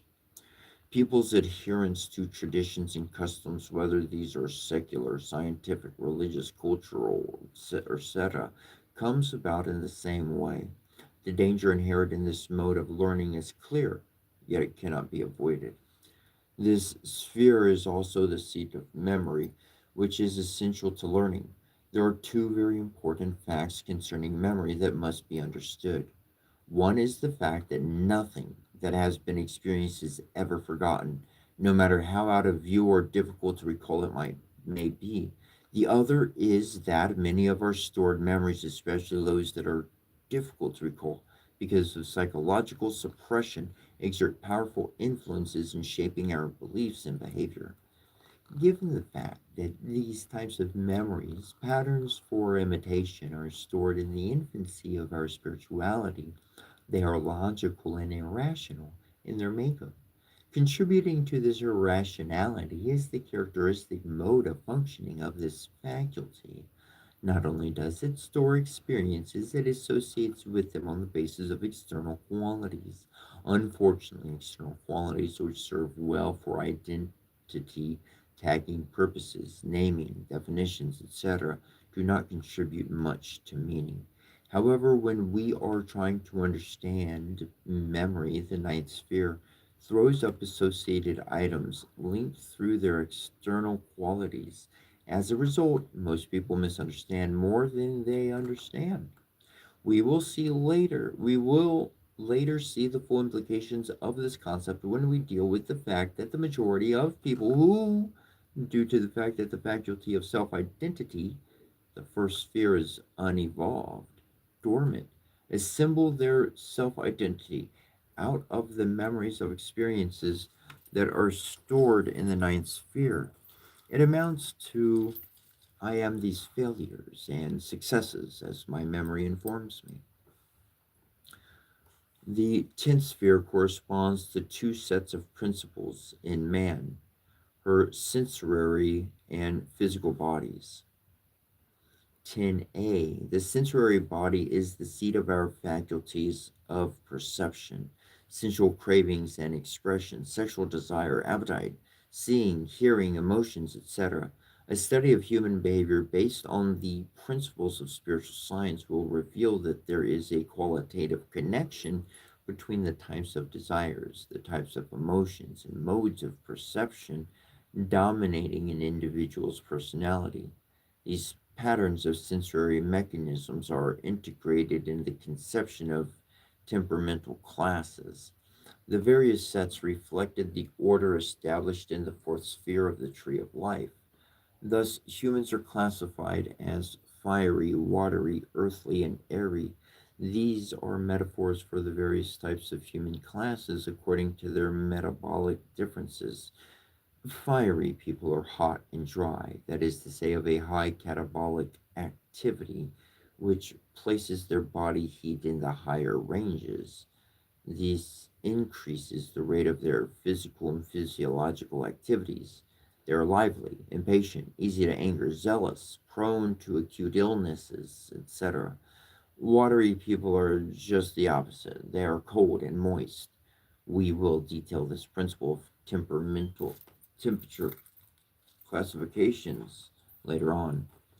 10b, the lower part of the 10th sphere corresponds to the physical body, which is the vehicle that allows man, who, as we have seen, is a metaphysical being, to communicate with and act in the physical world. It is also the means through which the attainment of the illusion of being separate existences takes place.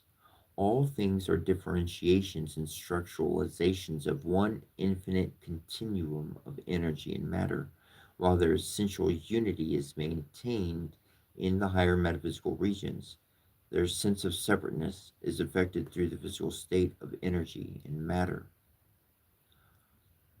A comparative analysis of man's complementary faculties.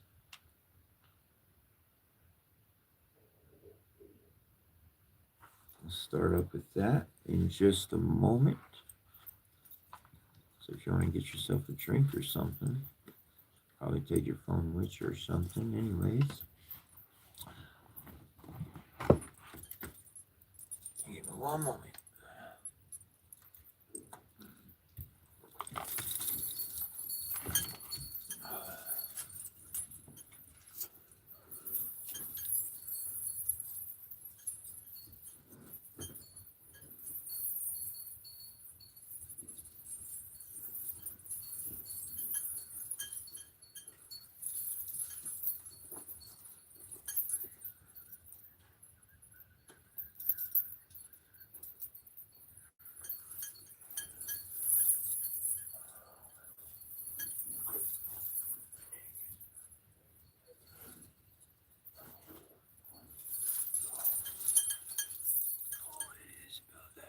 Let's see.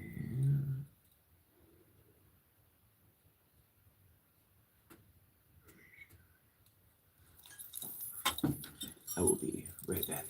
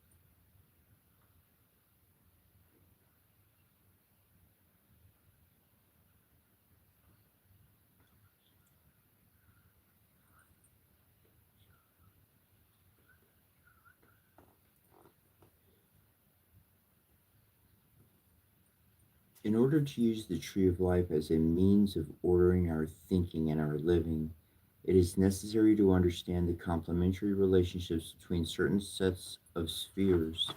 We will recall that in Chapter 6, the spheres of the tree of life are arranged in sets of complementary spheres 0 to 10, 1 to 9, 2 to 8, 3 to 7, 4 to 6, and 5 by itself. A functioning of this a priori duality principle is that it holds the key to how people substitute the higher principles for the lower ones during the early part of their evolution. In place of 0 and 1, they identify with 10 and 9, etc. The best way to understand these principles is to view them with the perspectives of the five principles governing man's life. We get the following. The principles is 1 is peace in the sphere 0 to 10, the meaning being the ultimate why behind all actions, the emotional pleasure, the factors in life. 2 would be the self, which would be 1 to 9, what man thinks he is. 3, the will, 2 to 8, what man thinks he can achieve. 4, power, 3 to 7, how man achieves her goals. And 5, laws, 4 to 6, 5, which man's relationship to God and other men in the world. The why behind man's actions is the 0, which is our essential nature, versus the 10th sphere.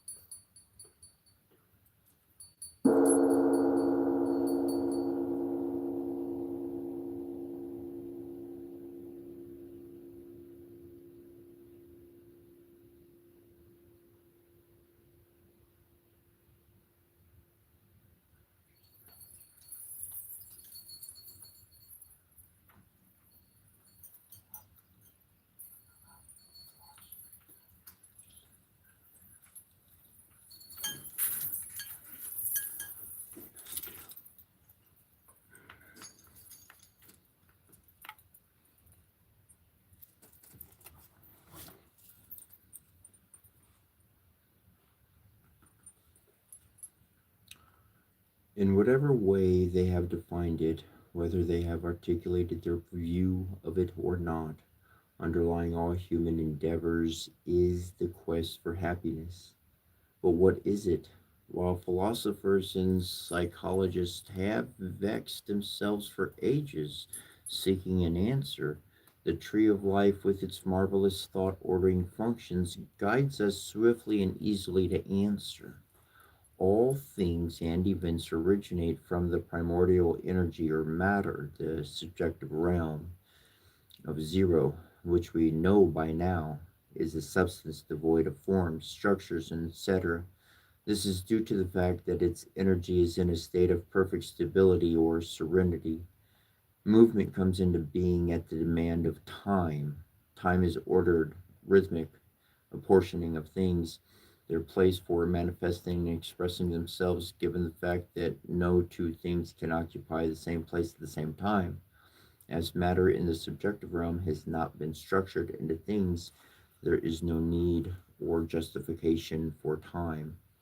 This state of serenity or peace is the master and primordial energetic configuration of our spirit. In the Kemetic term, it was called Hetept. What we want and need most is peace. To achieve it, we must return the focus of our consciousness to zero. The subjective realm, this condition is the highest goal of meditation. It is the state of Hetept of the Kemetic tradition, Samadhi Sarvikarpa Nirvana in the Hindu, Satori in the Zen, Buddhist, and so forth. It is not a serenity that depends on outward conditions, such as the amount of money, weapons, the state of our love life, etc. Neither is it the fleeing from the cares and troubles of the world. Granted that returning consciousness to the subjective realm, its original level, enables man to go through life with an unassailable and independent calmness.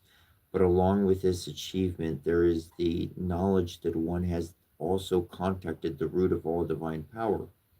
Implicit in people's quest for happiness is not only the urge for emotional gratification, there is also an urge for security.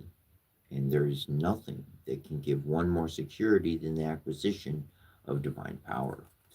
But as shown earlier, the return of consciousness to zero is the last step in our evolution. We are born with only the ninth and tenth spheres active. That the tenth sphere is complementary to zero means that they are the ultimate motivators of our actions.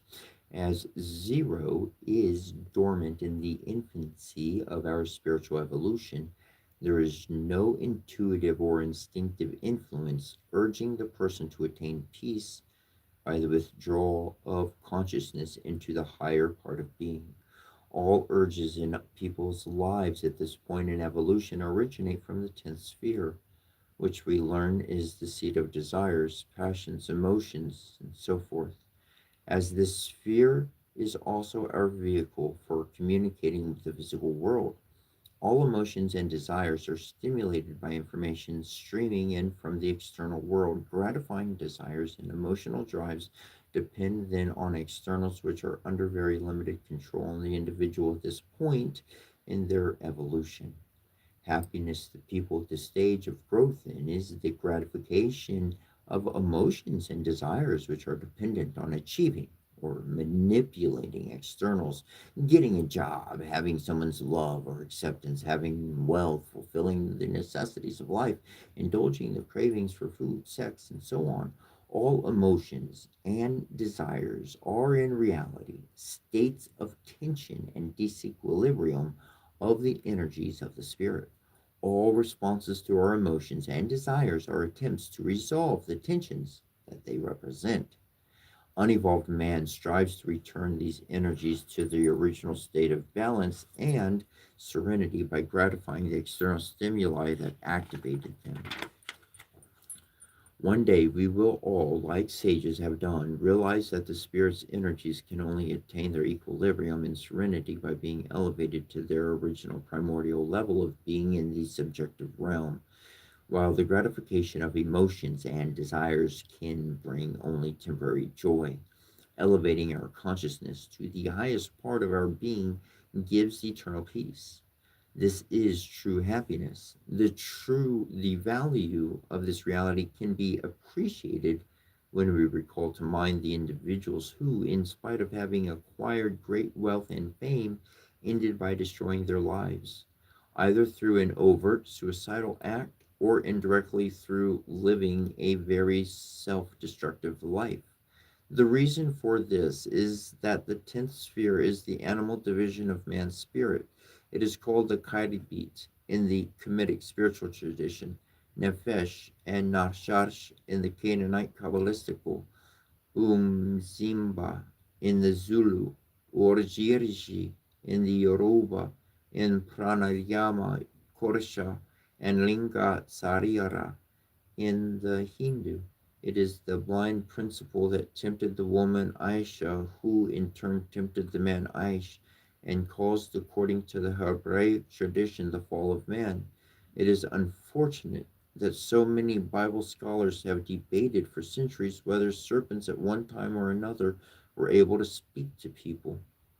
The fact is that in the Kemetic spiritual system, which is the source of most of the Hebraic tradition, the hieroglyphic symbol for this part of the spirit is the serpent, a pep, not from whence Narshash, the serpent that spoke to the woman in the Garden of Eden. This part of the spirit is composed of subtle electromagnetic energies that have the function of animating man's life, especially the physical body. Hence the name animal spirit or anima and animus was, as it was called in the Latin spiritual tradition, our modern use of the term animal, to denote the creatures that are thus identified is an example of muddled thinking. All things in this world are infused with the animating spirit. This agrees with the law of physics, which states that all things are in a state of motion. The creature that we all call animals, the creatures that we call animals, are simply those that allow the greatest expression to this universal principle. But it is of utmost importance to know that all things, minerals, vegetables, and humans, are ensouled by this animal or animating spirit, to follow one's feelings and desires, to do it because you like it, and so on, is to identify with the animal part of being, and as anyone would expect, to allow oneself to be led by an animal can lead only to disastrous results. One's emotions, cravings, and desires can never be guides to living and to what is correct. This explains the violence and irrationality that so controls the life of the majority of the people in the world. The goal of spiritual culture is to lead man to the realization that the happiness, the resolution of spiritual tensions that he seeks through worldly achievements or directed sensual indulgence can only be satisfied by returning consciousness to the level of being that is the only and legitimate place of equipoise of the energies of his being. Life on earth is by necessity an unending ebb and flow of tension and relaxation. It is an expression of movement, rhythm, and music. But we cannot let the blind tensions be our guides. We can never abolish them. But we need not allow our consciousness, the essence of ourself, to dwell in their place of manifestation. It is to eat very low off the tree.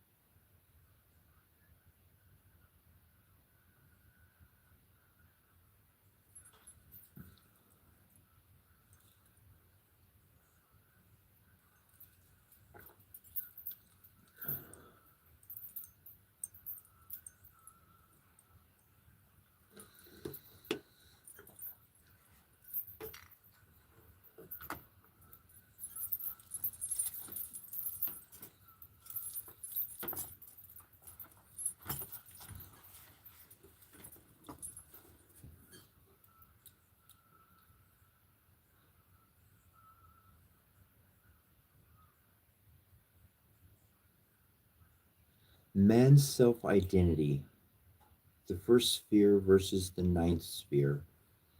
our self versus our person. We have already seen that man's identity belongs at the first sphere. When an individual says, I am so and so, this so and so must equate with the likeness of God, which, according to the Old Testament, man has been made. As the sphere identifies with the unstructured primordial energy matter, which can thus become anything, so is man's potential of becoming unlimited.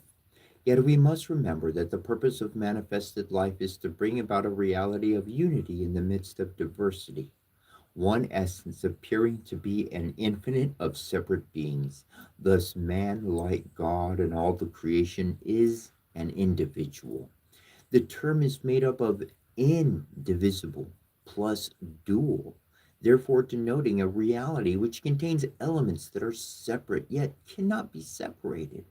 Thus, properly understood, the term individual cannot be confined to denoting man, but must be applied to God and all things in as the world. These dual elements making up man's being are the results of the unifying action of zero in the first sphere and the separating action of the 10th and the ninth spheres. In this book, we will establish the convention of equating the higher part of our being, our true identity, with the term self, and lower part of our being, where we establish a temporary identity reference point with the term person.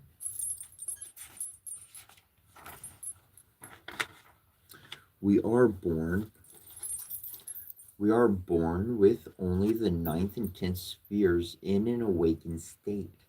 It will be a long time before we evolve to the point where the faculty of our first sphere will inform us intuitively of our true self. Thus, we begin life equating the information acquired through our ninth sphere with ourself. The ninth sphere, which is the seat of learning of the lower part of the spirit, learns from the tenth sphere only of our separateness from other beings.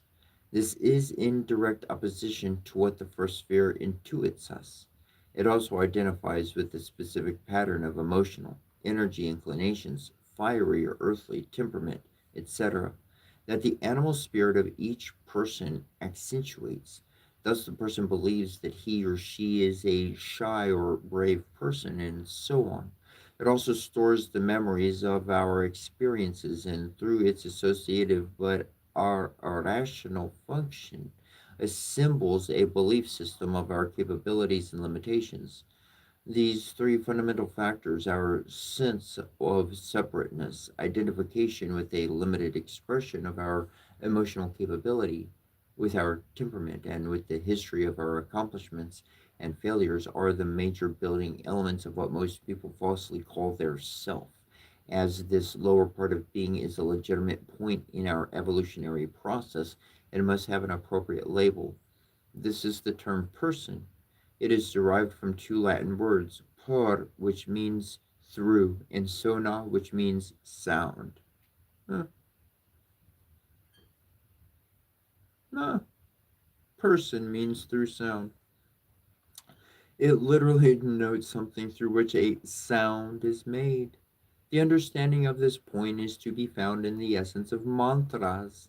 Anyone who has worked extensively with mantras may have verified the fact that what we call personalities are effects of sound complexes.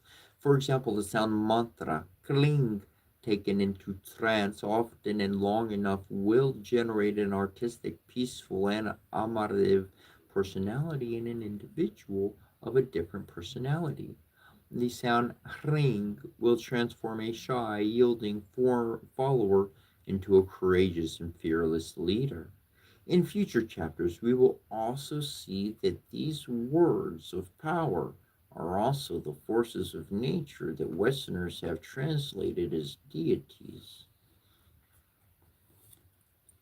Correlating this with the previous observation leads to the understanding of why, in many African traditions, many people claim to be the incarnation of a deity We will later see that each of the spheres of the tree of life represents one of 9 personalities that man must learn to invoke at any given moment to meet the changing demands of life. In addition, they are each the steps of our evolutionary ladder. It is important to realize that man's placement of his identity in the ninth sphere, thus equating himself with the lower part of his being, is the second master cause of all of mankind's problems. The first master cause is his being, controlled by his animal spirit. The unity that must exist between people in order for there to be peace and prosperity for all can only come about by the leadership of the world resting in the hands of people who have evolved the first sphere, which is the natural faculty of unity. This brings us to the will, the second sphere versus the eighth sphere.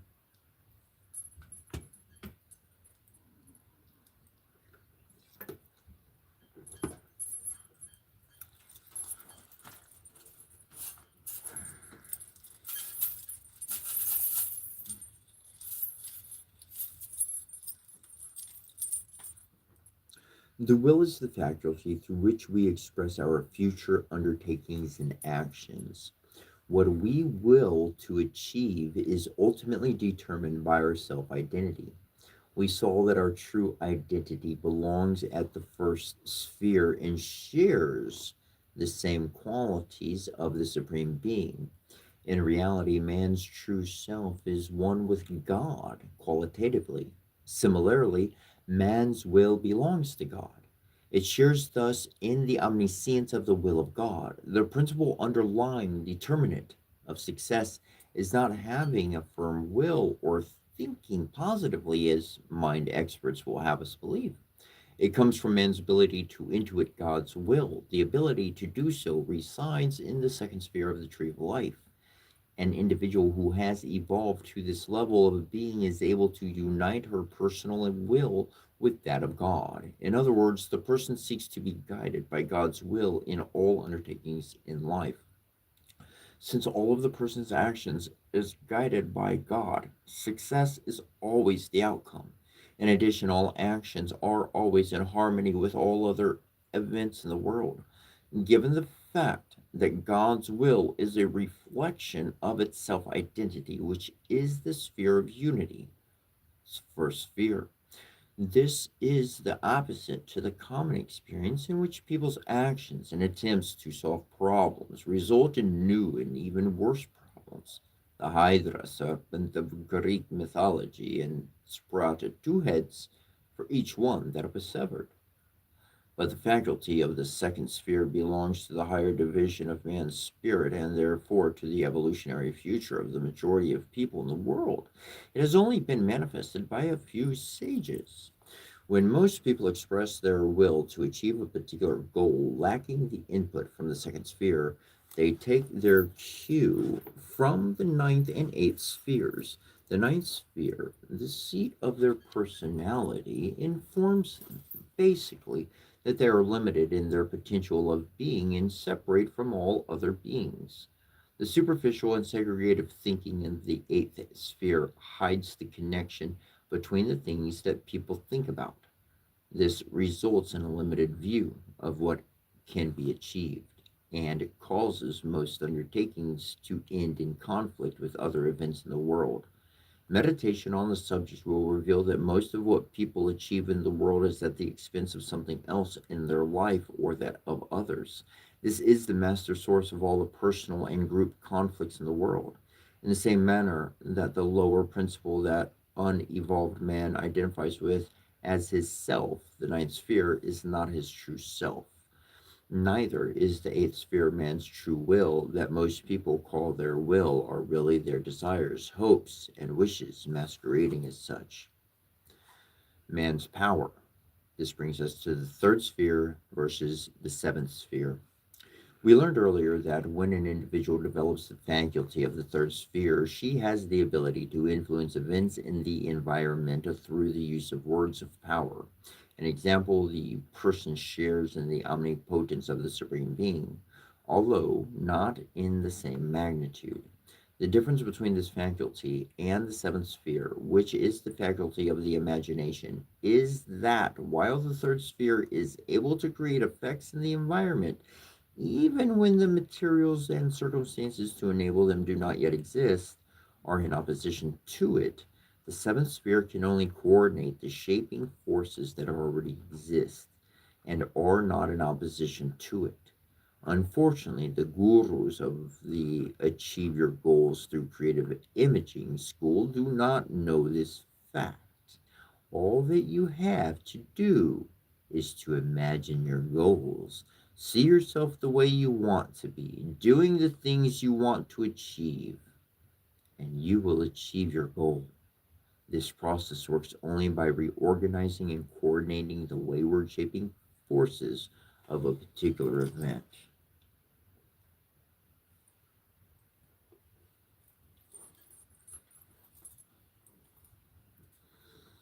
Man's knowledge of reality.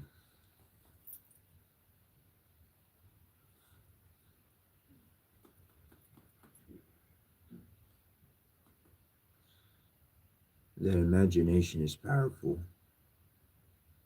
That imagination is everything, and it's what I've learned.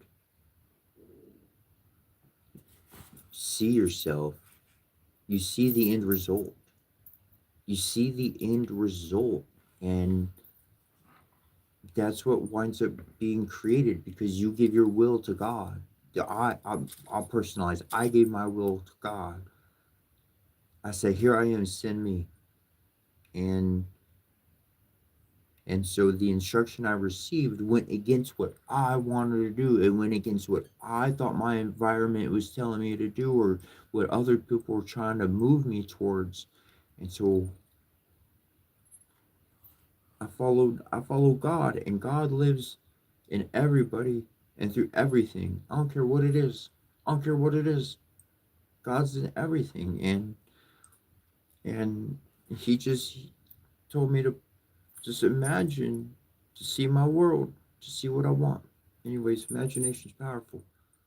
See the end result of what you want, and don't be concerned about how to get there. Because as humans, we're finding out that everybody we've been looking up to, they've been trying to make progress too, but don't mean they got the solution to the future. Let's go on.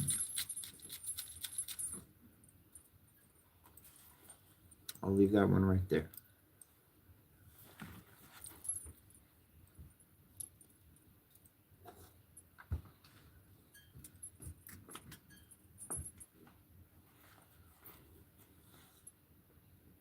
Man's knowledge of reality, the fourth sphere versus the eighth sphere. The next major determinant of the quality of man's life depends on what he believes is real. Whether they have articulated it or not, everyone operates from certain ideas regarding what is real and what isn't. The exposition of cosmology in this book has shown us that reality encompasses a range of states of energy and matter, from the unformed, hence imperceptible, to the finite and restrictive physical matter that we are well acquainted with. And all things are none other than divisions within this infinite and eternal substance, hence essentially one in being, and all beings are in reality the percolation of one original consciousness, through each separate from those separate from and in the world. Imagine, I'm gonna read that again. And that all beings are in reality the percolation of one original consciousness through each separate form in the world. Percolation, in case you're not aware of it, heat's rising, causes the water to heat up and percolates. The water, see, vapor comes up, goes down, and just keeps kind of, anyways, boiling down at the bottom. You get it. Mm-hmm. Imagine sunlight flowing through glasses of different colors. The same colorless light will come out yellow, though one red through the other, and so on. In each case, it will have different qualities and limitations, yet they are all separate expressions of the same entity. In addition, it is important to realize that there is no separation, cannot be any separation between the whole, the holy light, entering the glass and the light fragment of a particular color, a wavelength, or etc., leaving the glass on the other side. This is the message, stripped of poetry, of the tree of life. The message originates in the second sphere and is codified in the fourth. People who have evolved to the fourth sphere are able to intuit the cosmological principles that give order to existence.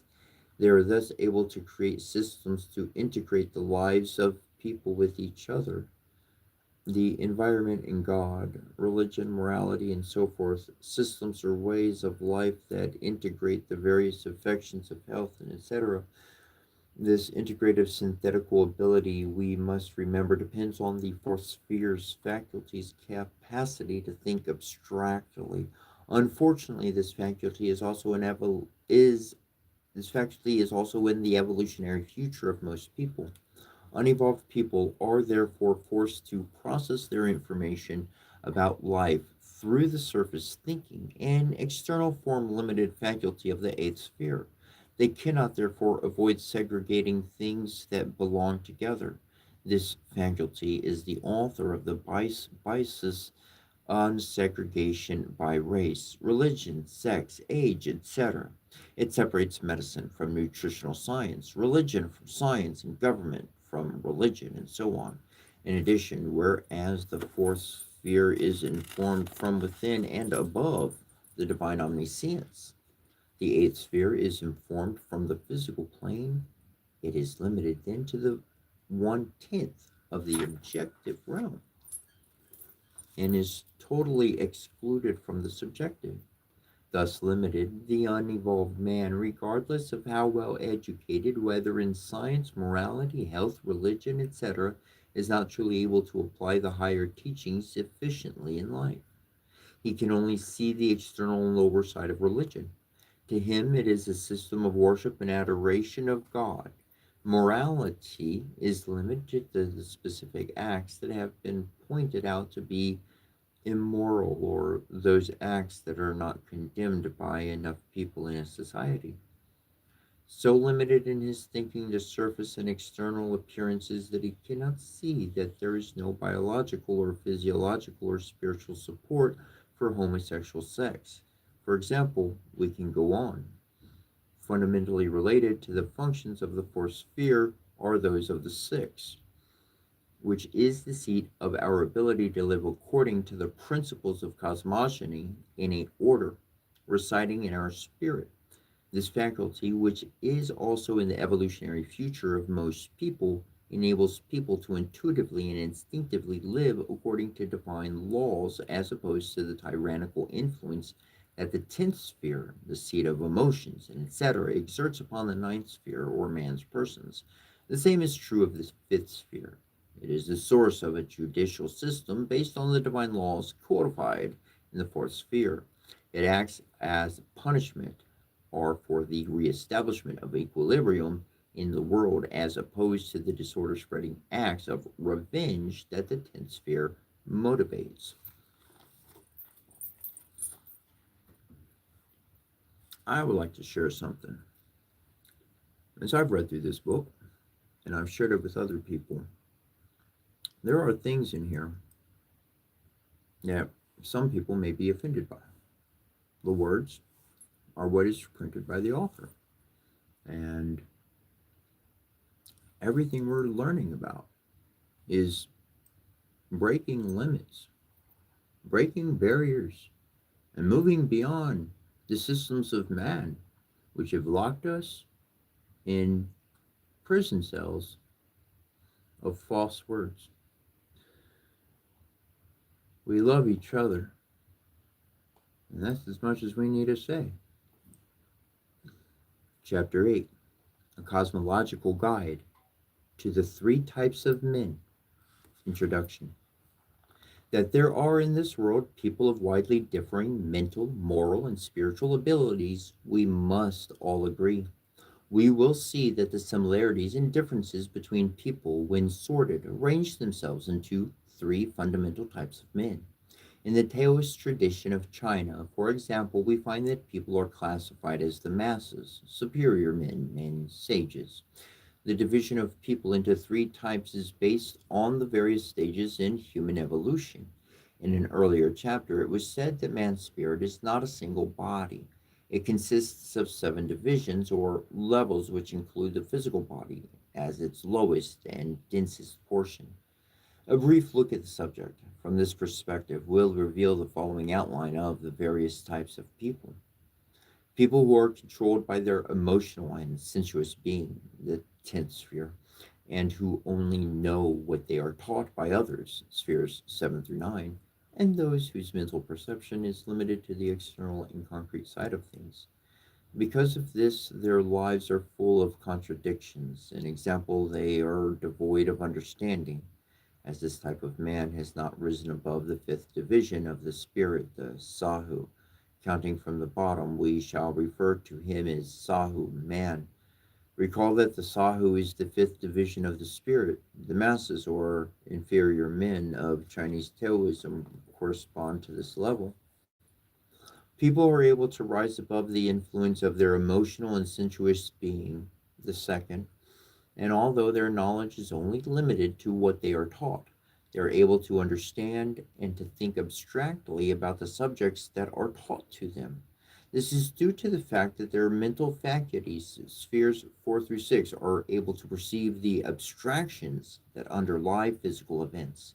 This enables them to avoid the contradictions, the falsities that beset the previous type of man, as the soul qualities of this type of man originates in the Ab part of his spirit. We shall refer to him as the Ab man. They correspond to the superior men of Chinese Taoism, people who are able to intuit the knowledge needed to avoid and solve all the problems that can face man. They also possess the ability to achieve such goals, influences physical events by manipulating their spiritual power through the use of Hekal and visualization. As this type of man has completed his or her evolution, we shall refer to him as an all-sar. Each of these three types of people represent a stage in man's evolution. Let's take a more detailed look at the subject.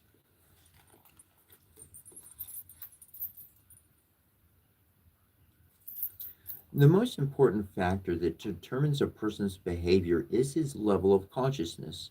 It will determine her level of perception, which in turn will determine what she knows or believes, and her attitude toward her emotions and sensual appetites. When our consciousness is focused in the Sahu part of spirit and below, the animal spirit, the Karabit, or mental perception, is limited to the external side of things. We are able to recognize concrete specifics, but not the abstract principles from which they are generated. For example, the abstract perspective, the ability of an all sought man, fully evolved person, reveals that there is no such thing as a medicine or a poison. All substances can be used medicinally or toxically according to their dosage. There is a level above which arsenic will poison and below which it will heal. Although we all know this from our experiences with vaccines, very few people are able to arrive at the above conclusion regarding medicines and poisons. The point to be emphasized here is that there are no concrete realities called medicines or poisons. There exist medicinal relations and toxic relations, but Sahu people are not able to properly understand such abstract entities, so they lower them to their level of perception. They cannot help but think in terms of this medicine and that poison, etc. The result is that they fail to avail themselves of the healing potential of the things in their environment that are intoxicating them. An example, the very pesticide that added to the crops gives us cancer is the best remedy against the very cancer it causes. Hundreds of examples of this belief in the existence of non existing realities can be given. It is one of the major causes of problems in the world. A very important question is raised by the foregoing. If Sahu man believes that there are such things as medicines and poisons when they don't in fact exist, it cannot be said that he has knowledge. What he does have is the belief that the information that he has received is factual. When we fully examine this issue and see that this is the rule with Sahuman, we will arrive at the conclusion that he is incapable of knowing. There is a general confusion of knowing with believing and acquiring knowledge versus acquiring information. Beliefs are what a Sahu man has, because the faculties of inner abstract perception is dormant in the Sahu man. He is unable to intuit or to learn from within his spirit the nature of things and must therefore learn from outside of his being. All of his beliefs are shaped by what he has been taught by others or what his senses report to him. He has no way of knowing whether what he has been informed about is true or false, as truth or falsehood can only be determined by the knowledge of the relation between parts with each other and the whole. As a result, he falls into a host of contradictions. When our consciousness is raised to the ob level of the spirit, we are able to understand and significantly function with such relations as explained above. All of the contradictions and our vulnerability to all falsehoods are thus avoided. At this level, however, we are still not able to intuit for ourselves these abstract relations, although we are able to fully understand them and live accordingly. The ability to intuit the abstract relations between things and the whole to which they belong is a function of the second division of the spirit, the Hu. This mental function is the true constituent of wisdom and knowledge. These three levels of man's being are stages in his evolutionary growth. We must therefore look at it from this perspective. Stage one of man's evolution, the Sahu man. Although the Sahu is the fifth division of the spirit, we are here coming to the label Sahu man to refer to people whose behavior is dominated by the sixth division of the spirit, the Kayat Beat, sphere 10, and the fifth division, Sahu, sphere 7, 8, and 9. When we are born, our consciousness is focused in the sixth division of the spirit and the ninth sphere of the fifth division of the spirit. The sixth division, which is the 10th sphere of the tree, is in the animal part of the spirit, which is the source of the sensuous behavior that dominates the early part of man's life, the first 28 years, and its entirety, unless it is brought under control through the spiritual practices, the rites of passage, the bar mitzvah, etc. The ninth sphere is the faculty that makes it possible for us to learn. As we know well, the early part of man's learning career is characterized by indiscriminate imitation. This influence comes from the ninth sphere. Rather than knowing, man at this level believes what is perceived through the senses and the ideas communicated from others. His thinking is limited to the concrete and external side of reality, as the faculties for perceiving the abstractions underlying physical realities are dormant at this stage. Examples of indiscriminate imitation are numerous. Anyone who exercises discrimination in adopting other people's practices would not wear high heel shoes, eat the host of refined foods, white sugar, white flour products, white rice, and so forth, abuse alcohol, smoke tobacco, do drugs, or so on.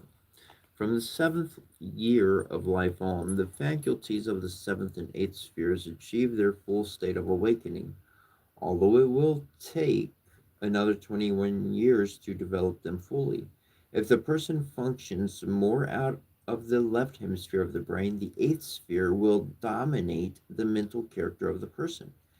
An inclination to the right hemisphere of the brain will result in the predominance of the seventh sphere.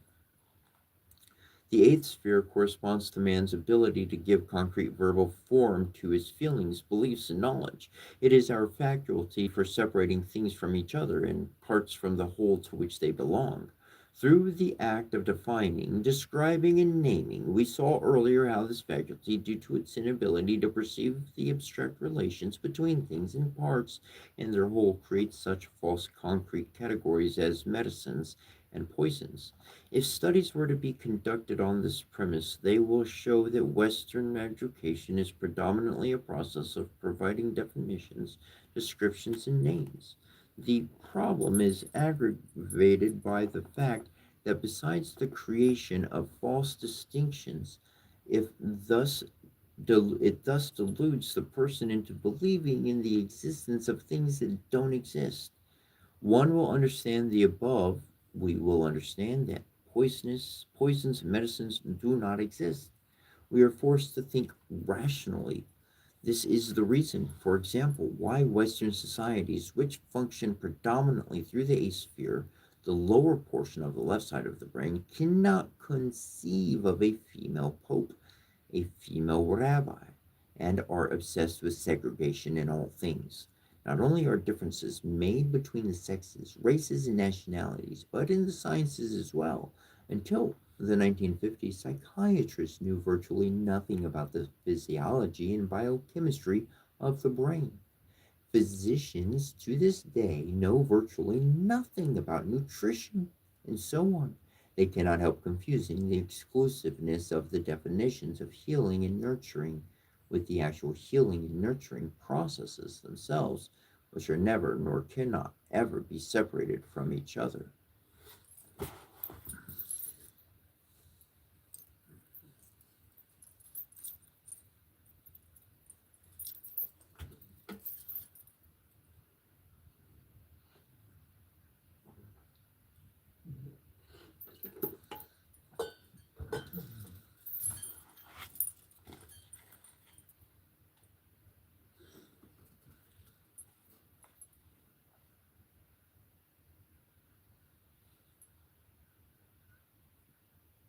The seventh sphere corresponds to man's ability to coordinate things based on their external forms, colors, shapes, rhythms, people, etc., are arranged into aesthetic or functional wholes. This this is our faculty or artistic and scientific invention. Although this faculty brings things together based on their differences and makes them work harmoniously together like the eighth sphere, it is still limited to the perception of externals. As a result, the criterion for the value of its creations is based on their impact on the animal spirit, gratification of the senses. There is no real concern in the healing and consciousness altering functions of music and art. For example, as the animal spirit, the kairi beat is the first and oldest part of the spirit to be awakened. It dominates the Sahu. In learning ninth sphere function, the immature person inclines towards imitating those behaviors that cater to their sensuous and emotional being. The prowess of the eighth or seventh spheres is mostly used to rationalize or gratify the influences from the animal spirit, respectively. The behavior of man during the first stage of his development can be summed up as one in which he is dominated by the urge to gratify the sensuous, the emotions, the appetites, the desires, the part of being, too, the urge to use the mental faculties to rationalize the gratification of the sensuous expressions, the inability to know he can be informed and can only believe what he is taught or what he can perceive through the senses. For his mental perceptions are limited to the concrete and external side of things. As the highest division of the spirit that this person attains to is the Sahu. We refer to him in this book as the Sahu man.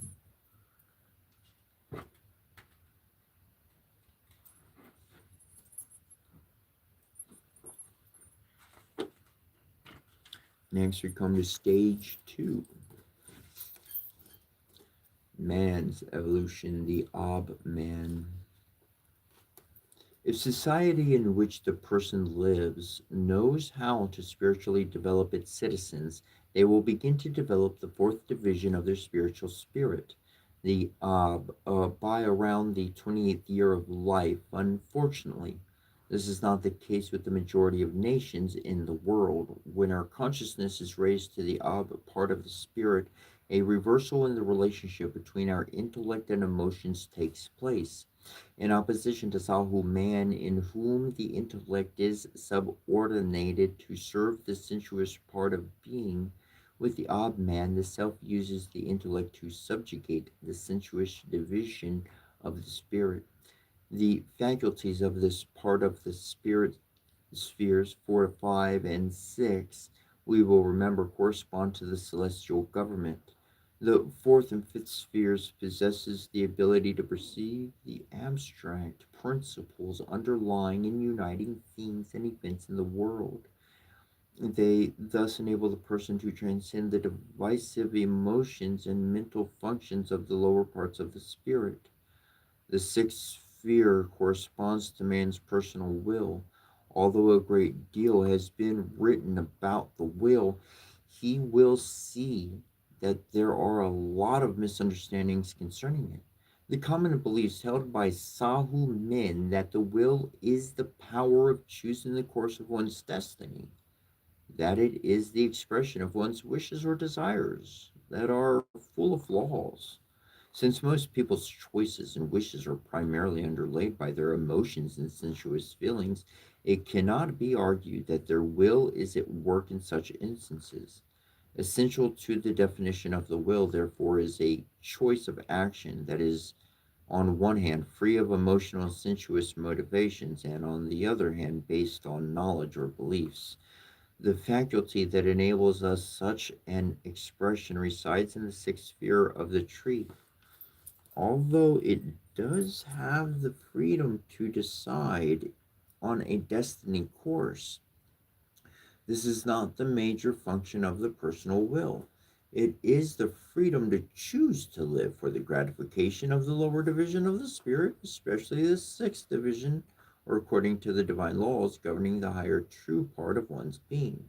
When the person realizes that he or she does not have to obey emotional nature and lives according to truth, then the will is being exercised. The true function of the will, then, is to deny the animal division of the spirit. Source of our sensual and emotional expression is control over the life of the individual. Another important fact concerning the will is its dependence not on power, but on abstract intellectual insight. In a previous chapter, we saw that the sixth sphere corresponds to the Kemetic deity Heru, whose actions are judged by the fourth sphere, Mahat.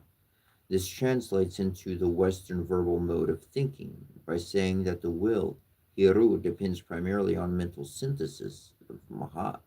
It is very interesting to note that the word Mahat is kin to Ma, to see, hence, insight, and it, in the fourth sphere, is diagonally opposite the eighth sphere, which expresses thoughts in verbal form. In other words, at the eighth sphere, the self is informed by verbal thoughts, while at the fourth sphere it is informed by thoughts that are seen.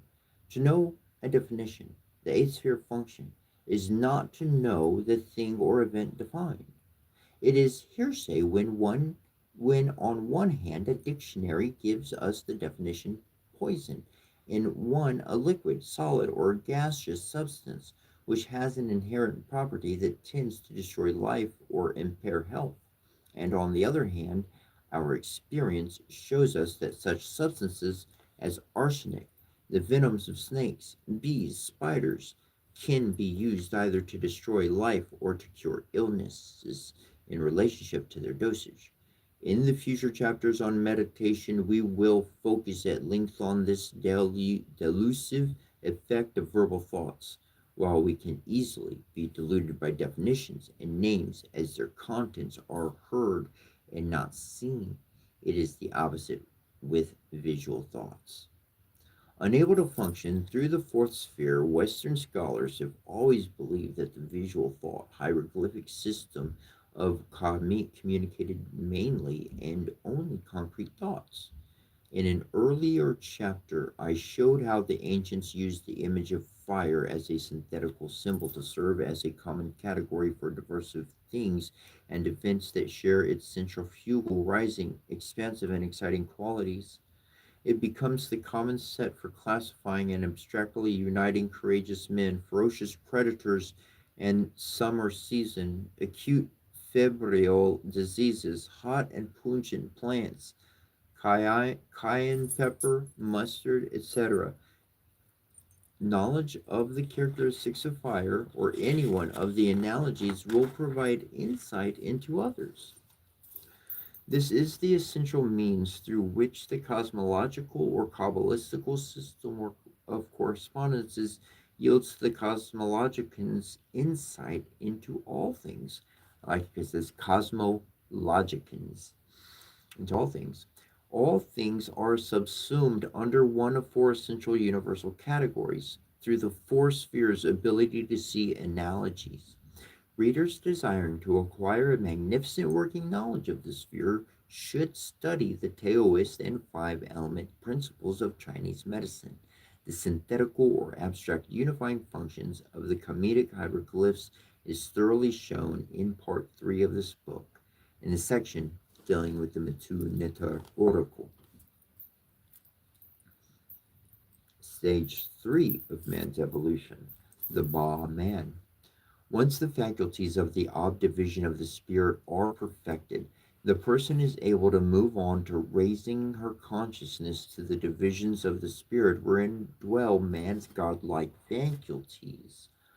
The third division of the spirit, the Shetkem, enables the person to influence the course of physical events through the use of words, powers, mantras, and hekor. These powers cannot be used as long as the person is under the control of emotions and appetites, as the words of power work through the latter. When consciousness rises to the core division of the spirit, the person acquires wisdom and the power to learn from within his spirit. Again, we arrive at a block upon which most men have stumbled. Their definition of wisdom as erudition, sagacity, discernment, insight, and so on is either false or tells us nothing about it. The well read student of spiritual science would most likely be acquainted with the common description of meditation as a process of emptying the mind of thoughts.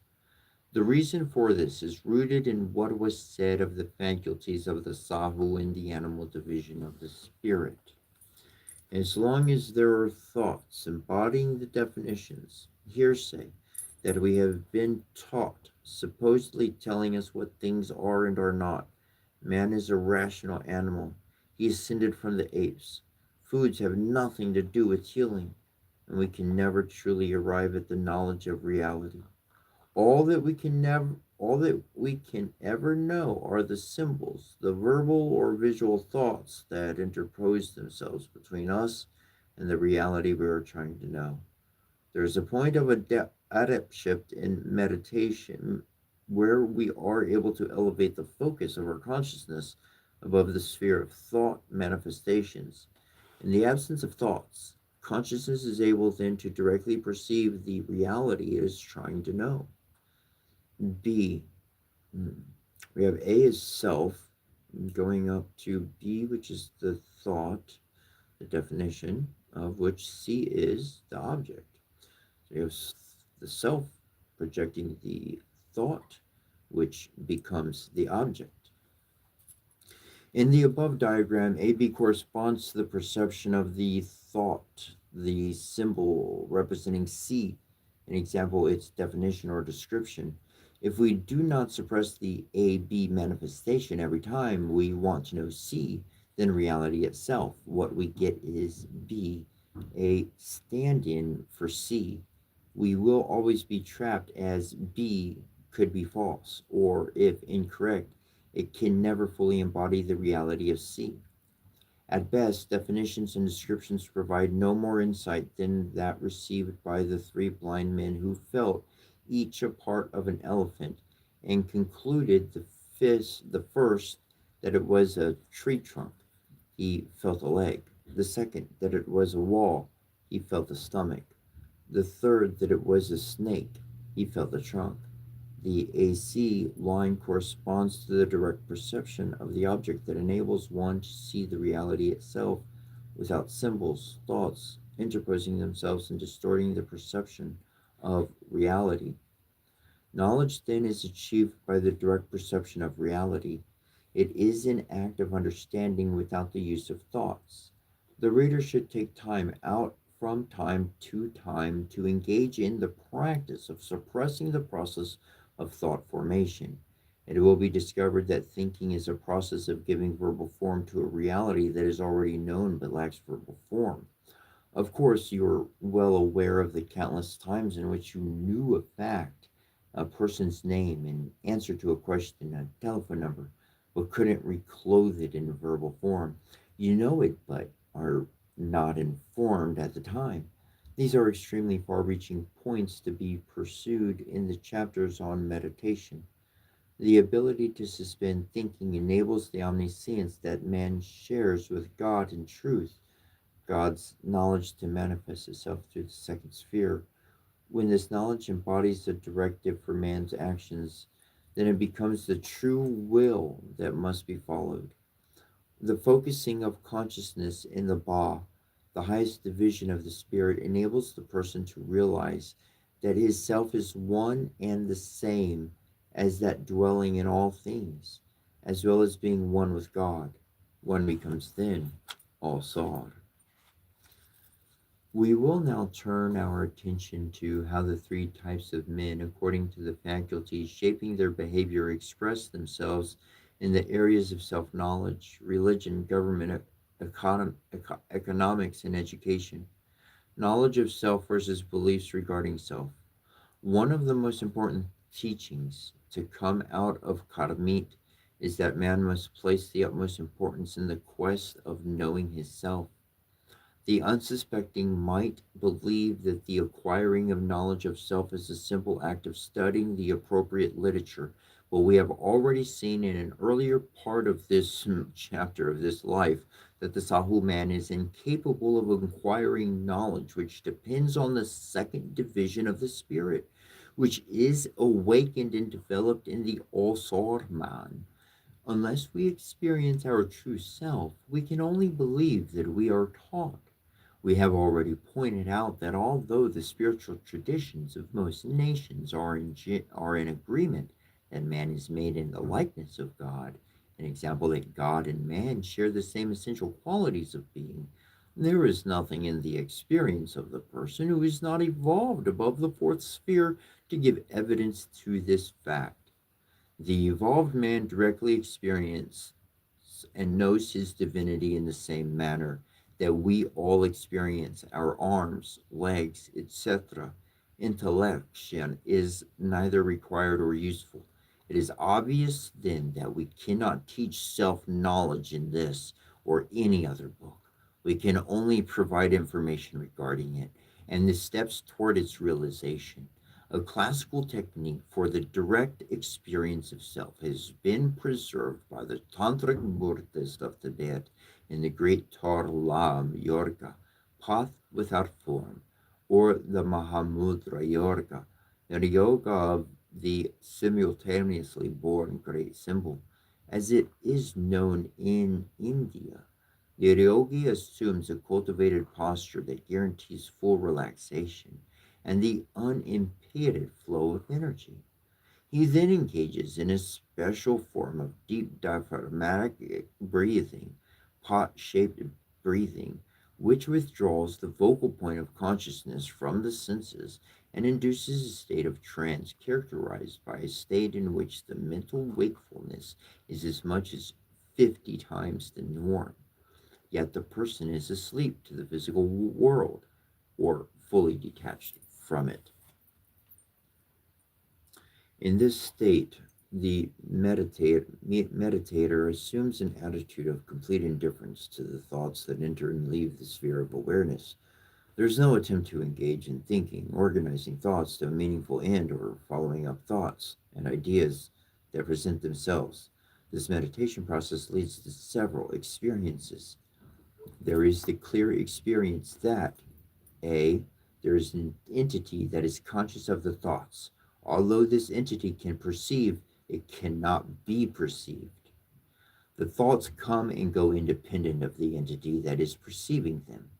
This fact, which we have all experienced, is magnified by our inability to suppress thoughts by merely willing it, or by those situations when we are trying to recall the well known things to memory and can't.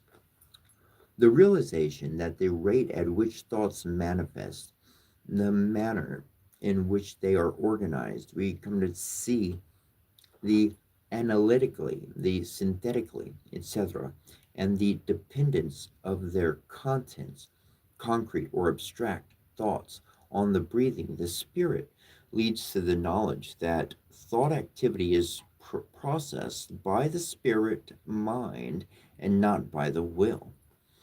Now, this entity that sees, hears, smells, tastes, and feels, yet cannot itself be perceived, is the self. And the goal of the yoga is the simultaneously born great symbol, the Mahamudra, is to clearly separate the seer from the objects of perception and the formative basis of objects of perception, the spirit, mind. The great problem in life, the great impediment to self knowledge, is the general misperception that one is one's body, feeling, mind, etc. Once it is clear that thoughts rise into one's sphere of awareness, independent of oneself, it is then impossible to identify with the host of thoughts that profess to describe or define our being. I am shy, strong, sick, etc. And once it is clear that thoughts arise from our bodies, various divisions of our spirit, it becomes impossible to identify our spirit as ourself. We realize that that which is conscious cannot be perceived itself because it is immaterial, ourself. These experiences have many implications for our day to day experience or existence. When there is self knowledge, there is the direct experience that the essence of one's being is unconditioned. Therefore, one's true self lacks predetermined automatic behavioral response patterns. There are no automatic thought and emotional reflexes to impel or compel us to act in predetermined ways. Because our consciousness is focused then in the subjective realm where the energy, the matter that is the basis of all creation, is undifferentiated, infinite, and eternal. This is the foundation of the meaning of the statement that man is the likeness of God. When there is knowledge of self, there is also the direct experience that for one to incarnate, to experience earthly life for its own sake, or to enjoy and suffer for the sake of one's person, in the end makes no sense, especially if life is limited to one lifespan. The evolved man ostensibly experiences that his spirit and physical body are not personal properties. Not only is man made in the likeness of God, but his life belongs to God. Man has been given the same qualities, same kind of powers, because it is God's intention and sole purpose in making man to use his spirit and body in order to enter and live in his creation. This is the true meaning of the glory being done on earth as it is done in heaven. These divine powers are not for the purpose of occult psychic display or for the magical accomplishment of our earthly desires, but for the furthering of God's divine plan.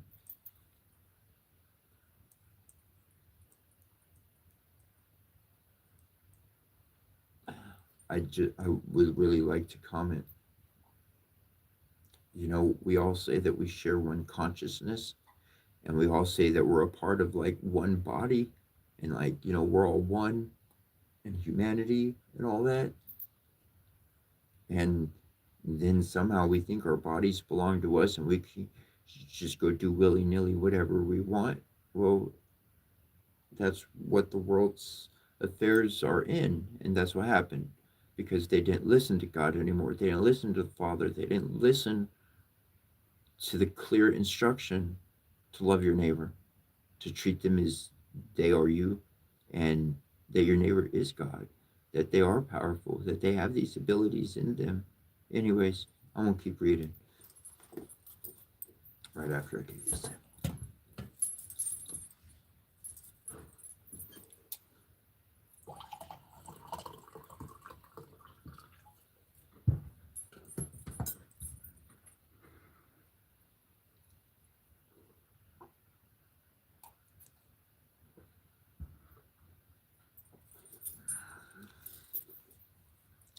If our true self is the likeness of God, then what must we call the part, or what must we call that part, or those parts of our being that in the earthly part of our evolution we identify with, but are not the likeness of God?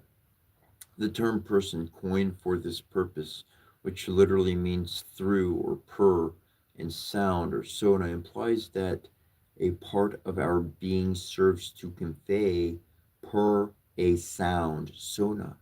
This insight, which is totally alien to Westerners, would make full sense to a present day Dravidian or to an ancient Khmertian, as it is a common practice in their religion to teach people how to manifest any personality type through the use of words of power, metaphysical sound technology. Why would a word that is compounded of sound and combined through be used to indicate people's self image? Skeptics must ponder this question, see if they can come up with an alternative answer. St. John's words are even more provocative. He states in the New Testament of the Christian Bible that in the beginning was the Word, and the Word was God, and that the Word became flesh and came to dwell among men. Putting aside the argument that this word is Jesus, we must ask why he is being equated with a word that is God and enters flesh. As for the word being Jesus, there is nothing that he has done that had not been done and taught by sages before and after him.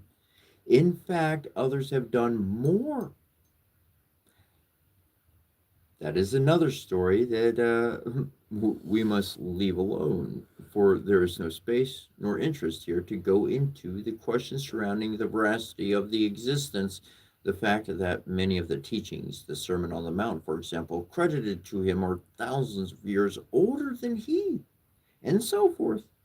What is of great importance is the fact that in the midst of the attempts to render Jesus a unique individual, the one and only Son of God, the authors slip and make Jesus state that all men will do greater things, in reference to the miracles which were supposed to be the evidence of his divinity, thus revealing the divinity in all men, the third sphere of the tree of life in this case.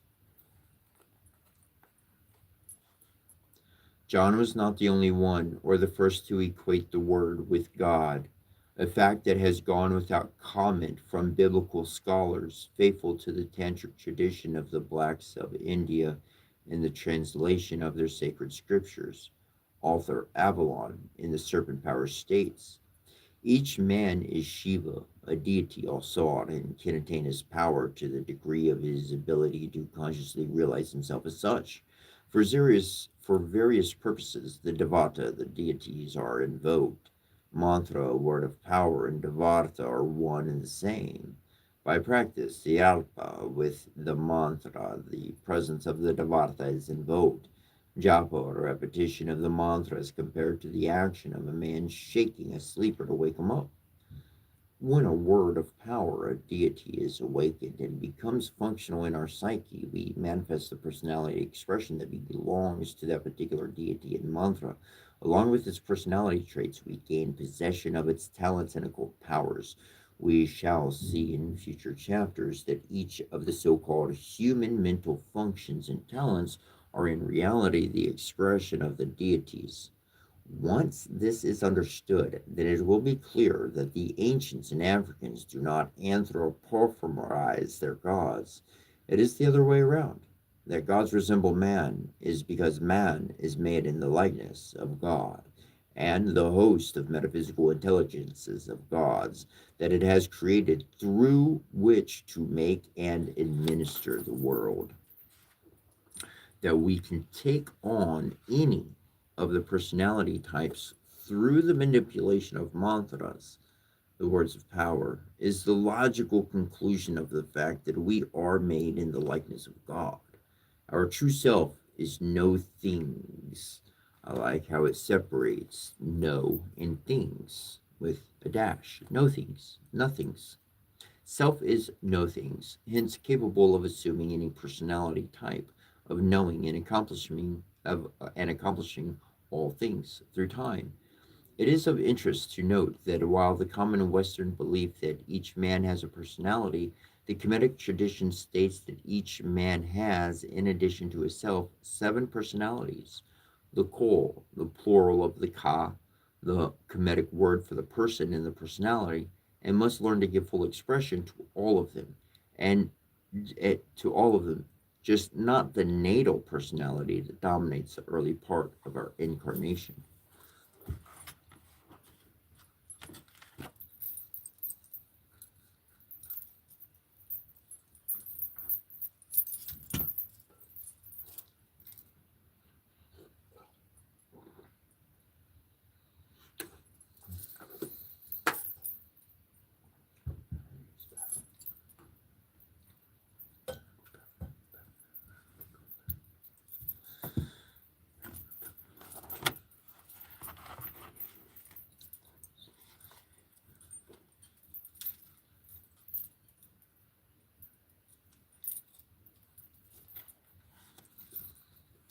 An analysis of the word religion shows that it is composed of the Latin prefix re, meaning again, back, ligare, meaning tie, bind, fasten. From the preceding, we have seen that the Sahu man, because he has not evolved above the seventh sphere, is incapable of intuiting the ties between things. Thus, he is the man that is in need of religious instruction to tie, bind, or fasten him back to something with which he had originally been one, and belonged to by natural connectivity. The original oneness is implied by the prefix re, back again.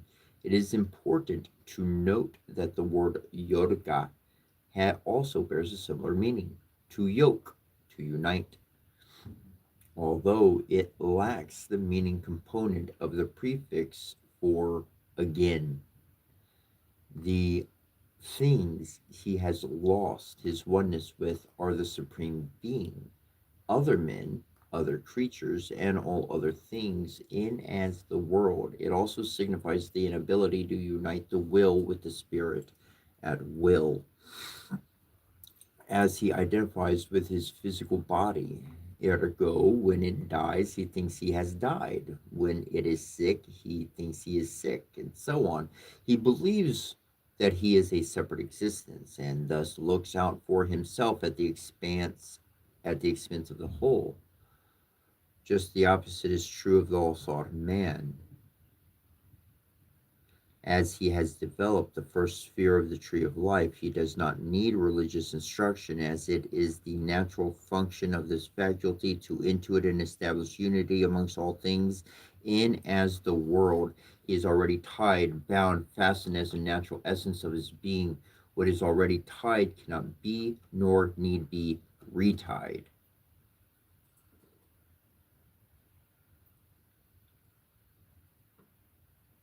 Huh.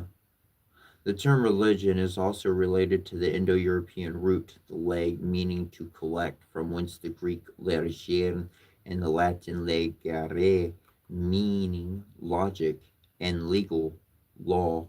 The man who coined the word, therefore, had in mind that it is a system to collect or unite things that belong together by logic and natural order. Hence, it is scientific. Once more, it is clear that it is a Sahu man who, in need of instructions regarding the legitimate and logical ties between things as the fourth sphere of the tree of as as the fourth sphere of the tree of life is the faculty wherein is understood the laws that govern and connect things and events. But men who have developed this faculty are truly able to practice religion. Unfortunately, the issue is not confined to the education of Sahu man in religious matters, as religion is a natural product and function of the higher faculty 0 to 6. It can be truly practiced by people who have brought forth these faculties. When it is taught to Sahu men, they cannot help but bring it down to their level of perception. If the first and fourth spheres within one are dominant, the most that one can achieve is the belief in the teachings regarding the oneness underlying all events, as opposed to the actual knowledge of it. The experience and thus the capacity to live according to the shaping forces of unity is lacking. This is the reason for the fact that there are so many bigots, haters, and segregationists in high religious places. They comprehend the doctrine of oneness, but find it impossible to live it, earning thus the smear of hypocrisy. The reality, they are not. There is nothing inside of them that can respond to the religious values on their true level. The light shines in the darkness, which fails to comprehend it. When we consider the fact that Sahu man is dominated by mental faculties that cannot perceive the unity between things, then it is easy to see how his attempt to practice religion is full of fatal contradictions. Despite religion's central theme of unity, we find him invoking God to aid him in vanquishing his enemies, claiming that God has given him the right to enslave the generations of Ham, of black people, claiming that women cannot hold the highest religious offices. The fact that Sahu man is unable to truly understand abstract categories shows up in his misunderstandings of the term God. To him, the term God represents a concrete entity, hence his use of the term as a proper noun. In the African tradition, the term is an abstract relational category like the terms governor, president, etc. It denotes all that presides or has dominion over a sphere of activity. The African scholar, therefore, has no problem in understanding that a supreme god or a presider can create and administer the world through a number of agencies to whom have been delegated dominion or presidency or governorship or godship over specific spheres of activities. This is no different from the hierarchical administration of the physiological functions of our bodies or the government of a nation or a business. Once we understand the categorical relational abstractness of the term God, then we are in a position to understand how man and God are of the same category of being, and that so called polytheism is in reality a synthesism that is a whole, a supreme God, compounded by several integral parts of gods, acting in concert with each other to fulfill the will of the whole. But the Sahu faculties, the spheres 7 through 9, cannot perceive the connection between things and fails thus to see the unity between the gods with each other and with the supreme God. As they close their minds at the outset of to all teachings that expound the deities, they fail to avail themselves of the assistance that such knowledge can bring to them. Imagine a person who believes that all of his problems must be solved by the supreme leader, the president of a country. When Sahu man sees all sort of men healing and affecting nature through the power of their spirit, the third sphere, when he talks ignorantly but fluently, of course, about miracles, the supernatural spiritual gifts, only Son of God. If the etymological and semantical structure of the word religion shows that the term denotes a system for tying back, reuniting elements that lawfully belong together, then what can we say for Sahu man's definition of the term?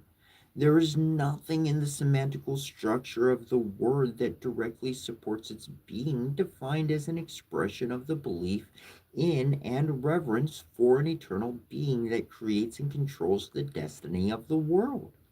It cannot be argued that this is a description of an important aspect of religious expression, but it is not the definition of the word itself. History has shown quite well that men have found it extremely easy to profess their faith in the existence and power of God, to feel a great reverence and devotion to God, while actively nurturing their sense of disunity from other men and other departments of nature. What would the course of history be had the world religions placed into the foreground the unifying yoking atonement principle that is essential for the definition of religion? Let's remember that this unity cannot be achieved by the intellectual assimilation of the appropriate literature, but by the spiritual practices that result in the raising of one's consciousness to the higher divisions of our spirit. Consequently, we must also change our outlook regarding the process of worshiping. While Sahu man's worship is an act of veneration, love, and admiration for the deity, the Ab and Ba men add to this the cultivation of the moral virtues and spiritual practices that culminate in the elevation of consciousness to the higher parts of the spirit, wherein dwell the faculties that man shares in common with God. No one can be saved by living a sinful life, breaking the laws of nature, then begging God for forgiveness. Nothing short of living a godlike life will do. Regarding the scriptures, we are told that they were acquired through the divine inspiration of particular men. Once we have acquired true knowledge of self, we will know that all men are capable of intuiting divine wisdom through the agency of the second division of their spirit, the Ku and second sphere, once they have awakened and developed this faculty. But Sahuman lives with the impression, with the reception of scriptural information, is a phenomenon that is limited to a very few men of the past. Can anything be more absurd? Spiritual guidance is to be found outside of his self, he believes. So he does not strive to contact the source of wisdom within himself. Imagine what the world would be like if most men during the past 6,000 years were striving to perfect themselves in order to manifest the wisdom and spiritual power that lies within them. It is interesting to note that the religion of African people from ancient Egypt to the present sub Saharan cultures is characterized by the practice by priests and priestesses of going into trance to contact the source of wisdom to guide people and the source of spiritual power in order to assure success in the events of life. We shall have a great deal more to say about this later.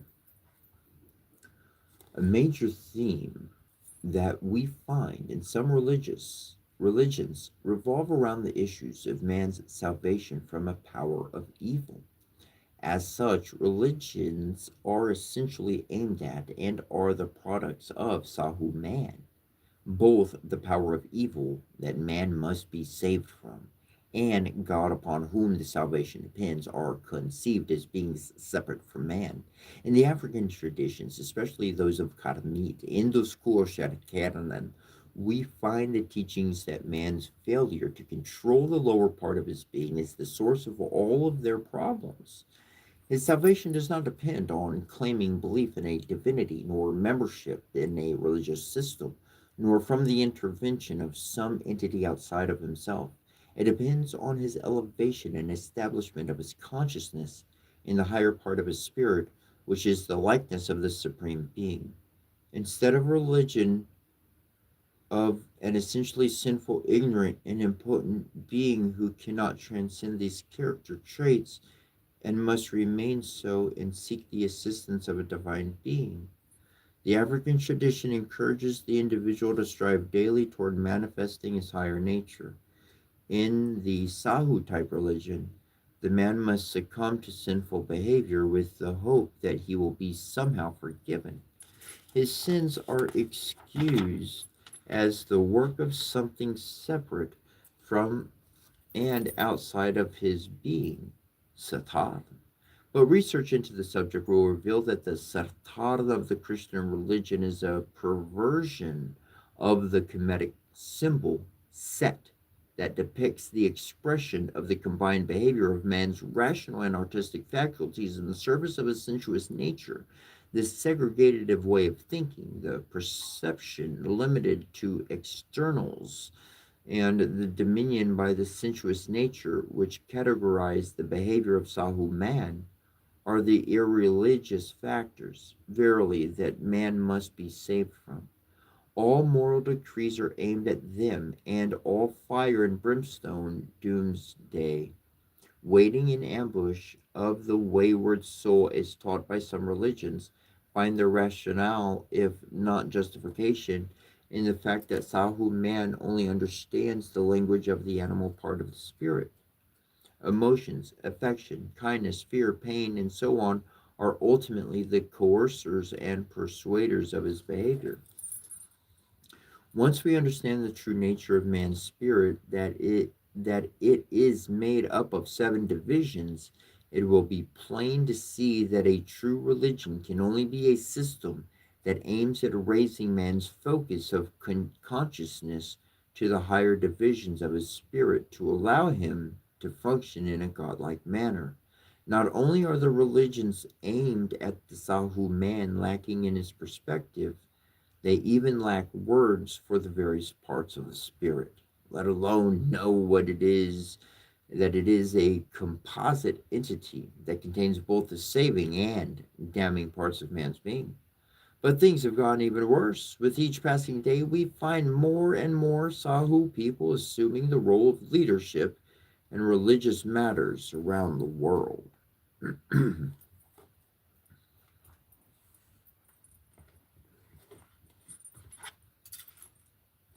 We're going to come back and we're going to continue with that.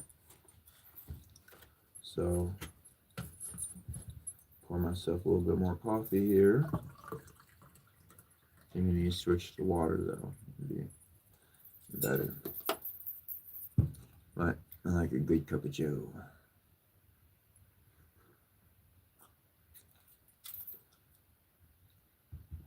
I will be right back. I'm going to use the bathroom and we will pick up right where we left off.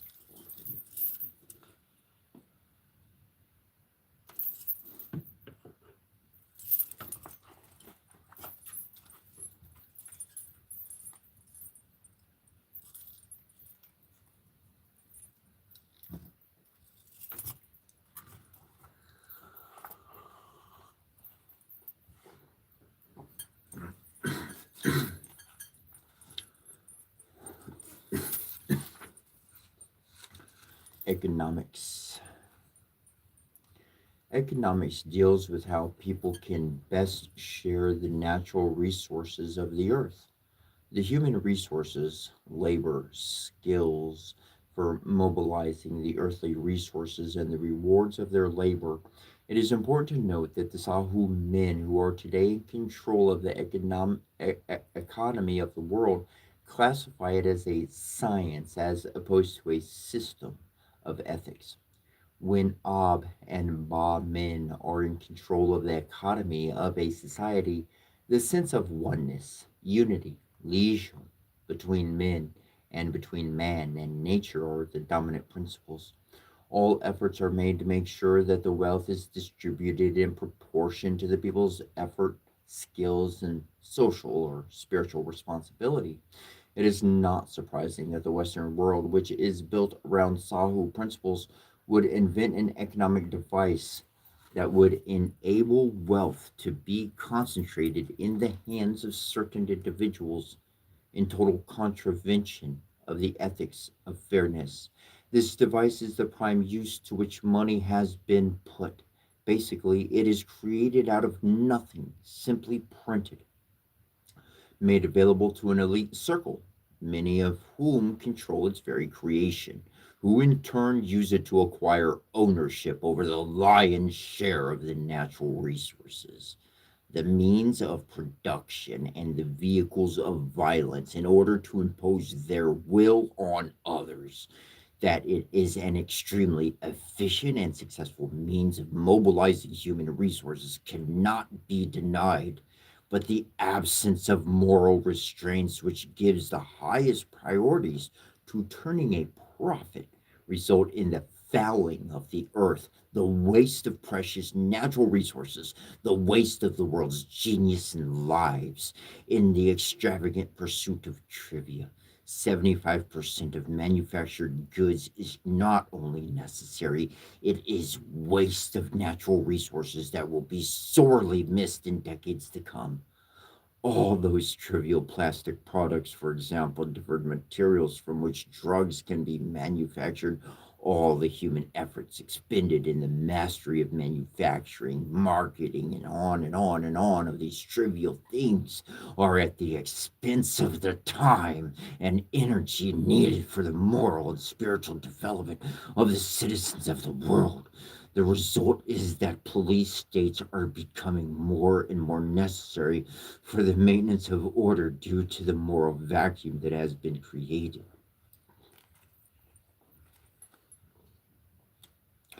When consciousness rises to the or higher levels of the spirit, it understands that the purpose of government is to coordinate the various self interests amongst the individuals making up a nation, to promote the equilibrium between the needs of the individual and of the group.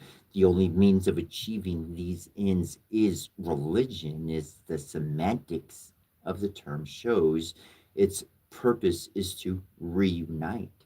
It is the working of the segregative mental faculties, functions of the faculties of the Sahu and the Kaidi beat, the animal spirit, that are responsible for the selfishness, segregative, that characterizes the governmental systems of Sahu men. Their governmental systems are primarily means of securing and protecting the economic advantages and privileges of the elite, as this cannot be done in the presence of a true religion, then the latter must be banished from the government. Law and order must come from the use of force incidentally. This is, like all fallacies, is a lost cause. There will be never enough money for the hiring of enough law enforcement people, many of whom are crooked themselves, and for the achievement of a significant level of social order. It cannot be policed nor forced into being. The shaping forces of law and order must emanate from within people's spirit. To separate government from religion is to betray not only the incapacity to govern, but the total ignorance of the meaning of the word and the subject. In the social correspondences of the tree of life system, the king is represented by the sixth sphere.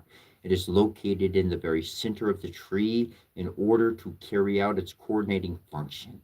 In the Kemetic tradition, it is Hiru, Shango in the Ryuba, who must defeat Set, the creator of a governmental system in which the lower intellect spheres, 7 through 9, main function is to rationalize the sensual and emotional gratification of the animal spirit, the 10th sphere. This brings us to education. The men who coined the term education to denote the process of training had in mind a procedure in which something is being led or drawn out, as the etymology of the word shows, from educere, e, out, plus ducere, to lead, draw, bring.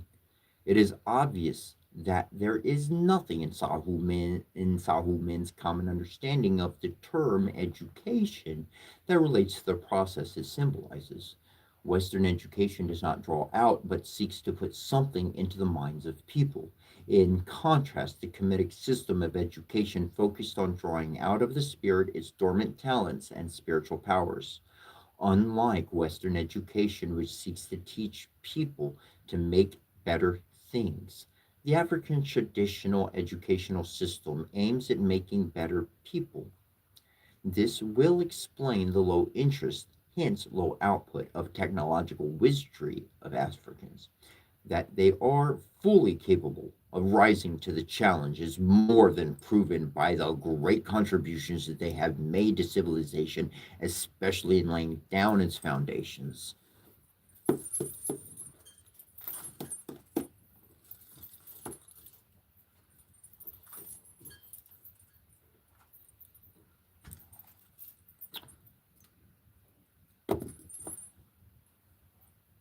Now, here's something I read over here, and it is true. This is something I like to make known to you.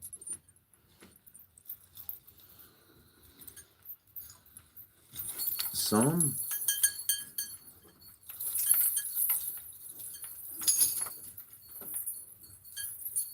some people, you got watchers, but they don't touch you. They follow you everywhere. You got certain words, negative words. I call them watchers because to me they're protectors. The protectors, the watchers, the people who never touch you. By divine law and order, you have already risen above Sahu man. Okay? You've already risen above their station. It doesn't matter if they wear a badge or not. When you rise in ascension while on this planet, in this flesh, without dying, you rise above where everybody else is. That's why they can't touch you. That's why they follow you. That's why you feel you're being watched. That's why you feel all the whole list of all that crap. Because your will is greater than theirs. And your will says this body is protected and it goes where I choose it to go. It is in no chains by no man, by no authority on heaven or earth, because I have risen above that. I have ascended beyond that. If we've read anything, what I am telling you is not to go harm nor hurt, but is to realize your divine authority and to move the energy within yourself to manifest in the world around you. You have the ability to order through your heart that those who are in an office of protection, that they must serve and protect you and anything you deem to be protected and served. Okay? Your prayers, your communication instructs and commands our King the great big J, guess what he said? He said, "You're going to be kings with me." A king. There ain't no police force that coming after and touching a king. You follow your heart. You obey the divine law in order that you live your life by. And you create this world at every level. Government, to enforcement, to hospital, to emergency response. Your heart is in power because you rose above human and you became something more. That's why you will have your freedom. Take your power back. Let's build a new world free of the constraints of the past, free of the doctrines of old, but yet sticking true to our roots of who we originally were when we were able to affect positivity on this world and people were able to live for thousands of years and giants walked because they lived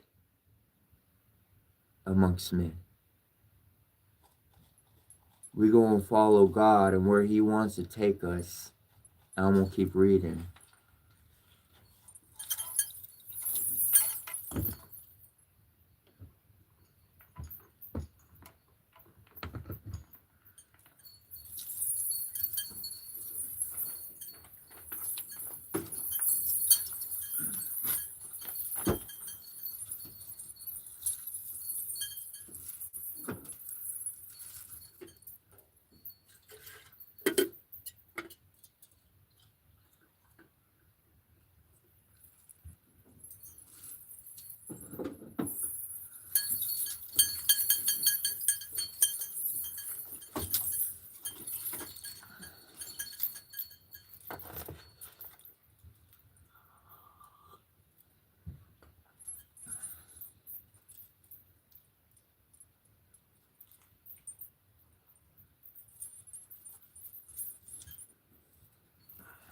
Frankincense oil. Very good stuff. Very good stuff for the body. Very good stuff for the smell, lungs, blah, blah, blah. All right.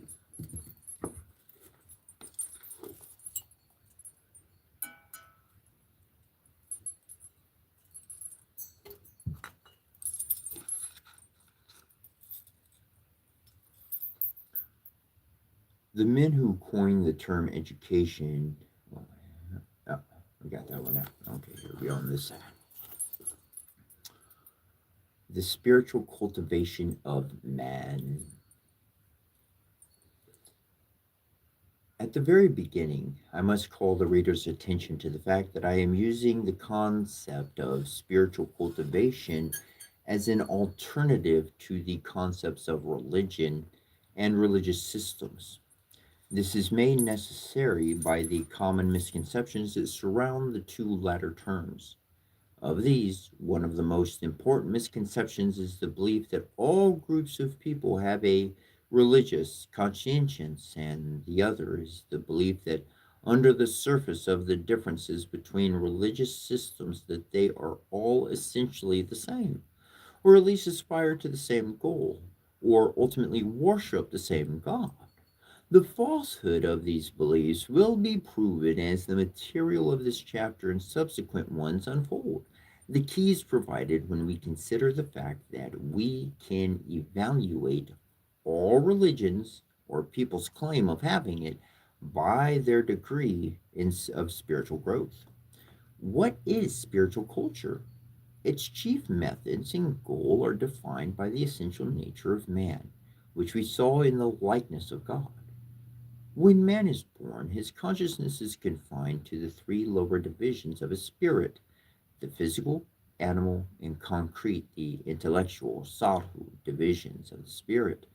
As these irrational and divisive faculties are the only guides to his consciousness and will, his behavior, his subject to error, this is the cause of all that is wrong in the world. Spiritual culture, then, is a system that methodically leads man's consciousness to the higher parts of his being, wherein dwell those faculties that contain the essence of God's attributes. In short, its goal is to raise his consciousness and spiritual power, the acquirement of wisdom, the intuitive knowledge that frees man from errors, and the spiritual power to achieve his will, making criminal acts unnecessary, is the result of achieving the goal of spiritual cultivation.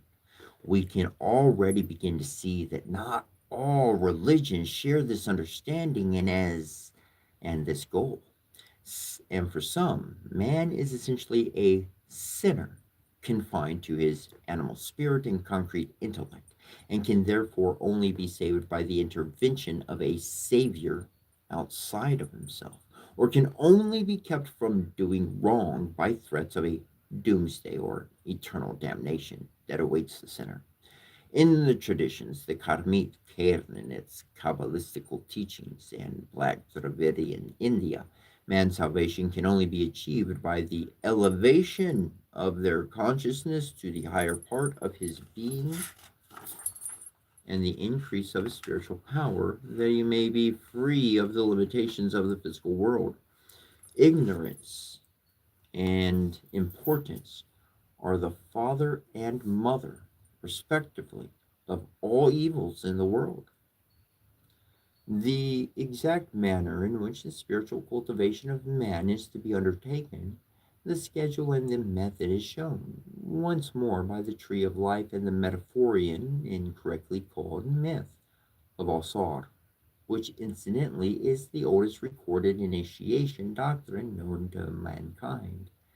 I have adapted the Greek term metaphorian to coin a new term to be used in place of the term myth. The distinction cannot be encapsulated by a mere definition. As you read through the following chapters, you will realize that these stories don't fit neatly into the category of allegories, neither do they bear much similarity to the myths of Rome, Greece, the Middle East, etc. When they are related to the tree of life and to its related initiation and meditation systems, they will be seen in the poetically rendered spiritual scientific principles. According to the story, the most ancient of times, a Kemetic king named Alsor, discovered the method of raising his consciousness to the highest division of a spirit and increasing his spiritual power to its highest potential. Sphere 0, 1, 2, and 3. As a result, he was able to bring civilization, a spiritually controlled way of life, to the people, with its accompanying social harmony, peace, and prosperity. The reader must recall what was said in previous chapters regarding the Ba or Asar, the man. Order in the land was maintained by a system that effectively developed the moral faculties in people, and by allowing only such men and women who had developed their moral faculties, sphere 4, 5, and 6, to hold positions of government. It was long before his youngest brother Set, symbol of dedication of our intellectual faculties, logical and artistic, to the service of the sensuous and emotional nature, became jealous of all the adulation and homage paid to Osar. Driven by his lust for power and the rebelliousness of the animal spirit against the order and laws imposed by Assad, Set, with the assistance of a confederacy of no-gooders, the Sebal, from Sedbek, deity of the eighth sphere, killed Osar. They then hacked his body into 14 pieces and scattered them all over the land. It is said that a shrine to a deity emerged at each place where a part of his body fell. Those with the understanding will grasp what is implied regarding polytheism. With Assad out of the way, Set usurped the kingship and proceeded to terrorize the world.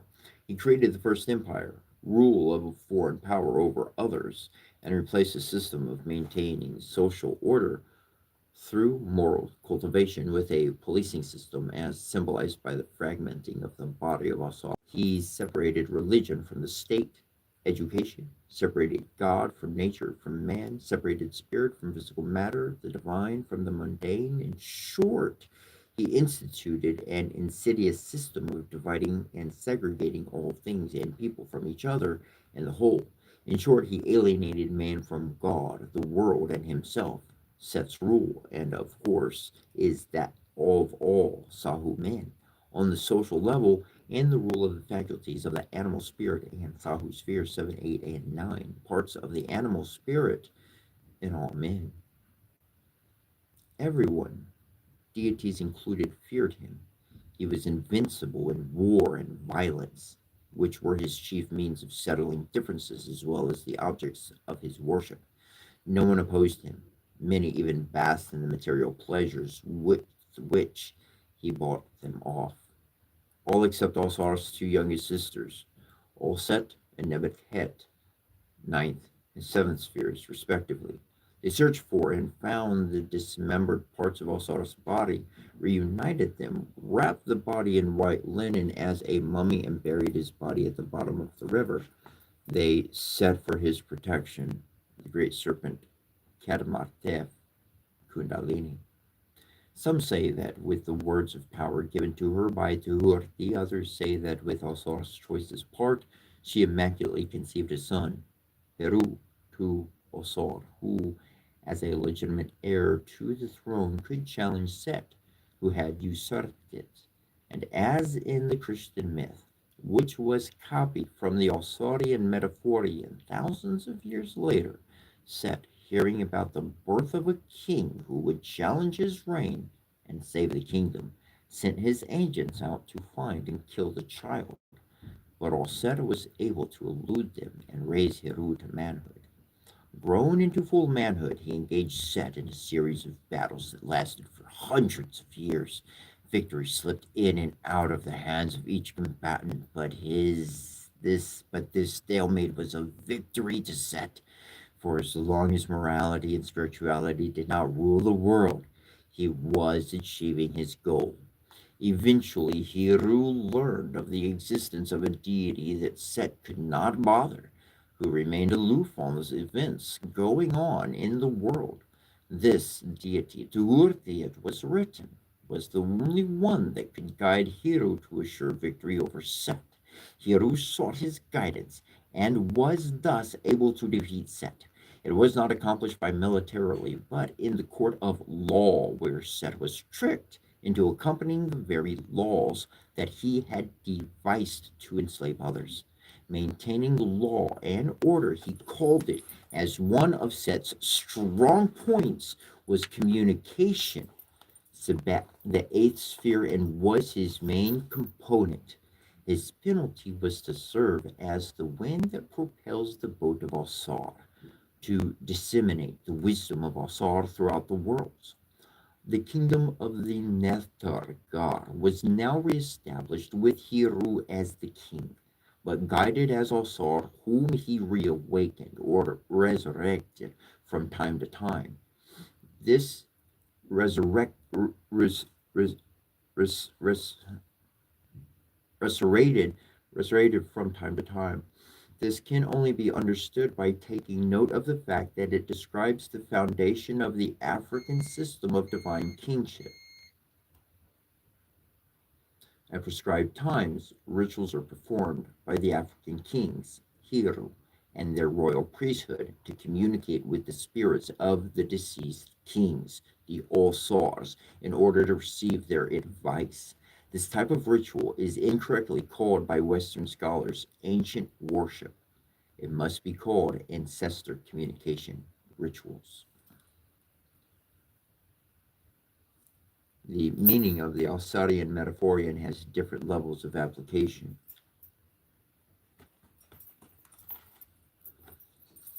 The Alsatian Metaphorian in the spiritual evolution of the individual. Alsar established order, harmony, and prosperity.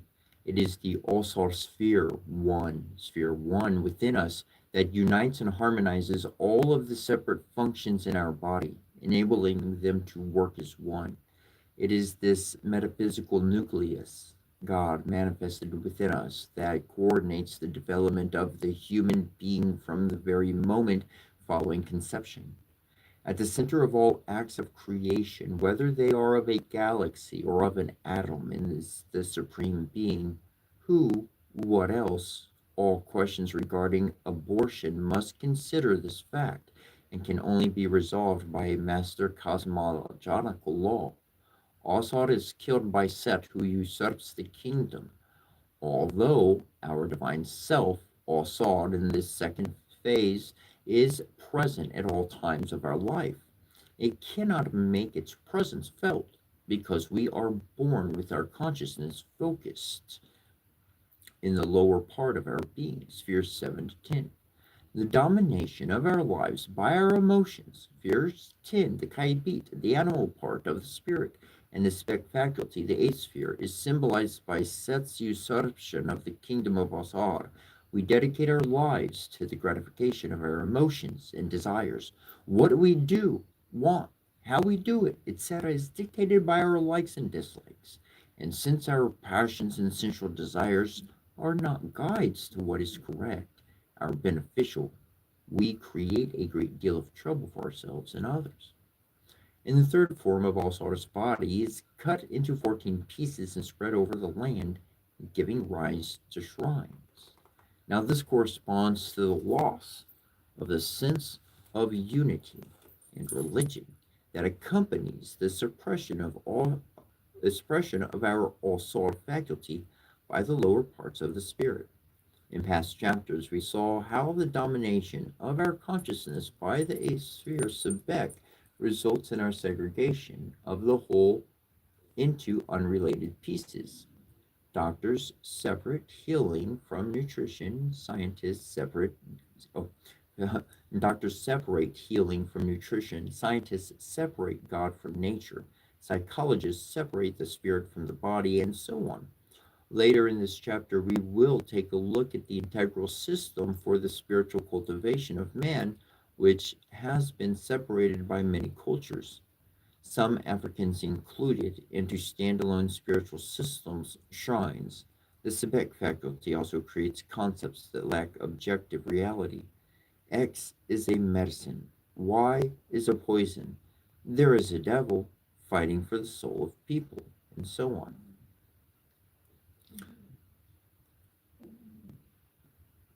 On the fourth one, we have Allset and Nebuchadnezzar. Collect the pieces of his body and bury it at the bottom of a river and protect it with the serpent Kadamatev.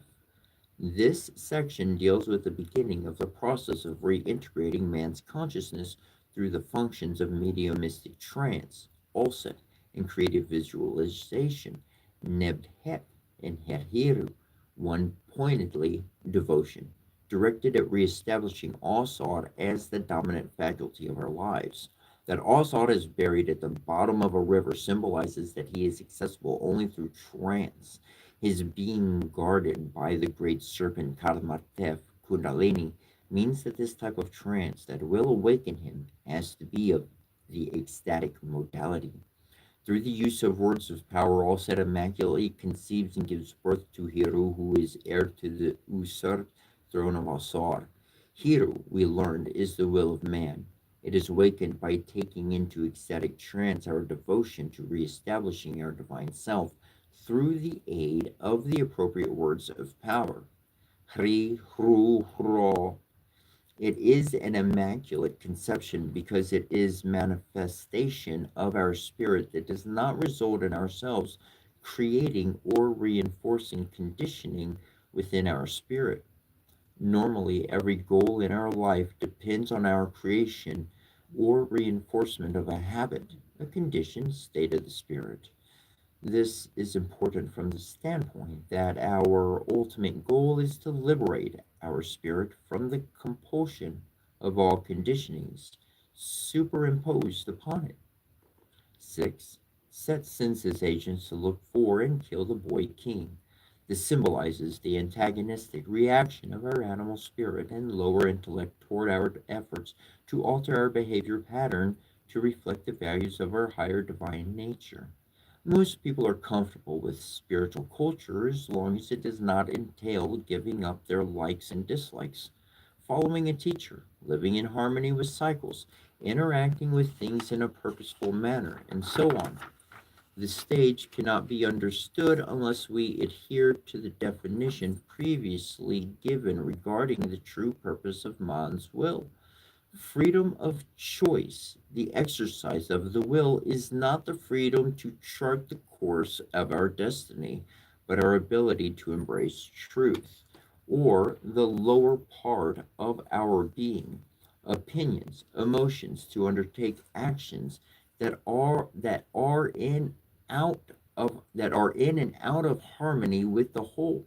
So at this stage, when the will of man begins to make its presence felt, either as a result of spiritual instruction or the trance work of the previous stage, he often rebels against the higher values. There is a dichotomy between what he believes or understands and what he feels. Grown into full manhood, 7, hero engages set into battle but cannot achieve any more than a stalemate, which ultimately is failure.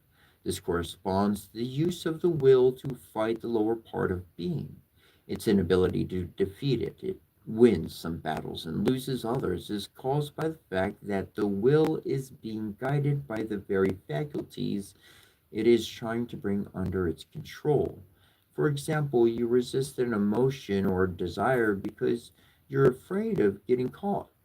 There is a failure to understand that as long as you are motivated by an emotion, fear of getting caught, of being embarrassed, of dying or going into jail, you cannot successfully oppose undesirable emotions and desires because in each case you're being controlled by the emotional part of the spirit.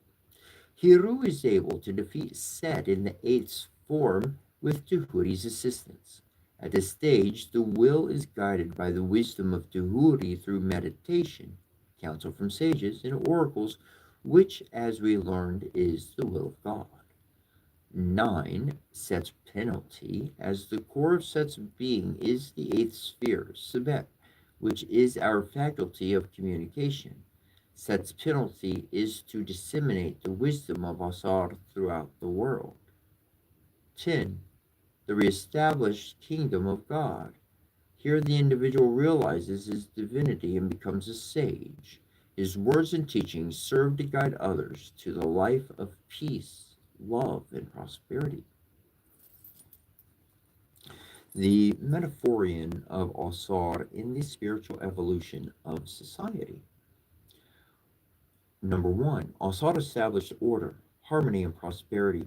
This is symbolical of the fact that the nations that established civilization were governed by religion and a higher moral code than exists in contemporary so-called modern societies. It is interesting to note that imperialism, the subjection of a foreign nation by another, did not occur until the coming of the Semites to Mesopotamia. It started with Sargon the first of Akkad. Until then, the great powers Karmit, Surmur, Kursh, Harappa, Mohenjo-daro, and Elam lived in relative peace with one another. Skirmishes and quarrels over routes, etc., existed for sure, but never did they set out to plunder, destroy, or subjugate each other. Neither did they go up to the north to enslave or exploit the military weak Caucasian. Al-Sar, in the second form here, is, or I should say in the next evolutional stage, is killed by a Set who usurps the kingdom. This corresponds to the period since the coming of the Eurasian to Western Asia, Mesopotamia, India, Africa, and the Mediterranean, and later to the rest of the southern and west hemispheres. The conquerors reinterpret the religious teachings and cultural elements of the ancient civilizations in light of their level of understanding, biases, interests, etc. Motivation of human behavior is no longer through moral cultivation, but through fear and violence.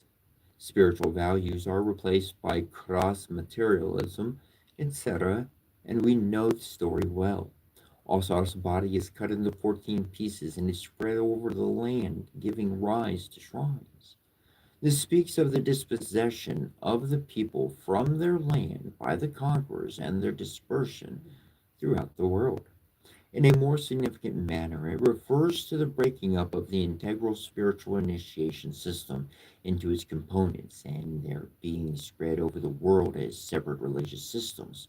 We will see later that the great initiation systems of Kadmit and Canaan were composed of 10 major stages and 23 minor, the so-called 33 degrees of masonry ones. Once these nations came under attack, signaling the beginning of the end, as their prophets had foretold, they began to send priests with their shrines into different parts of the world in order to preserve the teachings. 4. Alset Nebat had collected pieces of his body and bury it at the bottom of a river and protect it with the serpent Karmater. This corresponds to the masses' Alset adherence to their religious faith, however unsophisticated, and their undying hope for a world of peace, happiness, and plenty. 5. Alset immaculately conceives and gives birth to Heru, who is heir to the usurped throne of Alsar. The preceding stage eventually leads to the birth of revolutionaries. 6. Set sends his agents to look for and kill the boy king. This symbolizes the typical reaction of conquerors and oppressors to those who revolt against their immoral rule. 7. Into full manhood, Hiro engages Set into battle but cannot achieve any more than a stalemate, which ultimately is failure. This is the stage of revolutions in the world, but it does not lead to success, as one dies by the sword if one lives by it. Might, however justified or unavoidable, does not make for right. We are presently at this stage in our social development. 8. Hiru is able to defeat Set through with Tahuti's assistance. At this stage, moral and legal values are wedded to serve as a basis for educating the international and social conflicts in the world.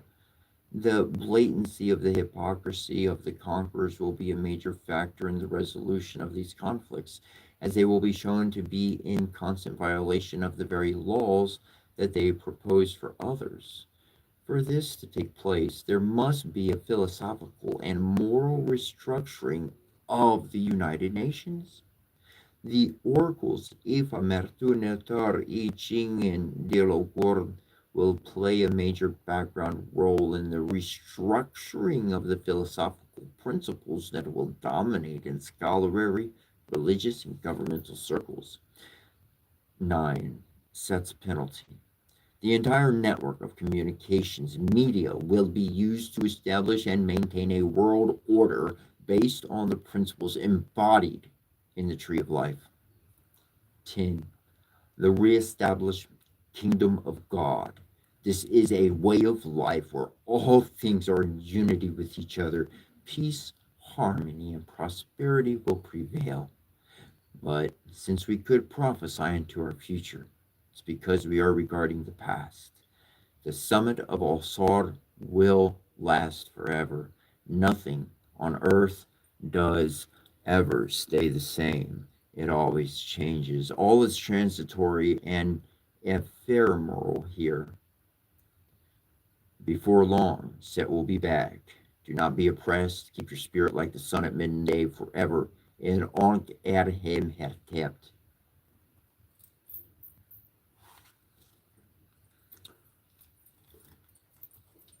I would like to share. I'm going to go on. Before we do, I'd just like to share.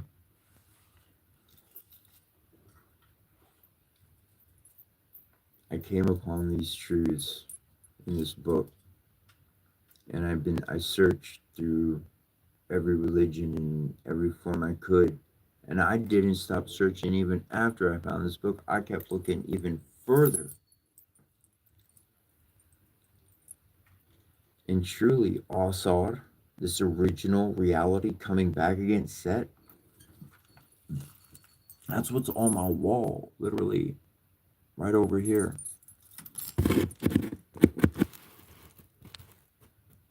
I mean, that's what we got. We got Set. We got essentially the king right here, the new king, the boy king. And we got Hiru over here. And literally, Ra and Set create the king. And he can balance those things because he remembers who he is. He remembers he's the Ram. He was Ramses because he could destroy anything. He just had to ram up against it with all of his force. He had unite everything into one. Pah! And it's just complete, utter destruction. Or he could be Moses, and he could see, and he could speak to the people and be kind. Shepherd. There was the flood. There was battle. We've been stuck in a rut. And I recognized, and I started living. Alice went down the rabbit hole, found herself in Wonderland, and she kept meeting more and more friends and said, well, what could I do for you? Well, let me know. What could I do for you? Let me know. If I could do it, I'm going to do it for you. Let me know. If I'm going the wrong way or stepping in the wrong direction, or you let me know. Because I want to help.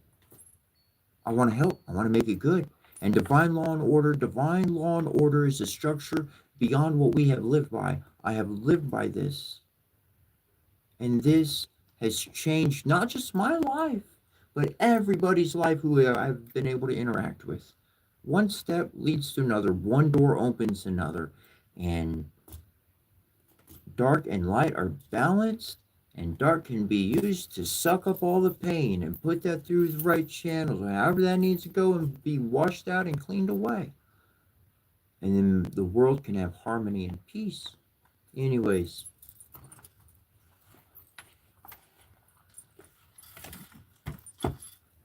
this, what I'm reading, that's the Yellow Brick Road.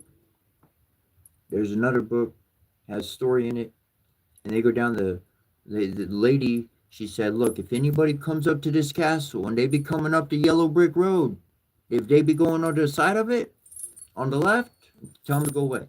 If they come down on the right side, tell them to go away. And this one dude, he just come looking all crazy and bum-like and whatever, just a traveler in the woods, half starved and everything, and he walks right up the middle of this golden walkway. Sheesh, yeah. He didn't go to the side or nothing. He didn't worry about the other two. They were like, oh man, it's so pretty. I don't want to scuff it. I don't want to put a mark on this beautiful walkway. This one walked right on up. Knocked. It's let in. Anyways, chapter 10. While the metaphoric stories like the Osirian system explained in the preceding chapter, let's see.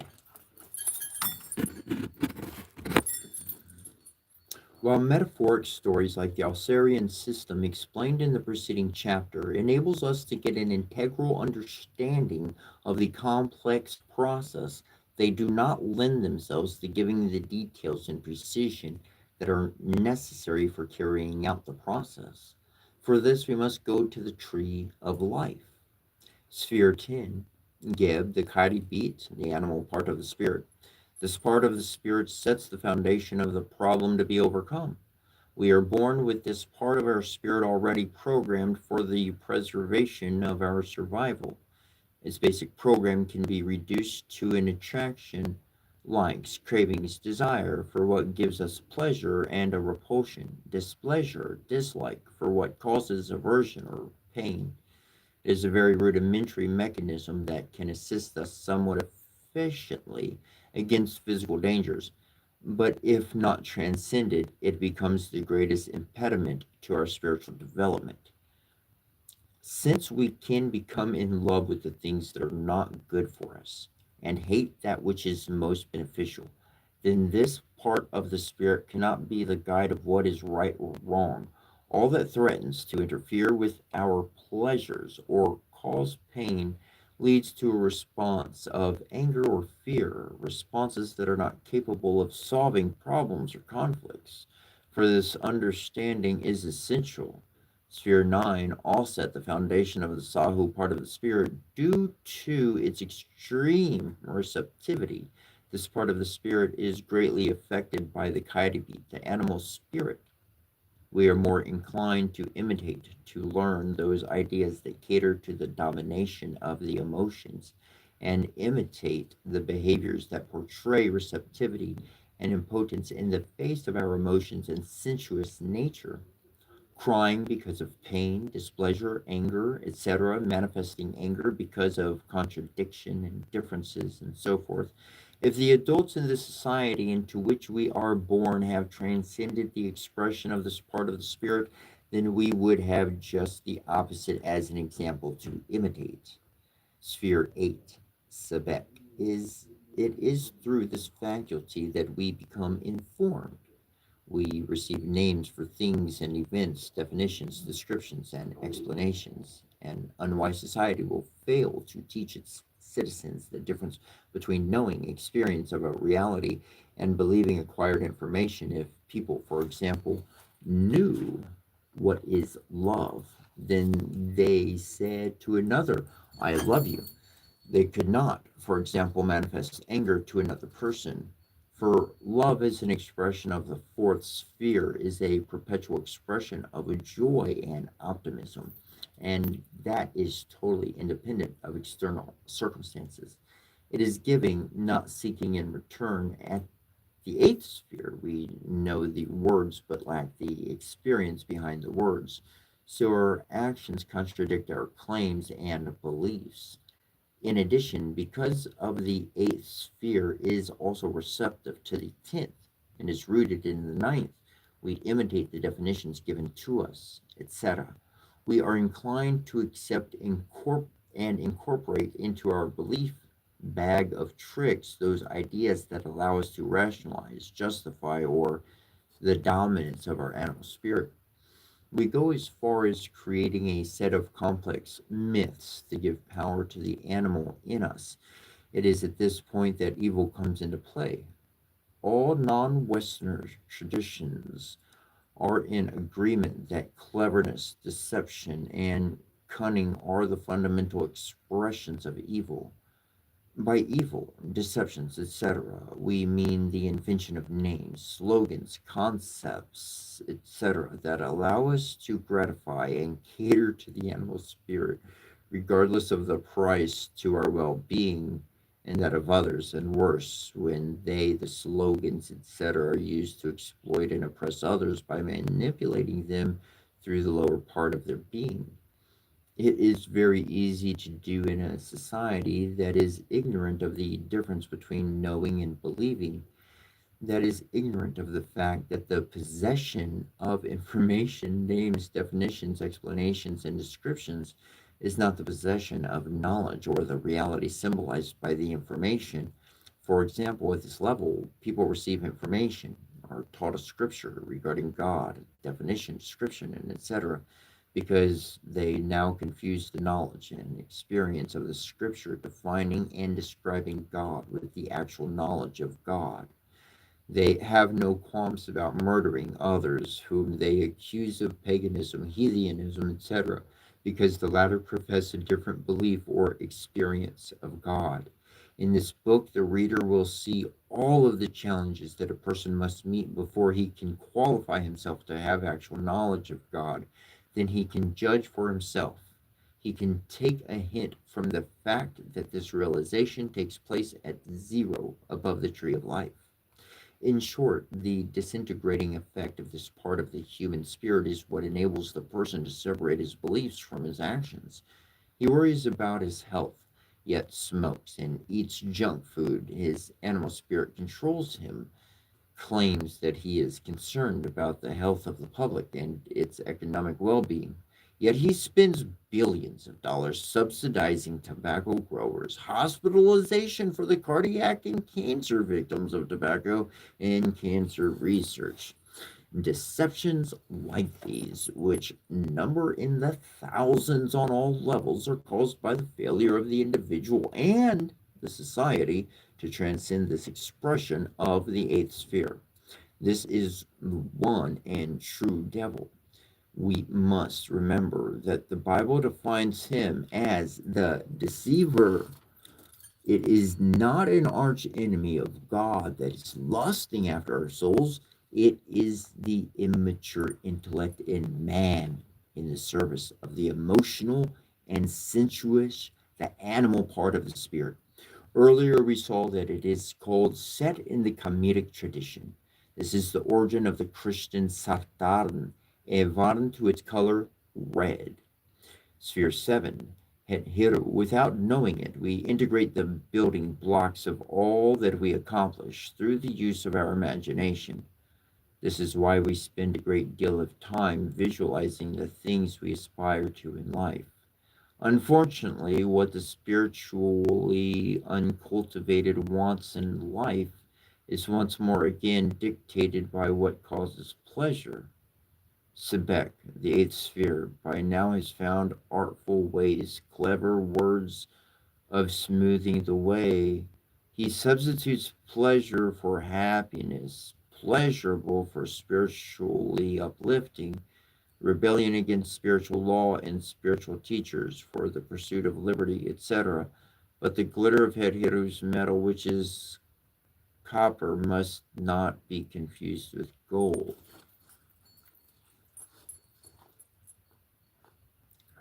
These four influences, spheres 10 through 7, seal the way to the spiritual development of the individual. They ensure that his consciousness remains imprisoned in the lower part of being, the Sahu and Kaidvit divisions of the spirit. But now that we have a technical understanding of the problem, we can proceed to solve it. Underlying the problems to be overcome are two principles, which the four principles underlying the initiation process itself yield six principles that must be kept in mind in order to properly understand initiation. The two principles underlying the problems to be overcome through initiation. Level 1, the identification of the individual with the person or the four lower faculties, spheres 7 through 10, instead of the self, 0 through sphere 3. This can be summarized by the following statement: I am the person. This is the source of all man's problems. The use of summarizing statements such as this one and others to follow will be fully appreciated when applied to meditation. A struggle to overcome the lower part of being that ends in failure. The second, as the individual is identifying with the person, then the person is fighting with the person. This corresponds to the ineffectual struggle of Hiru against Set. It can be summarized as I deny my person to assert my person. The four principles underlying initiation. Level 1 of initiation, which is carried out in the three stages, spheres 9 to 7, correspond to the return of the individual's identity away from the person to the self and its faculties. So to the self is All-Star sphere 1 and 0, and its faculties, the spheres 3 and 2. In the All-Star story, it corresponds to all such devotion to finding and reuniting, remembering the parts of All-Star's body. It can be summarized as I am All-Star. Level 2 of initiation, which is carried out in three stages. Spheres 6 to 4 corresponds to the successful struggle of the individual in opposing the lower part of being, the person. In the course of the meditation work given in this book, it will be shown that the efficacy of the will is not based on power, although the latter plays an auxiliary role, but on the spiritual liberation of the individual, which is ultimately dependent on his identification with the self, sphere 1, also. This level can be summarized as I deny my person to assert myself. It corresponds to the success of Hiru over Set following Asar communicating through duty. Level 3 of initiation. which is carried out in three stages. Spheres 3 through 1 correspond to the actualization of the ability to live as the self in the world. Once the individual has gained total freedom from the lower part of being, the person, it can be summarized as I live as Asar. This corresponds to Hiru's assimilation of the qualities of Asar after defeating Set. Level 4 of initiation, which is carried out in one stage, 0, the subjective realm, corresponds to the direct experience of the essential formlessness of one's being. Until then, all that we had to go on was the intellectual argument of the effect that in order for us to transcend a particular habit or conditioning, our spirits must be essentially unformed. Here we come face to face with the reality. The importance of the above outline cannot be overemphasized. I so, I so often come across individuals claiming to be undergoing initiation, yet they are totally unaware of the fact that the source of their problems is their identification with their persons, the habitual complex of ideation and emotional responses to everyday life situations. This is so deeply ingrained that they vehemently resist all attempts to pry them away from this lower complex. The four levels of initiation then is a process of one, preparing the individual for the struggle against the lower part of being. Level one, which is getting level two, the struggle itself. Level two, three, the coming forth of the self and its faculties, and four, the realization of the essential nature of the self as the unconditioned, unformed, eternal, and infinite capacity of actualization. Level 4. Let us now proceed to detailing the 10 stages composing the four levels of initiation.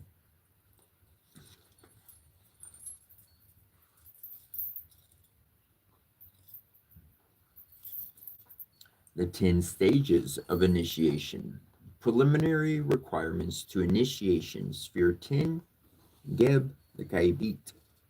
Essentially, spiritual development is a process of raising consciousness from the lower divisions of the spirit, the Karibit, sphere 10, and Sahu, spheres 7, 8, and 9, through the higher ones, spheres 6 through 1, to its original place, 0, in the subjective realm.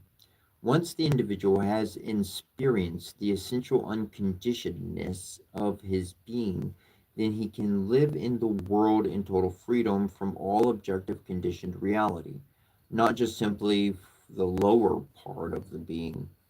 In addition, the spiritual power that is required to effect the raising of consciousness can also be directed by the will of the individual to affect his physical body, the life of others, and the external environment.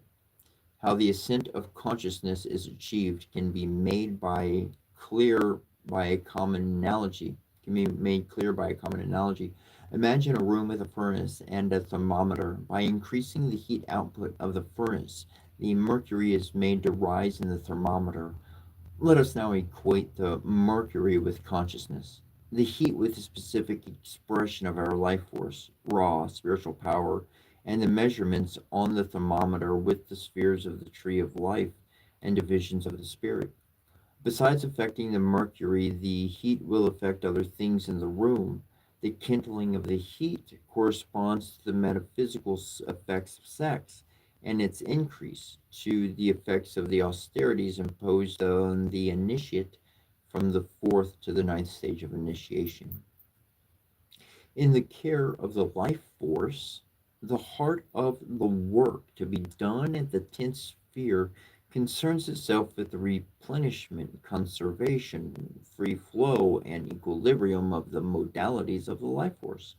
This life force is known as Chi in the Chinese tradition, Ki in the Japanese, Kundalini in Dravidian India, Ra in the Kemetic, etc. Its replenishment is optimized by observing proper dietary principles by following a very nutritious and wholesome diet. It is conserved by exercising moderation in eating, drinking, sexual activity, work, emoting, sensual gratification of all kinds, and so forth.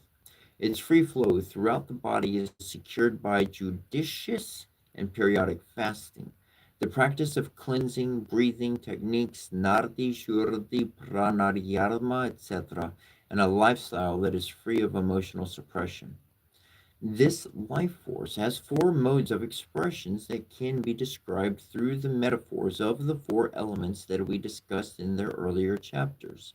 It is subject to a cyclical alternation of phases in which it heats and dries body at one extreme and cools and moisturizes the body on the other. In between, these are phases of cold following hot and dry, and hot and moist following the cold and moist.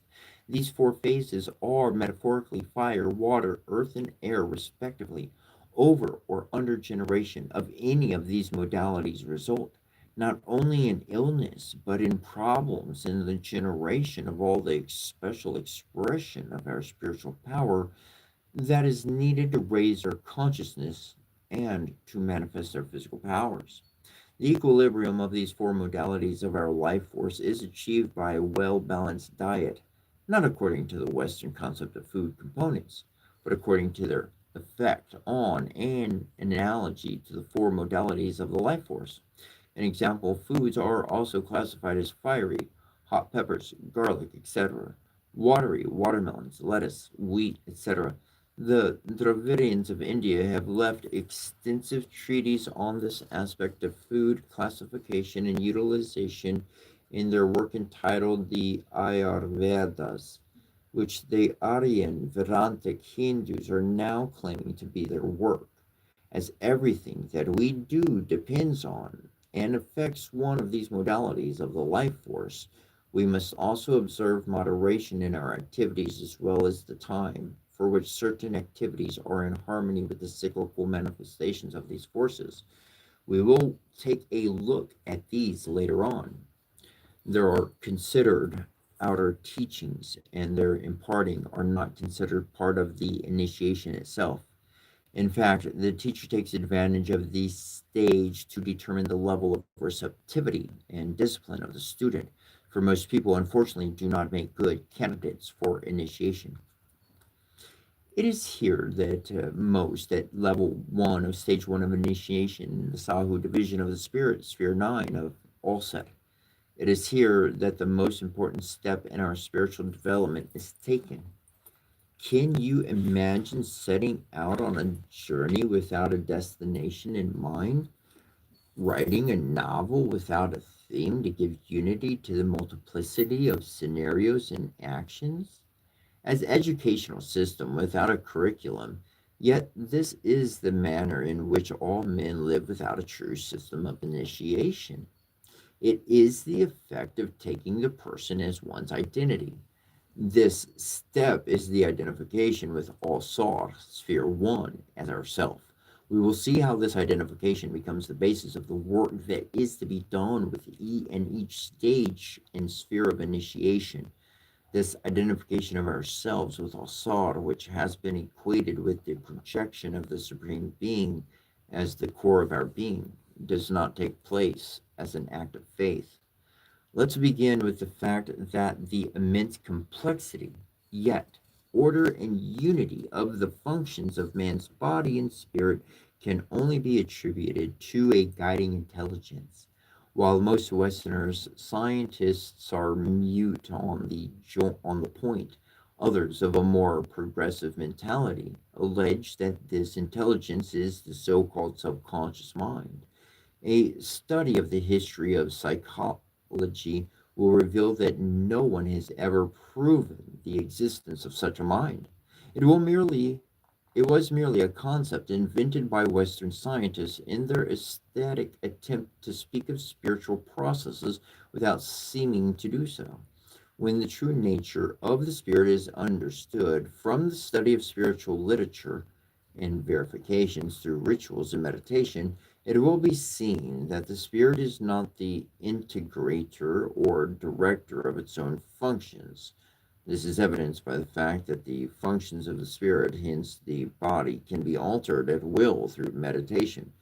In its capacity of directing and integrating the operations of the spirit, mental, emotional, and physical functions, and the body. This intelligence dwelling within our being shows that it has qualitatively the same capabilities as the Supreme Being. Although smaller in magnitude, the making and running of man's spiritual body encompasses the same degree of intelligence. In fact, this intelligence is an unseparated share of appointment of the Supreme Being dwelling within man as herself. That is why it knows how to direct the spirit in its functions of transforming a fertilized egg into the billions of cells of many different types that we all call the human being. That is why it knows how to direct the body in its functions of digesting the and assimilating food, in its functions of healing the body, etc. It stretches intelligence to the breaking point to believe Westerners' claim to scholarship or science regarding their belief that these infinitely complex physiological functions are guided and kept in harmony by the blind mechanical functions of atoms, biofeedback mechanisms, and so on. The indwelling intelligence is none other than our self Assad, the first sphere of the tree of life, the appointment of the Supreme Being within our being. It is the concrete validation of man having been made in the likeness of God. It is the Word that came to dwell in flesh. It is the concrete validation for the claim that the kingdom of God is within. It is with the indwelling divine intelligence that we must identify as ourself, unlike with Christianity. This is not an act of faith. It is a concrete reality that is amenable to being experienced. And not only must it be experienced, we shall see that in the same way that it plays an active role in directing and unifying our mental and bodily functions, it will play a similar role in our initiation and all aspects of our lives. Imagine having this indwelling intelligence that knows how to run the machinery of your body, running your career, your education, your marriage, your nation, and so on. At this moment, it is limited to running the involuntary and subconscious functions of your being. Through initiation, ritual, and meditation, you will learn to expand its functions to the external part of your being, as well as to gain voluntary control over the involuntary processes. The fact that it dwells within you and can be experienced through mediumistic slumbering trance is symbolized in the All Star story by its being buried within an acacia tree, the physical body, or at the bottom of a river, innermost recesses of the spirit, going into mediumistic trance, which is symbolized as being submerged underwater, is the first spiritual skill that the initiate must acquire. Besides enabling the initiate to experience that his self is this indwelling intelligence, this form of trance serves a number of other functions at this stage of initiation. It is the key to memory and unification of experiences. People who have the so called photographic memory are able to go spontaneously into a mild trance while reading. This is the key to the mindfulness that plays a major role in the initiate's quests. Anyone who has made resolutions to change some aspect of their life has discovered that the main reason for failure is primarily due to forgetting. It is at the 15th ounce of that pound of chocolate cake that you remember your dietary resolution.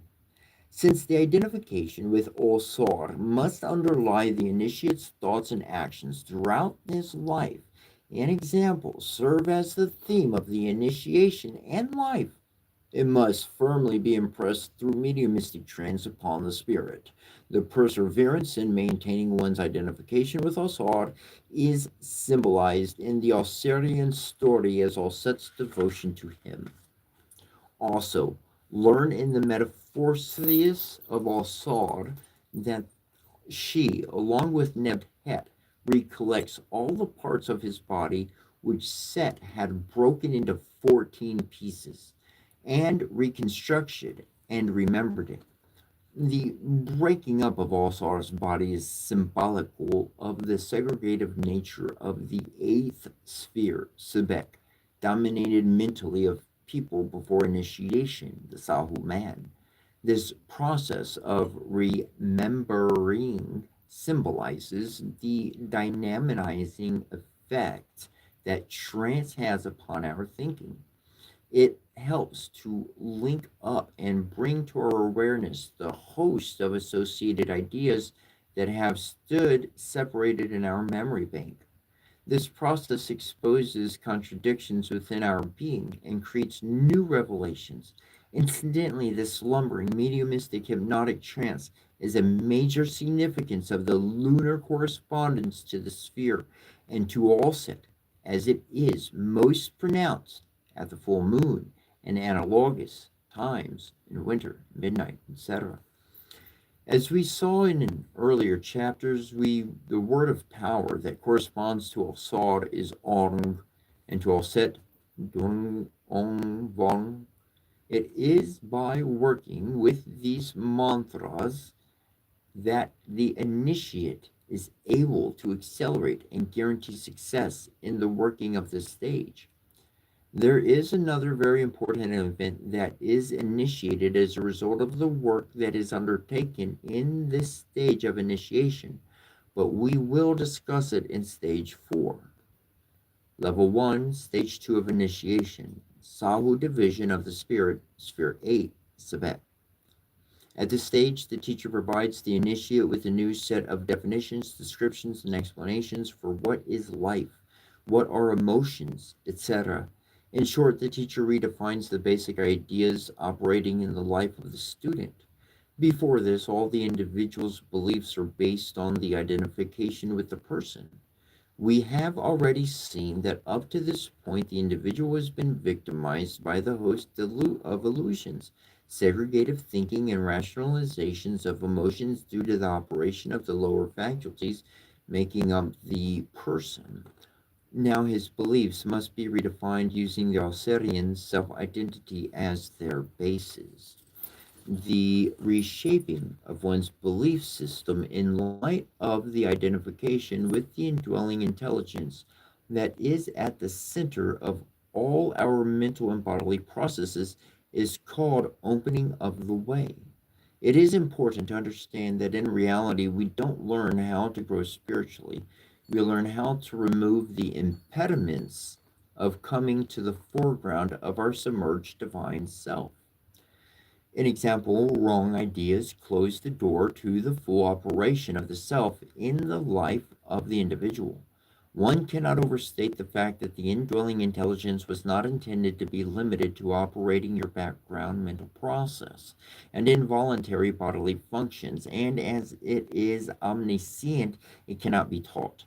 The reformed Sabbatean faculty, reflecting rationalizations based on one's true self, or sor, is called Apawat, the opener of the way. The way is a symbol for our beliefs and the ideas as conduits of the course of our lives. As we believe, so we act. As we act, so goes our destiny.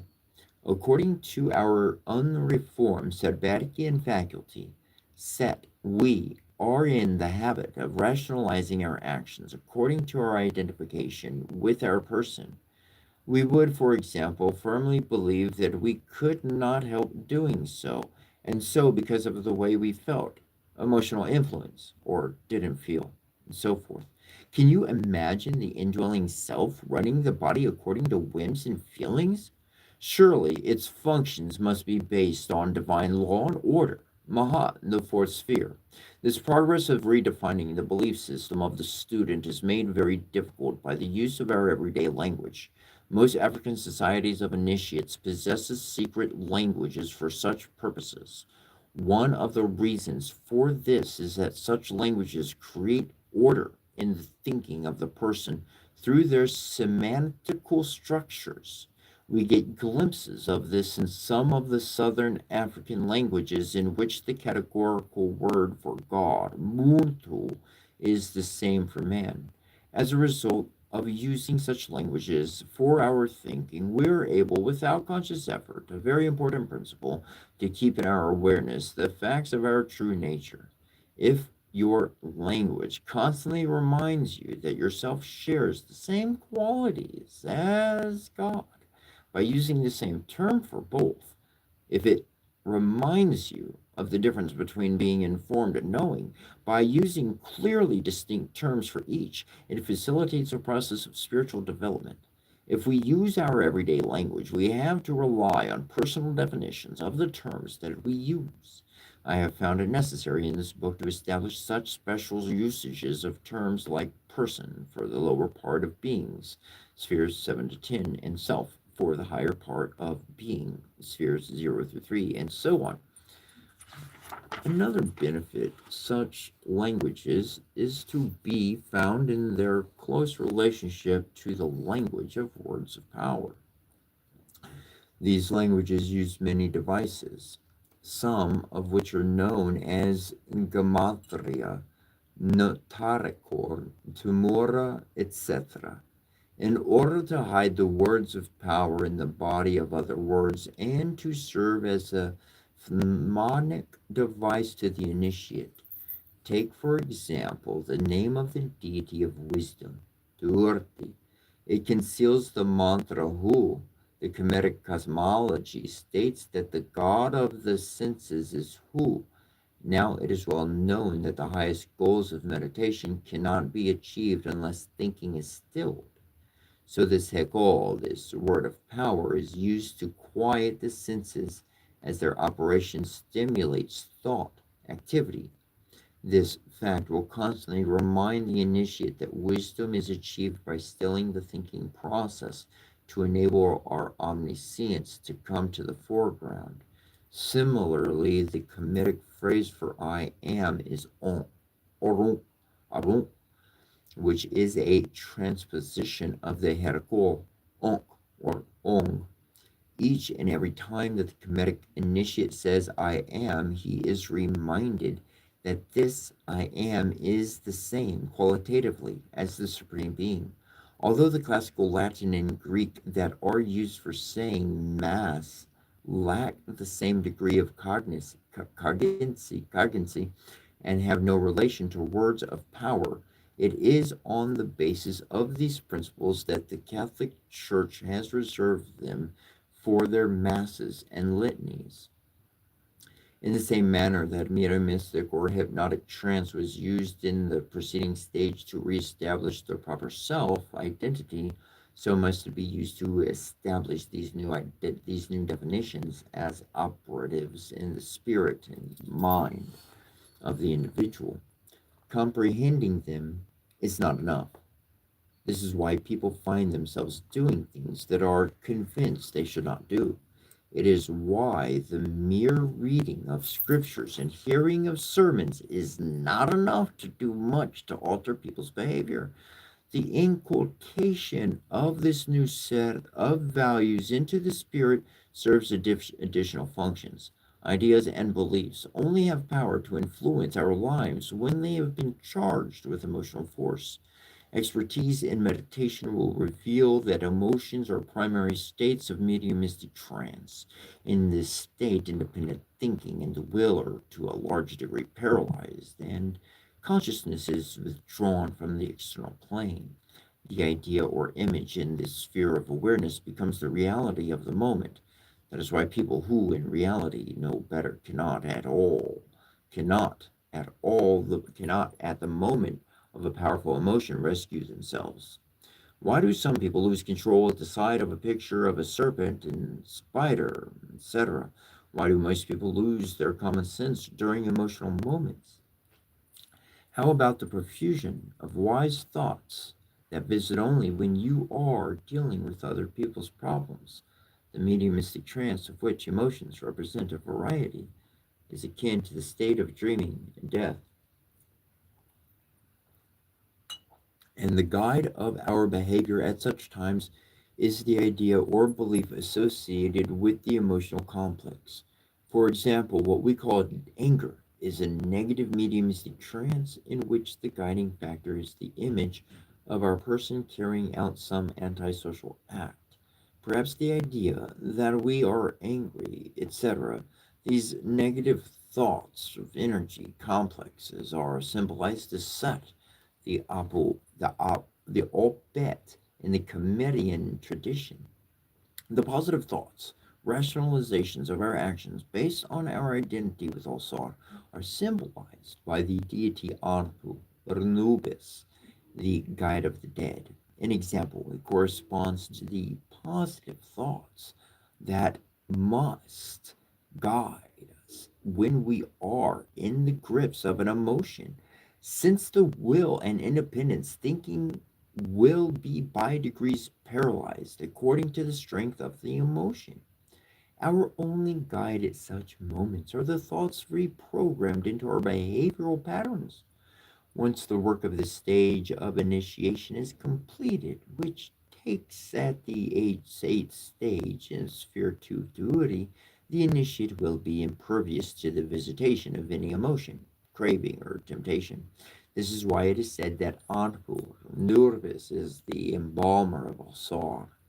An example, he renders him incorruptible. During the fourth stage of initiation, we will see how this process truly unfolds.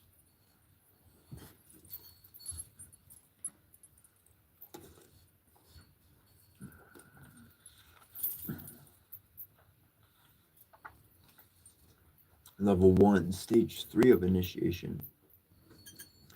Once the initiate's belief system has been brought into harmony with truth, he's often ready for the intensification of life force or spiritual power in order to raise the consciousness to the higher parts of the spirit. The power which is called Kundalini by the blacks of India, by the ones in India, Ra by the Cimmerians, Shekerna by the Karenites, Eros by the Greeks, though misunderstood, libido by the psychoanalysts, though misunderstood, is none other than our life force, the arousal of Ra, our life force, to the point of manifesting psychic phenomena, prophecy, clairvoyance, psychic healing, etc. And raising consciousness to the higher parts of the spirit can take place when we are experiencing intense pleasure, extreme joy, heightened sexual excitement, orgasm, ecstatic trance, and so forth. It is of great importance to note that of all the intense pleasures, that man can experience only to orgasm and ecstatic trance can be deliberately induced. This explains the fundamental nature of religious practices as well as shamanism, which are centered around ecstatic trance. It also explains the sex based ritual systems, the Tantra, etc., that are widely disseminated throughout the so called pagan religions of the world. It also explains the heavy use of music in festivals, all hetero Venusian correspondences in religious ceremonies and meditation. The reader must call that this stage of initiation belongs to hetero, the Venusian deity, goddess of art, festivities, joy, etc., of Karmit. While the first stage of initiation, the initiate's trance, is dedicated to establishing devotion to realizing Osar as the embodiment of his self, and in the second stage, his trance is dedicated to impregnating into the spirit a belief system that is in harmony with truth. In this stage, trance is dedicated to manifesting an intense joy for those earthly goals that are in harmony with the new belief system implanted during the second stage. A clue to the function of emotions is provided by its etymological structure. E is out, external, plus motion, the power to move, etc. It is the energy or moving principle or work capable factor that has the power to overcome the resistance of physical external matter. A law of nature is that all activities require energy. There is no achievement of the will without energy, and no extraordinary achievement of the will without an intensification of the power of the nervous system, or without intense emotional pleasure. There is a very important story in one of the chief scriptures, the Rudrayamala, based on a religion of the blacks of India. It tells of how the great Yogi Varshista, who was very skilled in the orthodox teaching of yoga, who after 6,000 to 10,000 years, about 70 to 125 incarnations of yogic exercises, fasting and asceticism, had been unable to bring forth his spiritual power, Kundalini, into full manifestation. He was about to give up and curse the goddess, declaring that it was all a hoax. When Tara, the goddess of the mantra Om, appeared to him and told him that he could not manifest the mother in her full glory because he was practicing in the wrong manner. He should go to Mahasirna and learn the correct method. When he got there, he learned that God Vishnu, intoxicated and in ecstatic embrace with a beautiful maiden, forgetting that it was the deity itself that he was speaking to. Varshista criticized Vishnu for engaging in practices that went against the sacred teachings. Vishnu challenged Vashirta to prove how and why sex was not sacred. After Vashirta was not able to prove his point, Vishnu explained to him that during the sexual act, he and his Yogini were involved in intense visualization aimed at preserving the world from extinction, while the sexual energy provided the motive force for achieving the goal of the visualization. He then initiated Vashista into the great Kula Yoga ritual of those in India, those enabling him to achieve his goal in bringing forth the goddess, fully effulgent as 10,000 suns. This is the basis of the tantric yoga system of those who gave India and the world yogic teachings. In his book Reflections on the Tantras, Surharkar Chattopadhyaya states on page 13, then the Sarakar initiate should worship the goddess in her, the female partner, private parts according to the prescribed manner. The worshipper should then resort to pranayama, breathing practices, and remain ever calm in mind, thinking that the mother goddess is there. Although all teachers of yoga in the West have remained silent on the subject, all such procedures are pressing the heels against the pubic area and the perineum during pranayama. The breathing practices and the bardhanas are primarily measures to help suppress ejaculation. All pranayamas that have as their objective the raising of the kundalini must be practiced during the sexual ritual. Most of what appears as separate practices of yoga, mudras, bandhas, pranayamas, sarnas, are in reality segregated parts of an integral system. The ignorance and contempt for certain aspects of yoga creation was the cause of their acts of selection and rejection of parts from the system that were in harmony with their thinking. Imagine having functional parts of a television set, but the parts are not hooked up together. This is the state of the world practice of yoga. While engaging in sexual intercourse, the couple concentrates on visualizing a goal, success in the career of the husband or the wife, or both, for example, before and during the ceremony. Judicious use will be made of certain foods and drinks with an aphrodisiac properties in order to realize the greatest ecstasy possible. The association of the image of the objective with the sexual ecstasy serves to keep the image constantly in one's awareness and endow it with great power to attract to the individual in an occult manner the resources to achieve the goal. Do not pleasurable experiences keep reflecting themselves in our awareness, motivating us to renew the experience? This is the great secret for maintaining oneself motivated, which is a major key to success in any undertaking.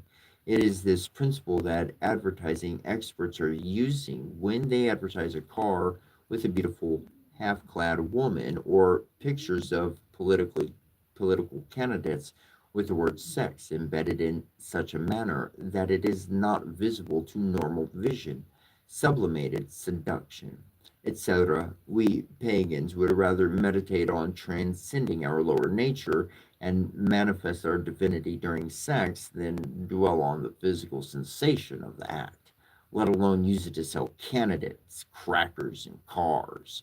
Is not the latter truly prostitution of the spirit? An experience that is so alien to Westerners is the breaking out of a person having sex. Most often, the woman in a trance, possession by a deity or an ancestor. Instead of the usual, I love you, how sweet you are, etc., the person now possessed with the deity engages in psychic healing, prophecy, moral abominations, counselings, warnings, giving guidance relating to the meditation goal, or some heavy theological abstractions. If they only knew who in reality is the pagan. Once this part of the spirit has been developed through repetitions of this Kula Yoga ritual, the initiate finds himself spontaneously and readily manifesting ecstasy regarding revelations that occur to him throughout the normal course of living. This development accentuates the importance of the two preceding initiation stages. Had his belief system not changed in the preceding stage, he would find himself becoming ecstatic about wrong ideas. And if he had not placed himself humbly under his teacher's guidance in the first stage of initiation, he would not have been receptive to the reformulation of his belief system in stage two. The result would be that once he learned how to empower his imagination through ritual sex and other means of arousing the life force, he would find himself giving power to all kinds of false beliefs. The outcome is predictable. Our spiritual power is defined in the Kemetic and Indian traditions as an expression of the solar force, Ra and Kundalini, respectively. And like the solar force, it nurtures all that is within us. It does not discriminate between harmful and beneficial beliefs. This is the chief danger that Kundalini yogis warn students in the relationship to the arousal of Kundalini.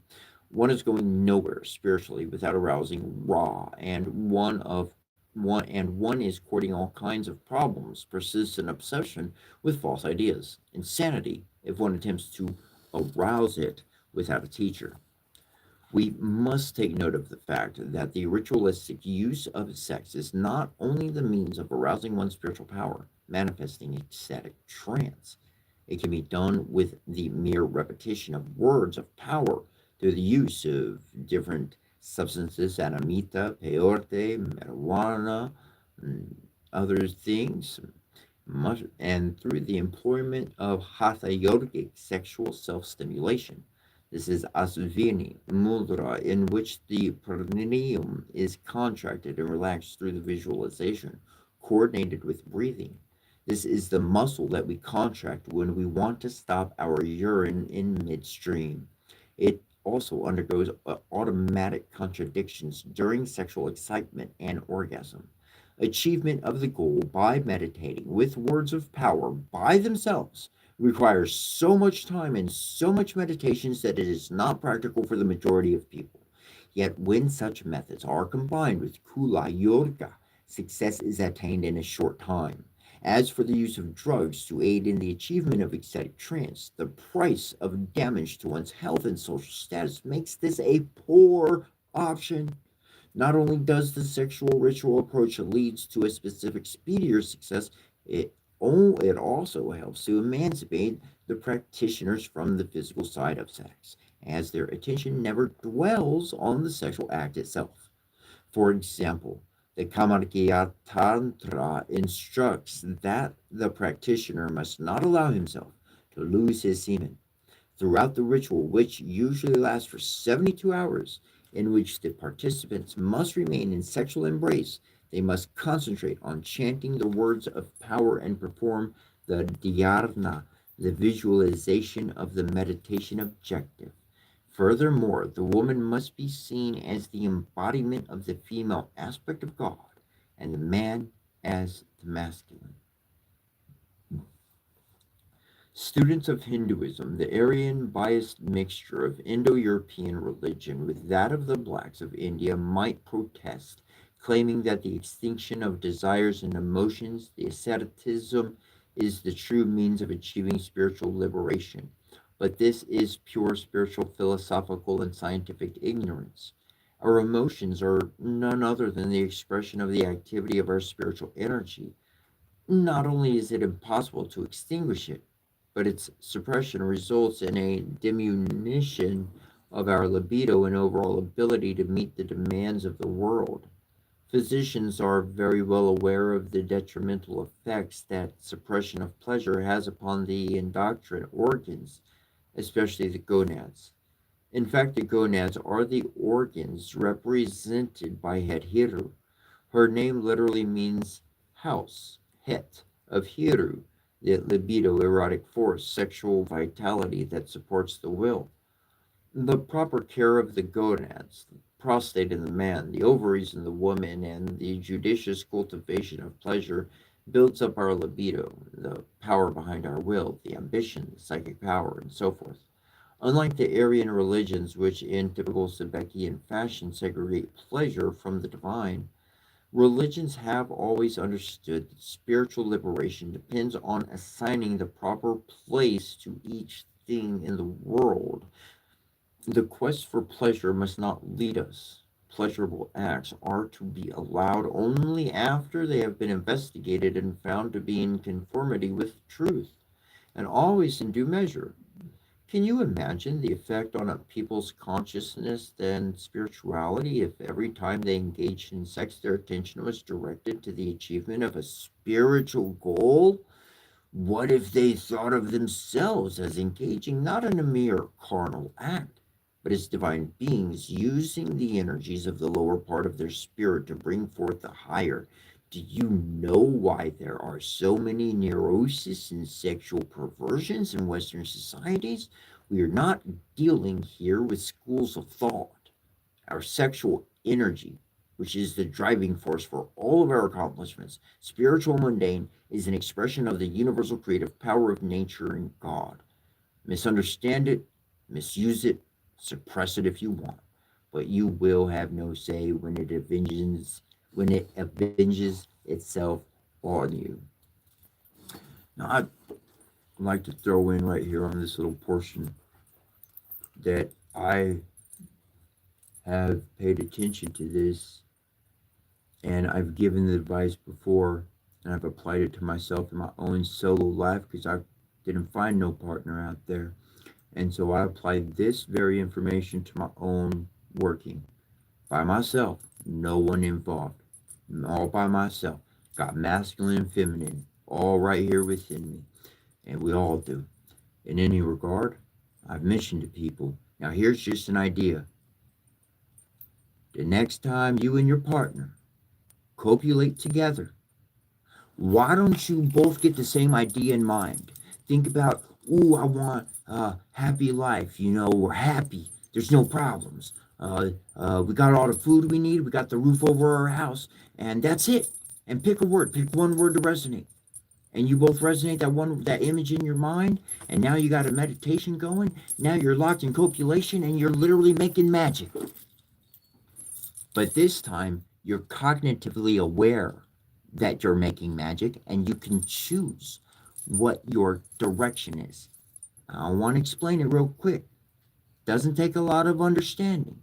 All you got to do is paint the final image. Be Picasso with your dreams. Layer it as much as you want, but put the end result. You don't need to think about the money. You don't need to think about how to get there. Just think about the end result. Talk to your partner about that before y'all get to kinking around and stuff.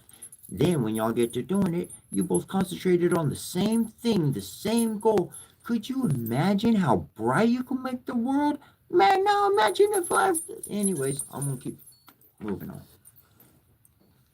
Another important skill that is developed in this stage is the creative use of the imagination.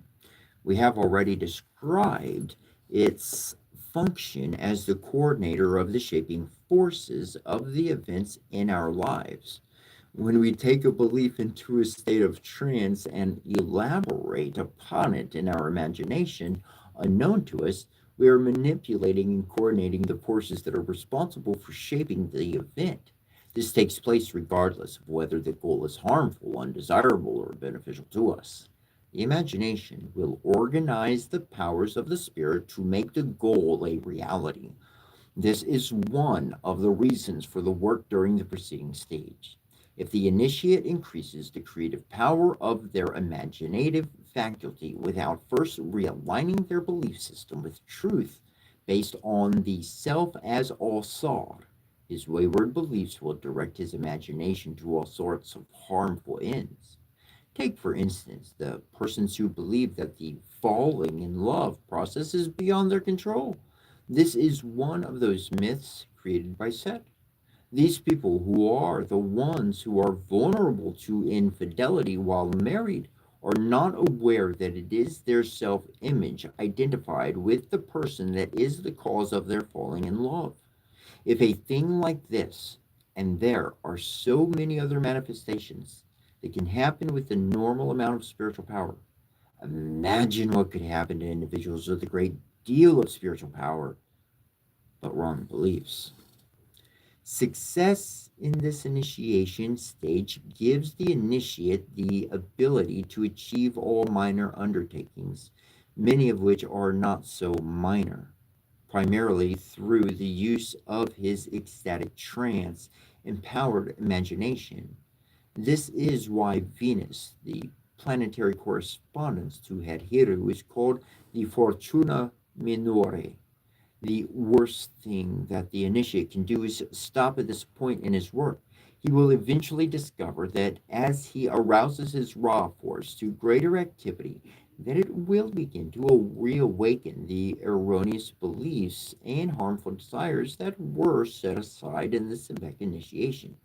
Unless he moves on to the next level, he will discover that Hedhiru's external beauty conceals the most foul internal corruption.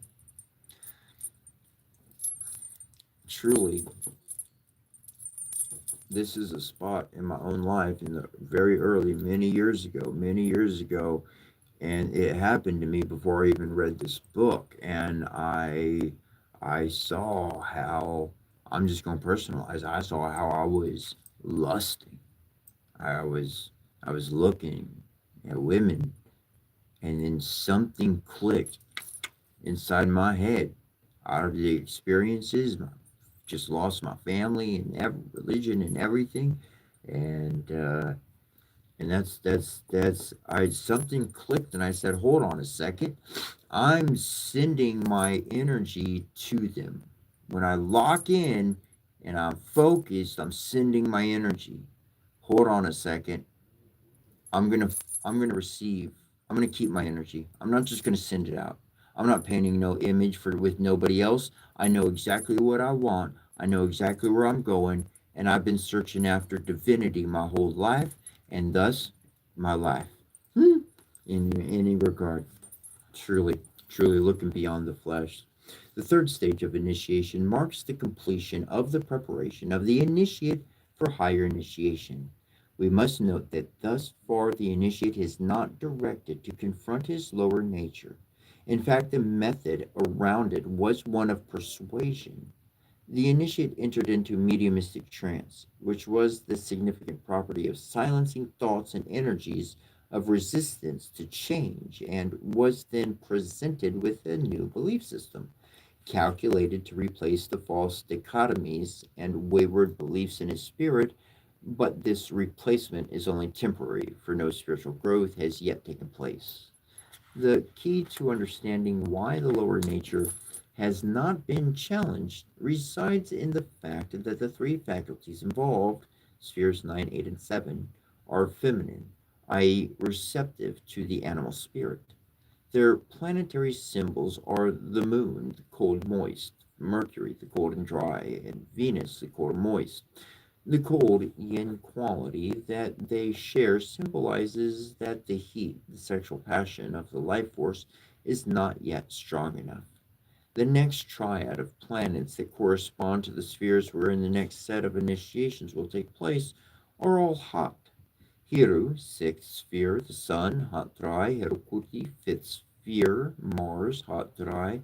Mahat, fourth sphere, Jupiter, hot moist. This heat makes the masculine unreceptive to the animal spirit. For consciousness to function through them, the libido must be raised. The key to understanding why spiritual growth has not taken place, even if there has been a successful replacement of negative behavior, is due to the fact that the initiate has not yet become awakened. He must again take note of the coldness of the three faculties involved. It is no mere metaphor, for as we know, the body, animal, spirit cools down to allow us to sleep and heats up to allow us to awaken.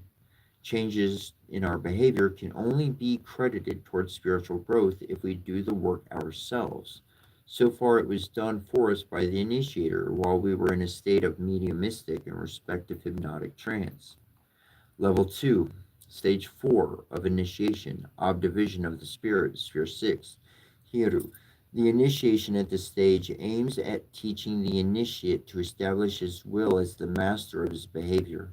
It is amazing that so much ink has flowed in regards to the will, yet so little is known about it. Willing is an action of the self and not the person. When we will, we are involved in the action of setting into motion functions of the spirit or the body from the level of the self. Actions that are set into motion from the level of the person are acts of desiring, wishing, hoping, etc. The fundamental difference is that the will originates from the self, which is unswayed by emotions and sensuousness, while desiring is influenced and dictated by them. This is cleverly embedded in the Osirian story. Set mates with the deceased Osar and convinces Heru. Heru carries him in her womb and gives birth to him. It is a grand metaphor for the union through trance of one's identity with the indwelling self. All set mates with Osar, and the empowerment of this identity through the spiritual power. Intensification, rituals in stage 3, Head Hiru, which gives birth to the personal will. Hiru. It is important to keep in mind that a goal of initiation is to attain to the point where one is able to set the so-called subconscious, the spirit or the involuntary functions into motion at will. Not only does the involuntary functions into motion at will, not only does the indwelling intelligence control the involuntary functions of the body, it also controls all phases of our behavior and is the major shaping force of everything that happens in our lives. And it influences the course of our career, marriage, safety, and so on to our destiny. As the chief director of the spirit, the subconscious soul is free of emotional influences. So must be the will, which it gives rise to. This is to say that the will is the child of the self, as desire is born of the person. The initiate also learns that the freedom of his personal will is not for the purpose of choosing and determining the various undertakings in his life, careers, marriages, etc. Such a concept must be alarming to Westerners, and though others of a long-standing tradition in the tribal traditional ways of consulting oracles in such matters to discover the if the want is in harmony with the divine will, and if it is, which part of the spirit, as symbolized by deity, is in control of the undertaking. This subject raises the question regarding predestination in people's lives. As this is a false concept, we need not entertain it. The practice of consulting an oracle to see if the proposed undertaking is in harmony with the divine will is based on the fact that, like all intelligent undertakings, all lives are planned. Do you plan before you undertake something important? Do you believe that your life is a haphazard, hence accidental sequence of events? Where there is no planning, there is no intelligence. The plan for each person's life is revealed by the second division of their spirit.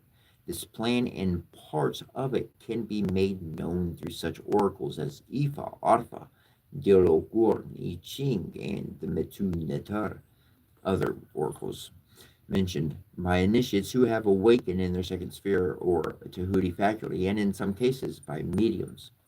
What then is the function of personal will? The function of man's will is to allow him the freedom to choose between good and evil. What is good and what is evil? We go to the tree of life for our answer. The first and highest manifestation of divinity, sphere one, is the unity of all opposites, which is the good.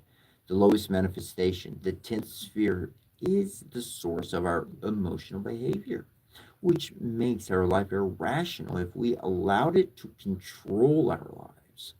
This is evil. Hiru's job, the will, is to keep the lower part of being, the emotions, and the saru from directing our lives in deference to the higher. Beyond the importance of ensuring that all of our undertakings are in harmony with each other, the use of oracles involves a set of one of the most important rituals in our lives. In many cases, we will find that the direction of the oracle is at odds with our desires and conditions. Complying with the oracular pronouncement in most such cases involves the individual in a pitched battle against the lower part of our being. This is the manner in which the deity's metaphysical intelligences reveal to us which conditionings are to be overcome in relation to the specific undertaking. We are informed of the spiritual significance of a specific worldly undertaking. A person might be told by the oracle that in order to succeed in the marriage, rituals must be done to Sebek. It means that this person's marriage is a vehicle for the development of this spiritual faculty. A set of key oracular readings serves to map out a fully personalized spiritual curriculum for the individual, while the success in carrying out the directions provides an objective way of measuring the degree of spiritual development. Anyone who has tried to measure objectively and accurately his or her spiritual progress will be able to appreciate this fully. The ecstatic trance rituals performed in the preceding stage and certain breathing practices introduced in this stage result in the awakening of the initiate.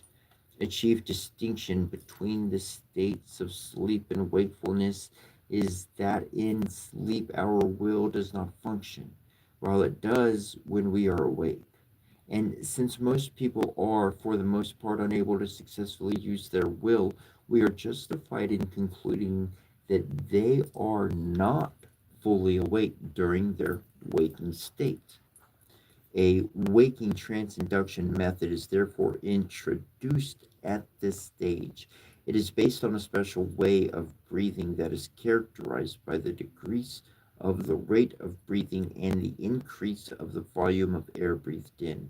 This method of breathing, which is called dormo or dormo, fire breathing, leads to a state of wakefulness that is many times more intense than normal. The waking trance, opposite to mediumistic, hypnotic, is the subject of one of the greatest books ever to come out of Kadamit, known as the Egyptian Book of the Dead, a name given it by Arab to grave robbers because they found copies of the book buried with the corpses. It is really the Pertem Heru, Book of Becoming Awake. Pertem means becoming, and Heru, which means day and sun, and by extension, the day consciousness, the wakefulness. In this state of trance, the senses are fully asleep. There is little to no awareness of the external world or the body, while a person is in a state of full mental wakefulness. The wakefulness enables the mediator to see the falsehoods of contradictions in the beliefs that were cultivated in the early part of life. Related to the initiation at this stage is the beginning of a spiritual responsibility that serves as the determinant of the effectuation of spiritual growth. In other words, when we do know that the living of truth has led to spiritual growth, can you say that growth takes place when the observance of a virtue does not involve a challenge? While exercising at a heart rate of 140 beats per minute signals improvement for someone whose peak exercise rate was lower, it does not for someone already there or beyond. Similarly, spiritual growth only takes place when we are challenged to embrace a truth or a directive of the oracle, the wisdom part of our spirit, and it runs into opposition from our conditioning. Your mind is set on doing something, and the oracle or spiritual law reveals to you that you will achieve your goal at the expense of someone else. Doing the right thing will, from the narrow view, cause you losses. These types of scenarios, which are called crossroads situations, have given rise to the belief that the best place to make offerings and do rituals are at crossroads. Success in the living of truth at such crucial moments is made possible by the hiru, the sexual power that is generated in the gonads of the house of Het, of sex, a hiru, and a great meditation system entitled Menab Im Ankh Im Mahat. We will detail it in future chapters. In conclusion, it must be noted that the opposition to the living of truth by our conditionings demands that we summon extra spiritual power.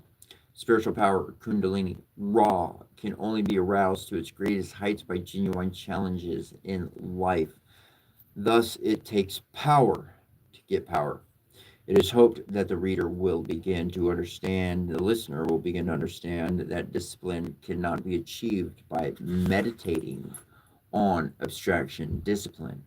All sermons to such effects or hypnotic auto suggestions like I am disciplined fail.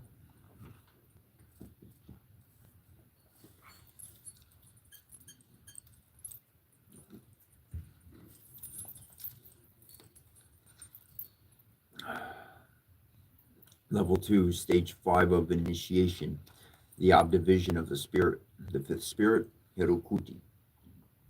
Hirukuti is the dispenser of divine justice. It is the faculty that protects us from our enemies. It is the spiritual mechanism behind our physical and spiritual immunity and our ability to overcome the resistances of the physical environment. In the same manner that our physical immunity cannot protect us if we violate the laws of our body, eat incorrectly, indulge in excesses, and etc., this part of our spirit cannot protect us from the injustices of others and from psychic invasion if we violate its law. In conformity with law, that you reap what you sow. The initiate at this stage meditates on being just with others and makes a commitment to confess to his peers and kin, not enemies, any injustice that has been done to another. The spirit's strength that must be raised to carry this out awakens this faculty to its role of providing psychical protection. If only the major political and religious leaders of nations were to know the reality behind the word justice, can you see how much the knowledge of the definition, but not the reality itself, is costing us? Can you imagine what would happen to an oppressor if all the individuals in a nation of oppressed people got together and made a commitment to give justice to everyone, as well as a commitment to confess all transgressions against each other? Did the thought heat you up? If it did, congratulations. You have just verified yourself the basis of the raw ritual system of Kamit and the Kundalini Yoga of the Dravidians.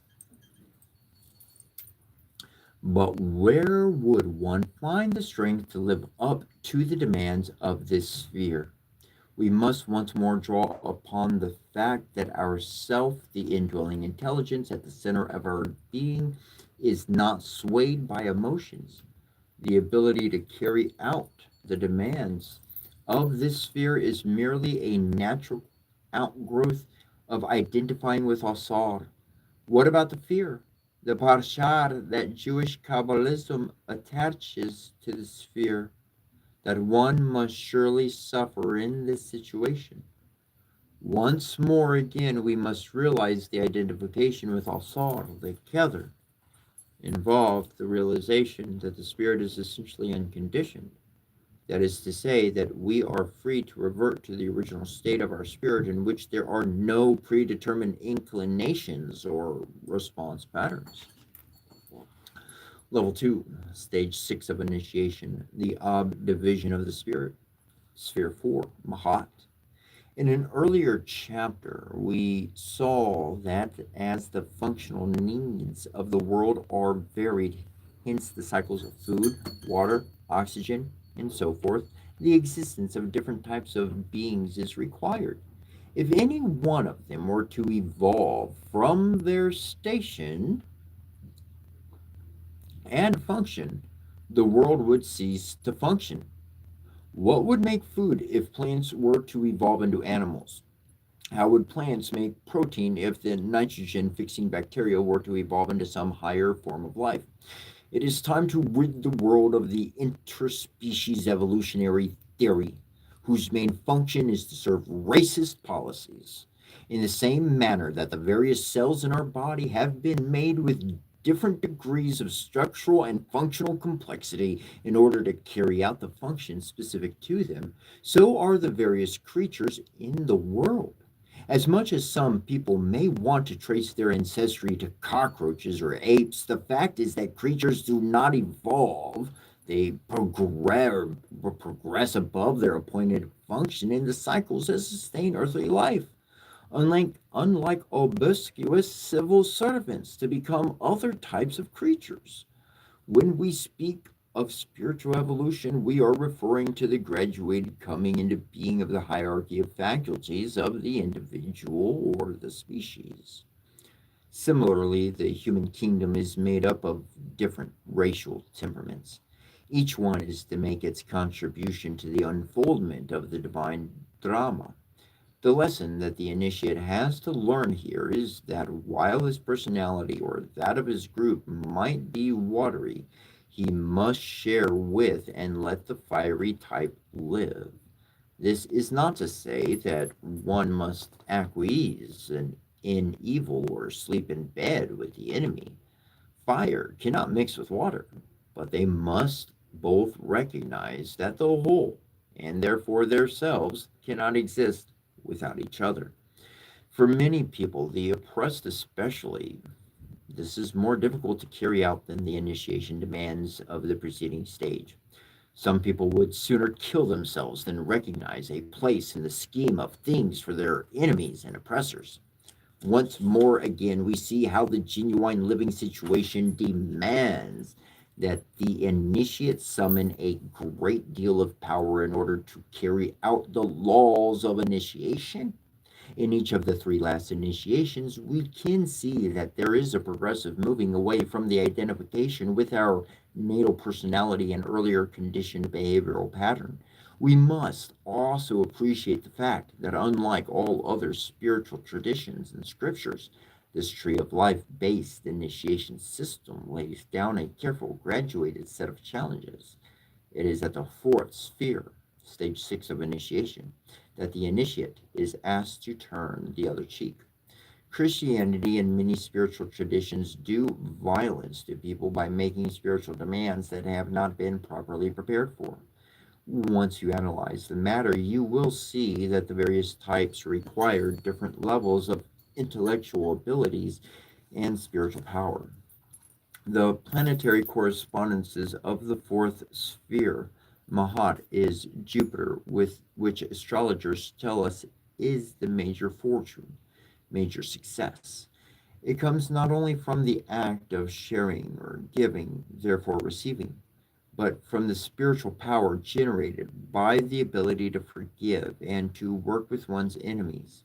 The sign that this power is fully developed is given evidence by the initiate's ability to maintain a sense of joy and optimism in the face of opposition, even when facing death. Woe unto him who fails to realize that this is the greatest occult secret for generating the spiritual power to achieve earthly objectives. Level 3, Stage 7 of initiation, that Shekum division of the spirit, Sphere 3, Sikar. This is the first of the three initiation stages that involve a total break with worldly interests. We must never lose sight of the fact that such an attitude to life, with proper understanding and life force generation rituals, serve to increase the spiritual power to its highest levels of manifestation. This individual has already gone through initiations that have revealed the fact that psychic power increases in direct relationship to the individual's living of truth in genuine life situations at the crossroads, and not from the mere performances of spiritual exercises, meditation rituals, and so forth, as this sphere is the center of the 50 sound units of power that are the basis of all physical manifestations. We must realize that they cannot be utilized for purposes that are predominantly personal. During the fourth stage of initiation, Sphere 6, it was said that the objectives in man's life are indicated by the oracular, the second sphere faculty. One of the results of the practice of consulting oracles is the unification of our undertakings with the divine historical plan. When we get a reading indicating, for example, that the success of our marriage depends on the development of our spiritual faculty, represented by the deity Sebek, success in the undertaking goes beyond the marriage itself. In the same way that the normal Sebek talents, communication, skills, etc., are now available for other areas of life, so are the psychic powers of the deity developed in the course of the ritual. The difference is that we must use these powers for the benefit of the world. The ecstasy that must be cultivated at this sphere is not for the mundane objective, but for manifesting the personalities of the deities of their powers. In our life, for the benefit of the world, for this to be, we must die to the personal mundane goals. The world must cease to hold wonders and pleasures for us. Our pleasure is in manifesting the likeness of God, in whose image we have been made. When it is said that Sakar is the god of the dead, a double sense is intended. The dead are both the deceased and the initiates who have died to the interests and pleasures of the world. This is easy to understand when we keep in mind that the initiate is here trading off earthly pleasure for divine power.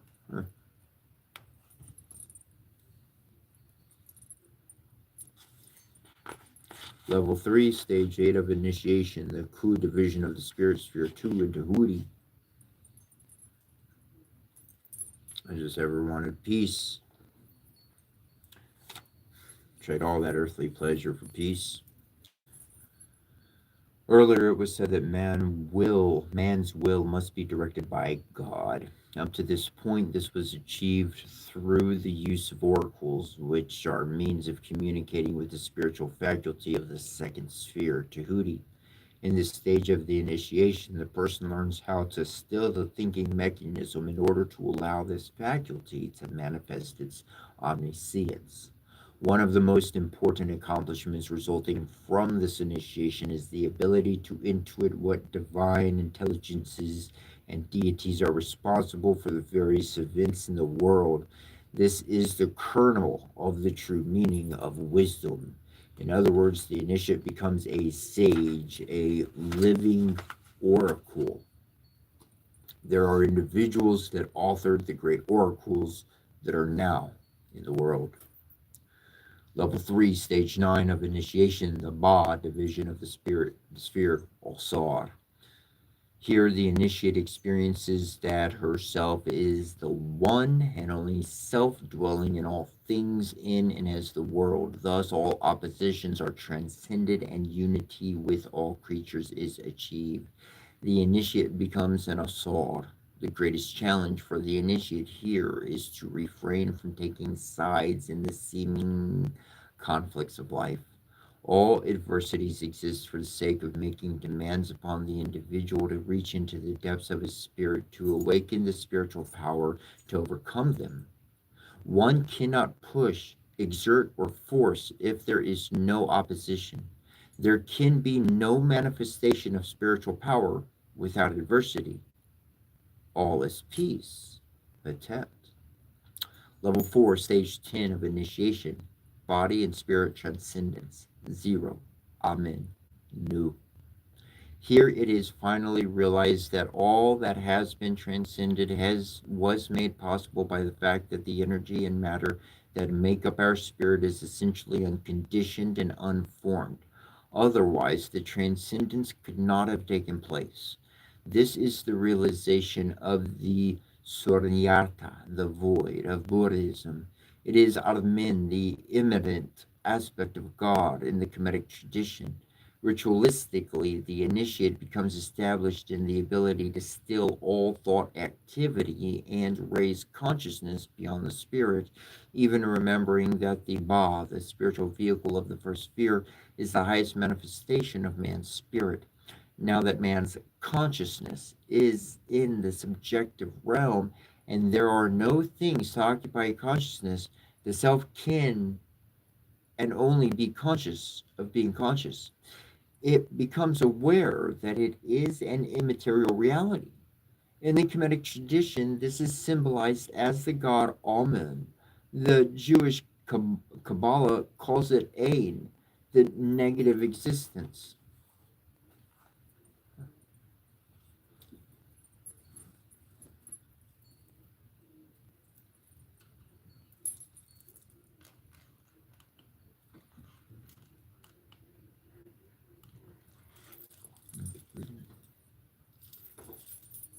And that brings us to chapter 12, Meditation and Ritual, the means of realizing spiritual growth, the principles of meditation.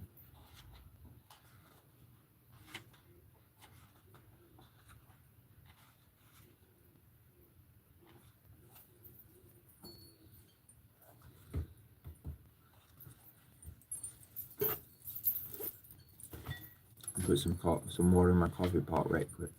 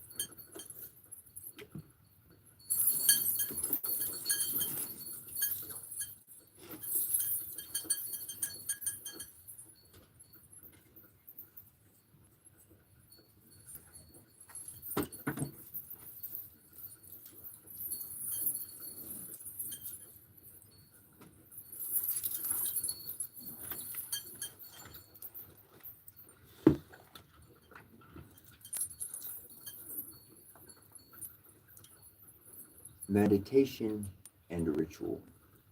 The means of realizing spiritual growth. The principle of meditation. In chapter 9 and 10, we learned that the goal of initiation is the liberation of the self by raising consciousness from below the faculty of the sixth sphere, the division of the spirit, to the highest part of being, the development and right use of personal will, and the raising of spiritual force to the level of being able to affect physical phenomena. Meditation is a catchword for the set of practices of these ends. The fundamental components of man's being. In the past two chapters, we saw that spiritual development aims at allowing the indwelling intelligence that directs our involuntary mental and physiological functions to extend its sphere of operation to the social events in our lives, career, marriages, education, performances, and so on.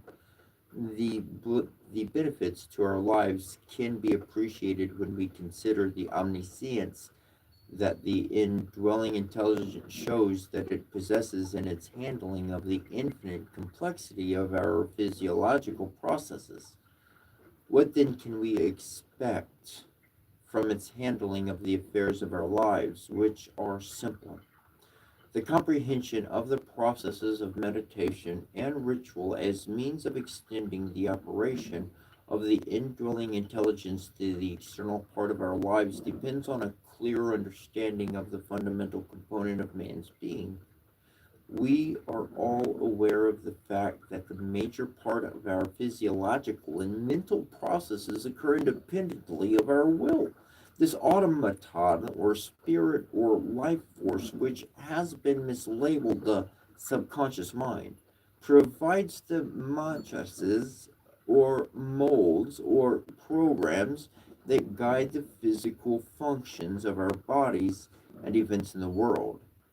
It is important to realize that this principle is not conscious, nor does it initiate or program its activities.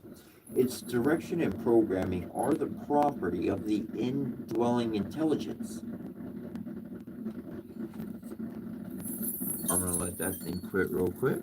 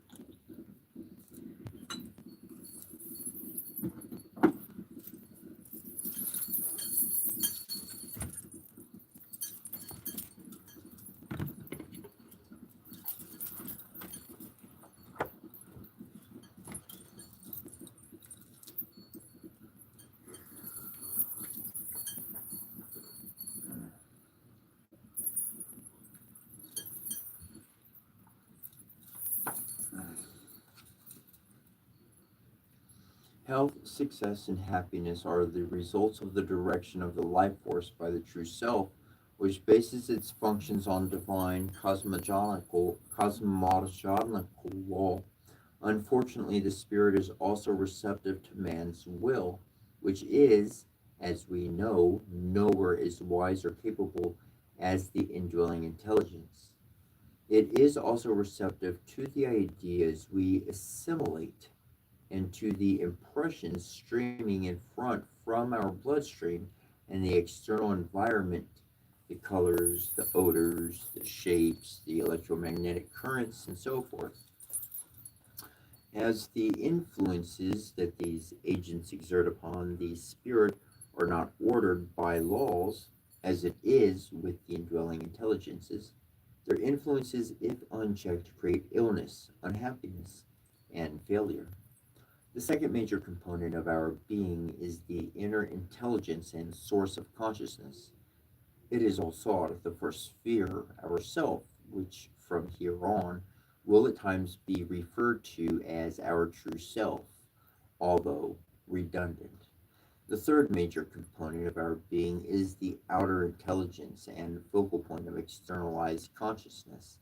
It is Heru, the sixth sphere, our will that is in charge of our voluntary mental and physical actions. It is the external point where consciousness pers- perceives, grasps and perceives and manipulates objects and reality.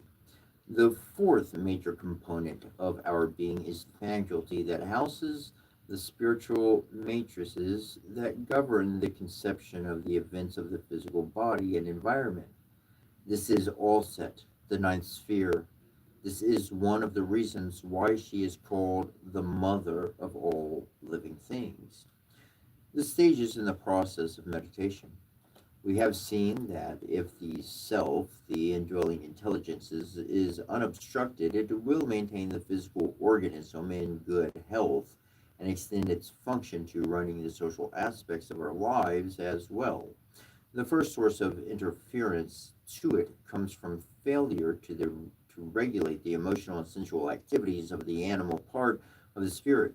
The second source of interference originates from the will when it is directed by earthly education as opposed to our inner intelligence. These interferences, which cause physical and social disharmony, are symbolized in the Osiri and Metaphorical, as well as the usurpation of the kingdom by Set, the stalemate failure of Hiru's battle with Set, respectively. The essence of meditation and ritual then lies in the harmonization of the will with the inner intelligence. This is symbolized as Alsar and Alser giving birth to Hiru, and the latter directed to the victory by Tehurti, the mouthpiece of Alsar. The function of the will, therefore, is to check the influences of the lower part of the spirit, to enable the self to direct the spirit according to the cosmological divine law and order of Tehuti and Mahat. The process of meditation. Thus far, we have been speaking of an indwelling intelligence that is in charge of directing all of the involuntary mental and physiological functions. We have been saying that it is our true self, and you may have been wondering quite correctly why then you have not been able to sense, to feel, or to be conscious in some form of the existence of this intelligence. The answer is a simple one. Consciousness resembles a stream of light in that it has a source of origin, inner, a path of propagation, and a point where it makes contact, outer, with and grasp the objects of perception. In our habitual mode of consciousness, whether we are dreaming or are awake, our consciousness is mostly focused at the point of contact with the objects of perception.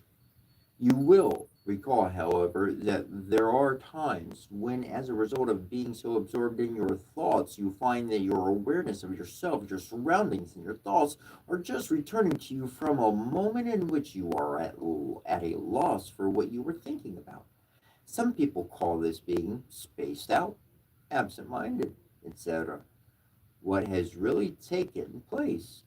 At such moments, the focal point of consciousness has been withdrawn from the external point where it grasps objects, thoughts, feelings, the external environment, and it has been returned to its source within our being.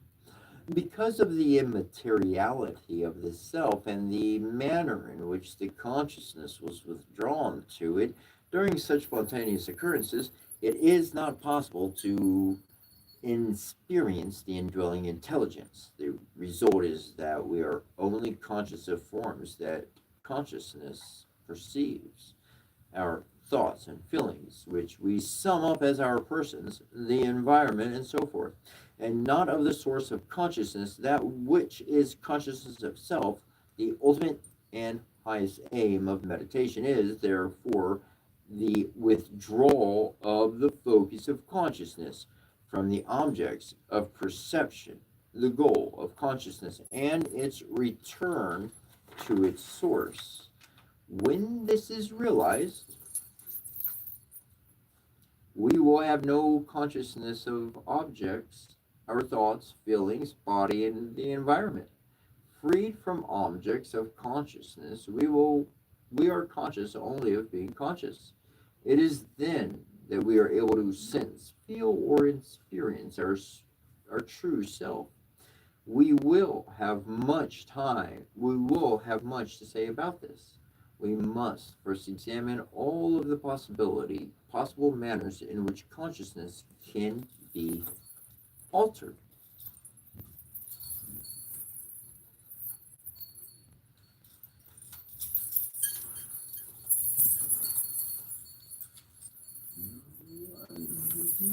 Or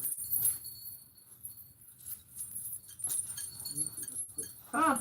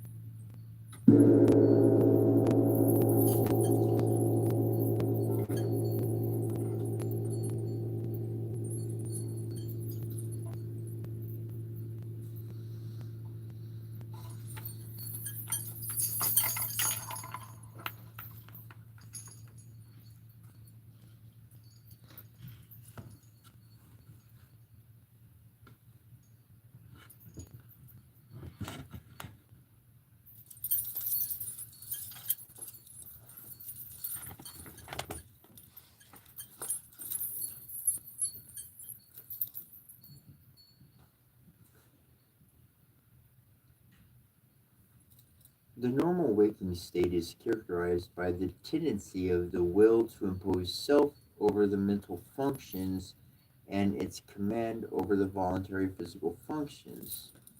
In this state, the will is primarily engaged in determining what ideas should be associated according to the sense of logic and reference to the person's belief system and what actions are to be allowed in the person's life. The normal dreaming state is characterized by the dormancy of the will, which gives the spirit full control over the body and thought associations. The spirit's activities are, of course, determined by its programs, the condition of the blood, environment, influences, and so on.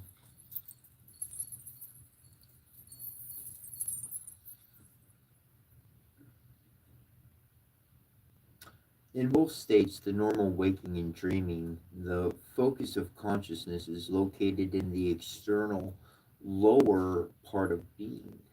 A very important characteristic that they both share is their distractibility or the shortness of the concentration span. The inability to keep the attention on one object or train of thought for very long during normal waking and dreaming is very well known.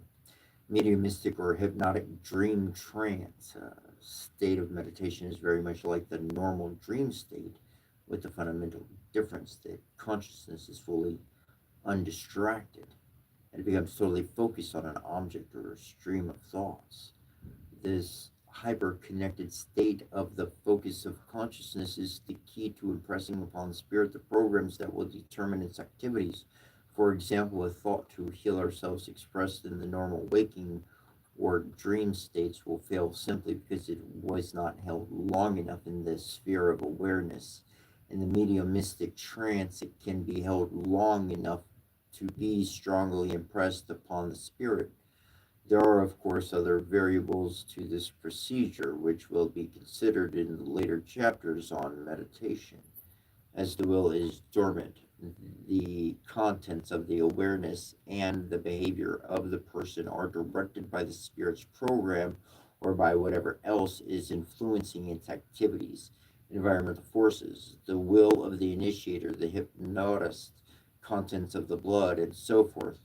The full concentration of the forces of consciousness on a personality, archetype, a deity, or a fragment of a personality, a spirit, a demon, is known as possession, as the behavior of the person takes on the full characteristics of the elements of the personality in question. Because the spirit and not the will is directing the person's voluntary physical vehicle during this state, possessed individuals experience either a diminution or enhancement of their physical capabilities. Its full concentration on an idea, e.g., a virtue, which in turn directs its activities, is called an obsession. This form of atonement, I like it says atonement, at one ment of our focus of consciousness with objects or perception is called the yogic system samprajnarta, samadhi. Samadhi means full concentration. Samprajnata, the object of consciousness. Although it is very powerful and useful and does not confer wisdom and self knowledge, And when not directed by a wise teacher, it can lead to deep spiritual bondage. In fact, it is the mechanism that binds us as the one self to one of the seven personality types.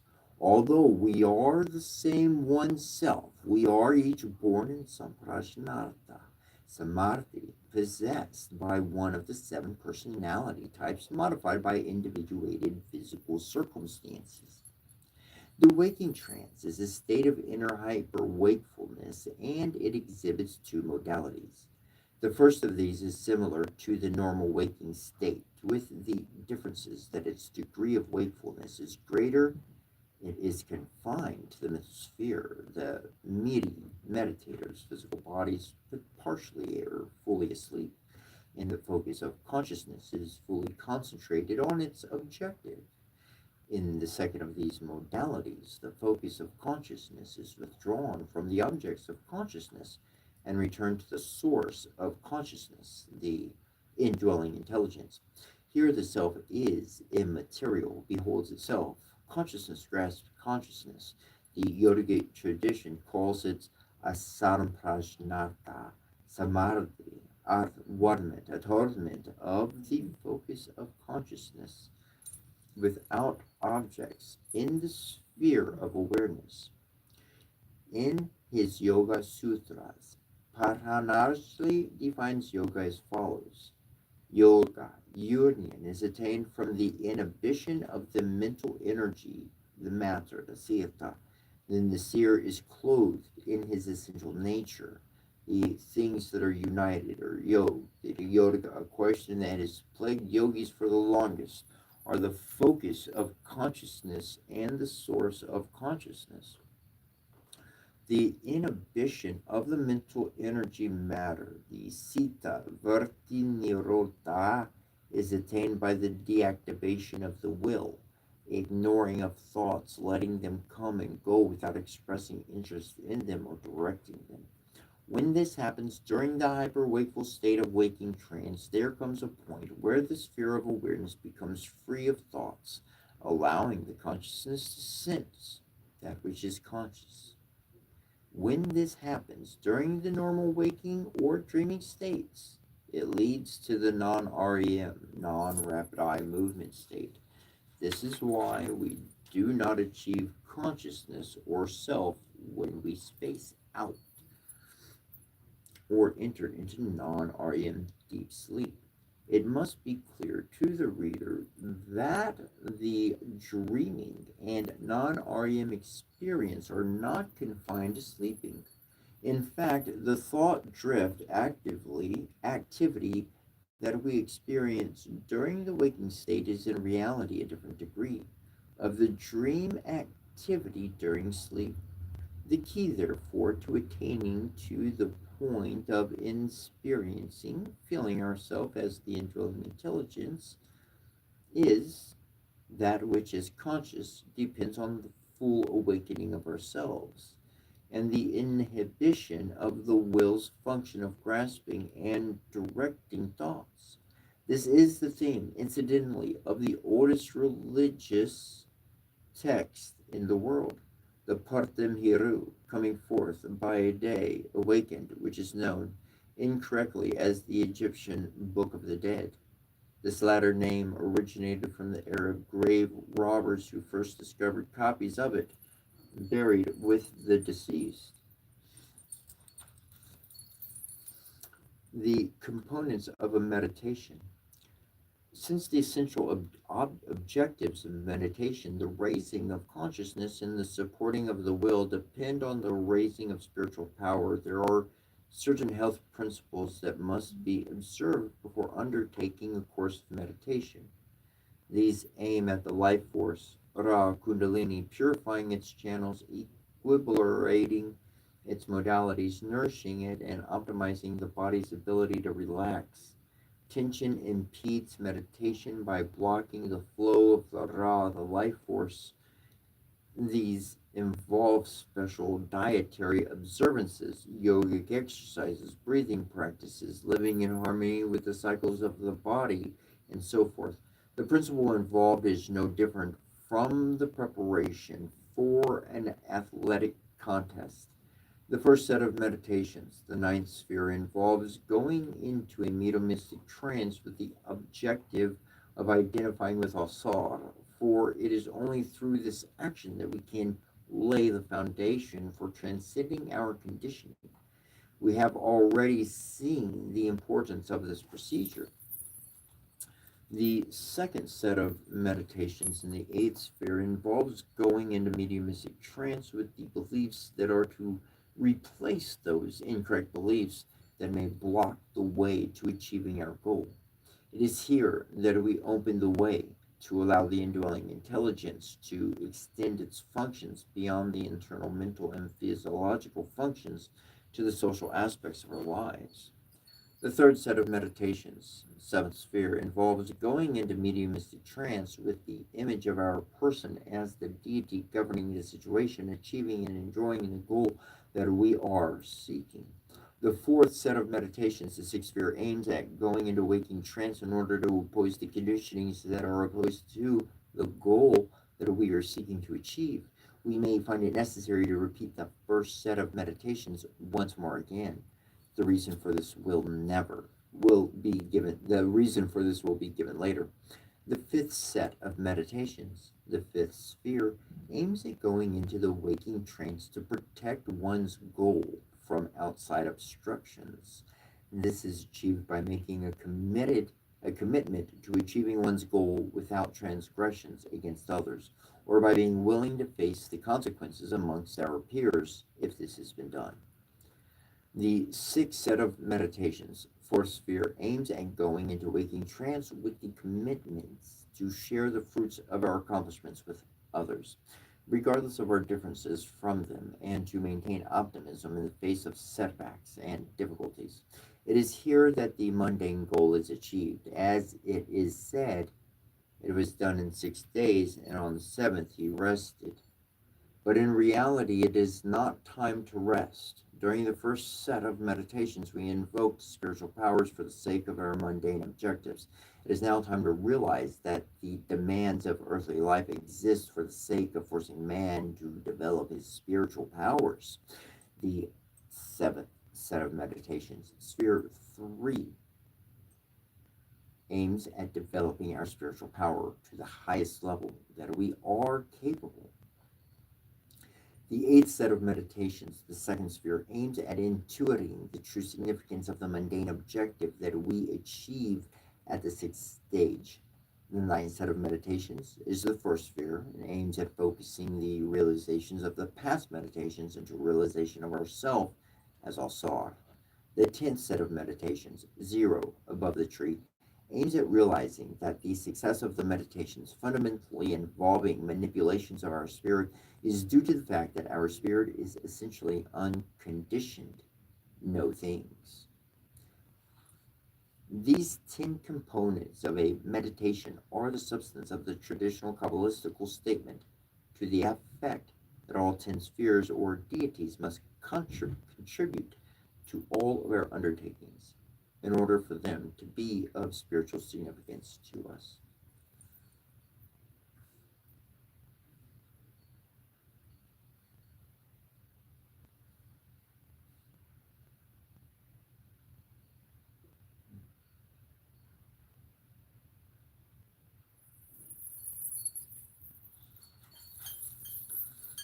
So that was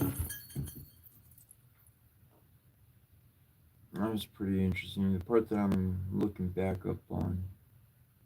It's now time to realize that the demands of earthly life exist for the sake of forcing man to develop their spiritual powers.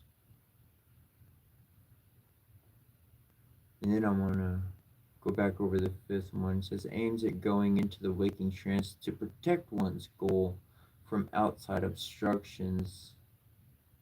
That one in particular, that commitment to achieving one's goals without transgressions against others. Like I did that, and I could go into long explanation of it. though I experienced that, and think we're good for today, and we can pick up right there tomorrow, perhaps.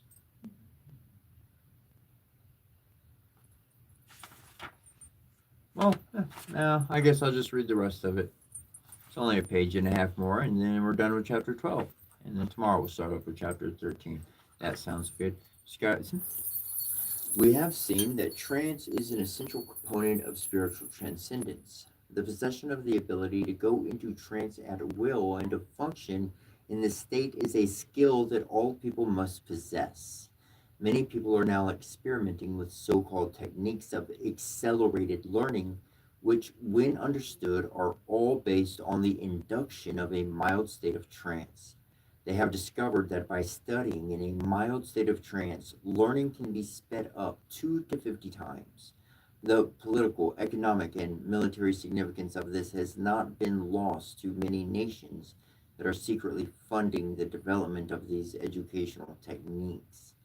Imagine turning out a 20-year-old PhD in the most advanced concepts of nuclear physics who at 30 would have the education and experience of a 60-year-old. Incidentally, it was through the use of such super or accelerated learning techniques and more that enabled the ancient nations to forge in civilizations way ahead of the Western and Eastern nations. The studious reader would have noticed that the segregated functions of the left side of the brain correspond to spheres 2, 5, and 8, while the integrative functions of the right side of the brain correspond to spheres 3, 4, and 7. Sphere 9 unifies 7 and 8, unifies 4 and 5, and 1 unifies 2 and 3.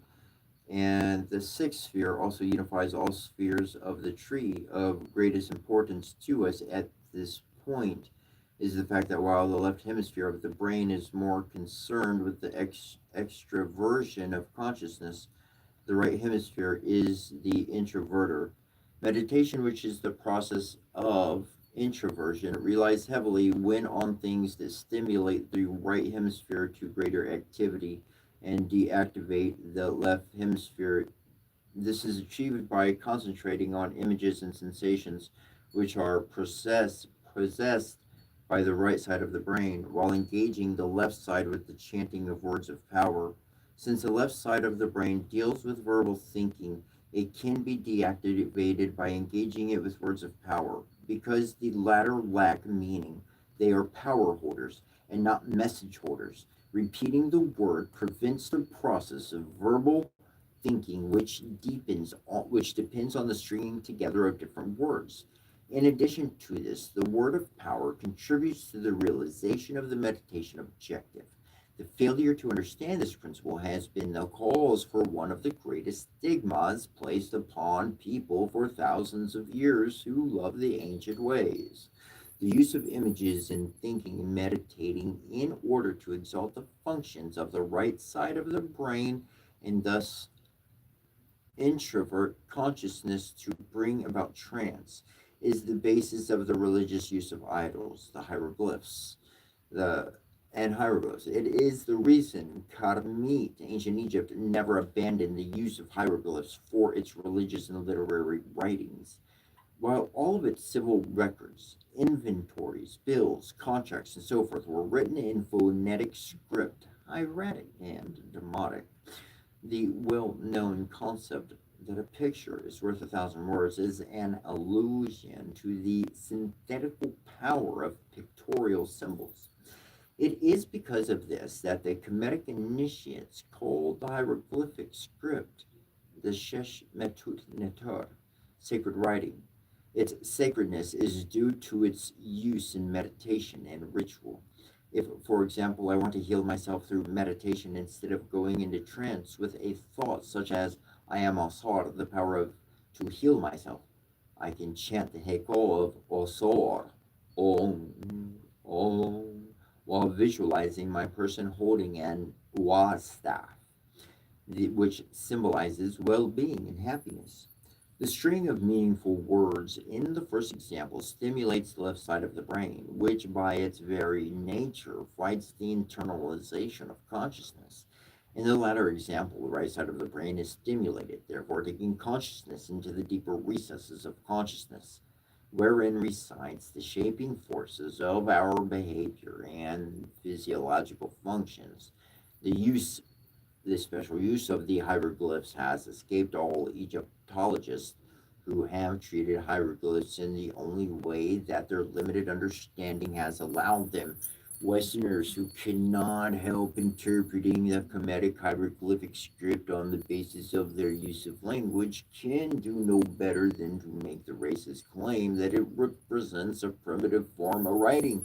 The hieroglyphic script is made up of one, a set of non-physical alphabetical symbols that have been all lumped together indiscriminately into a class of Egyptologists called determinatives. Some indicate that the word represents a deity, others a person, and so forth. While some of these symbols clearly function in this capacity, many of them are parts of what can be called the Kemetic right side of the brain set. With the use of these symbols, which I have compiled and explained, there, well, these ideas that can be put into words for meditation purposes can instead be expressed pictorially, acted out in the spirit. Not only does this facilitate meditation, it eventually helps to unify the thinking of the initiate by providing him with a wealth of synthetical symbols for the use of his fourth sphere faculty. The esoteric or symbolic function of hieroglyphics is under the dominion of the goddess of wisdom, Shashat, also Shashait, who also known as Sefkit, Argur, related to the seven liberal arts. A female aspect of Tehurti, Taros, and Kadamitic esotericism will be able to see the connection to magic.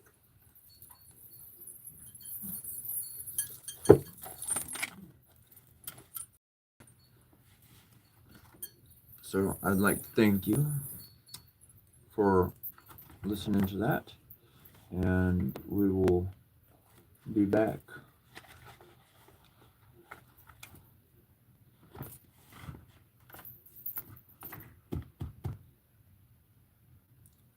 You are powerful,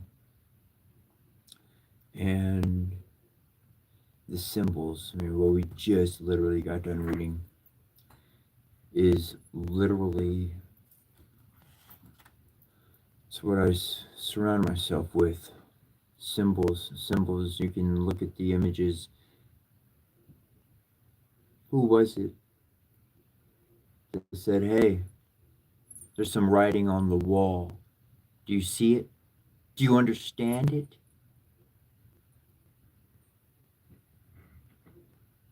Sounded like one of those guys was in a state of trance, meditation, legitimate. Nothing crazy. And they saw some writing on the wall that nobody else saw.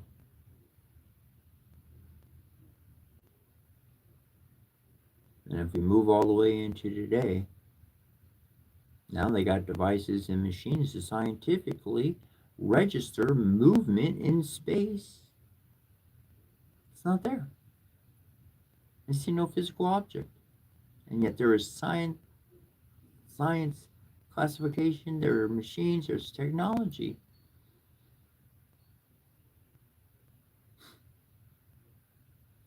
Thank you. Thank you for being love. Thank you for having a heart of goodness. And thank you for being courageous in your faith in whatever color, shape, or form that it takes. And thank you for joining with me in unifying our energy on this planet for a few hours out the day, and truly giving to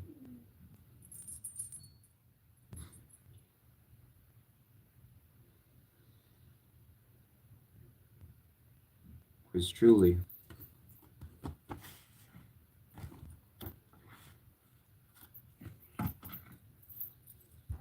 I learned how to get a hold of the reins of a couple of stallions. I learned some ways from around the world. It's been a journey. And I can remember my past lives.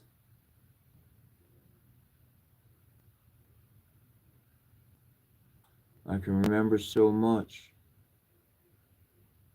So many. Not just one. So many. Leaving Egypt. Fighting for Egypt. Taking sacred teachings out of Egypt for the preservation of pure way. Didn't work. Or so I thought. It was a process. It's a step in progress. It was a step in the process of evolution, of growing, of development of the soul. And you could believe who I am or not. You could put names or not.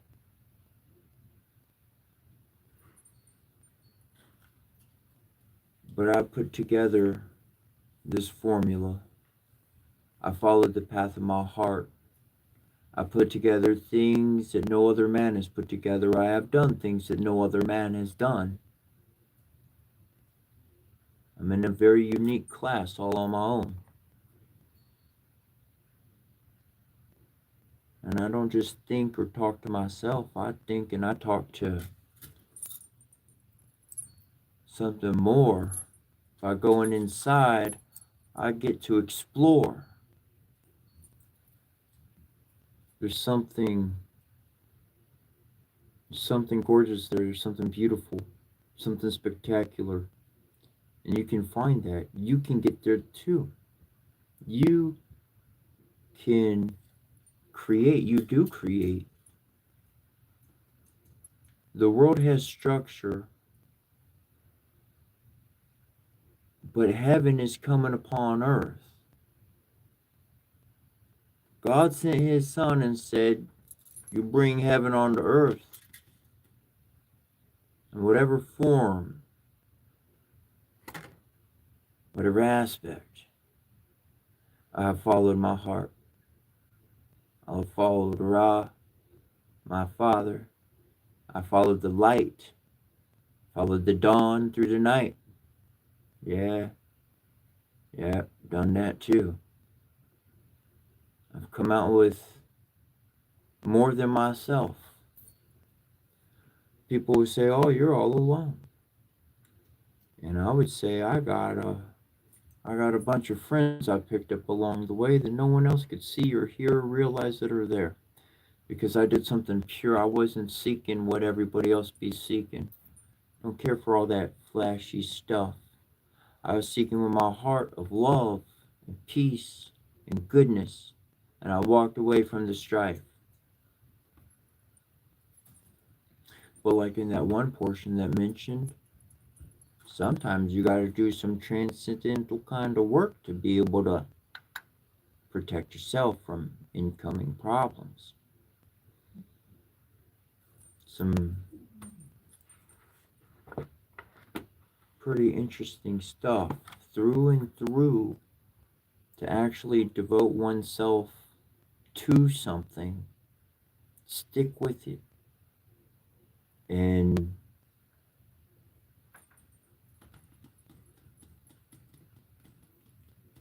we're going to walk into a new future.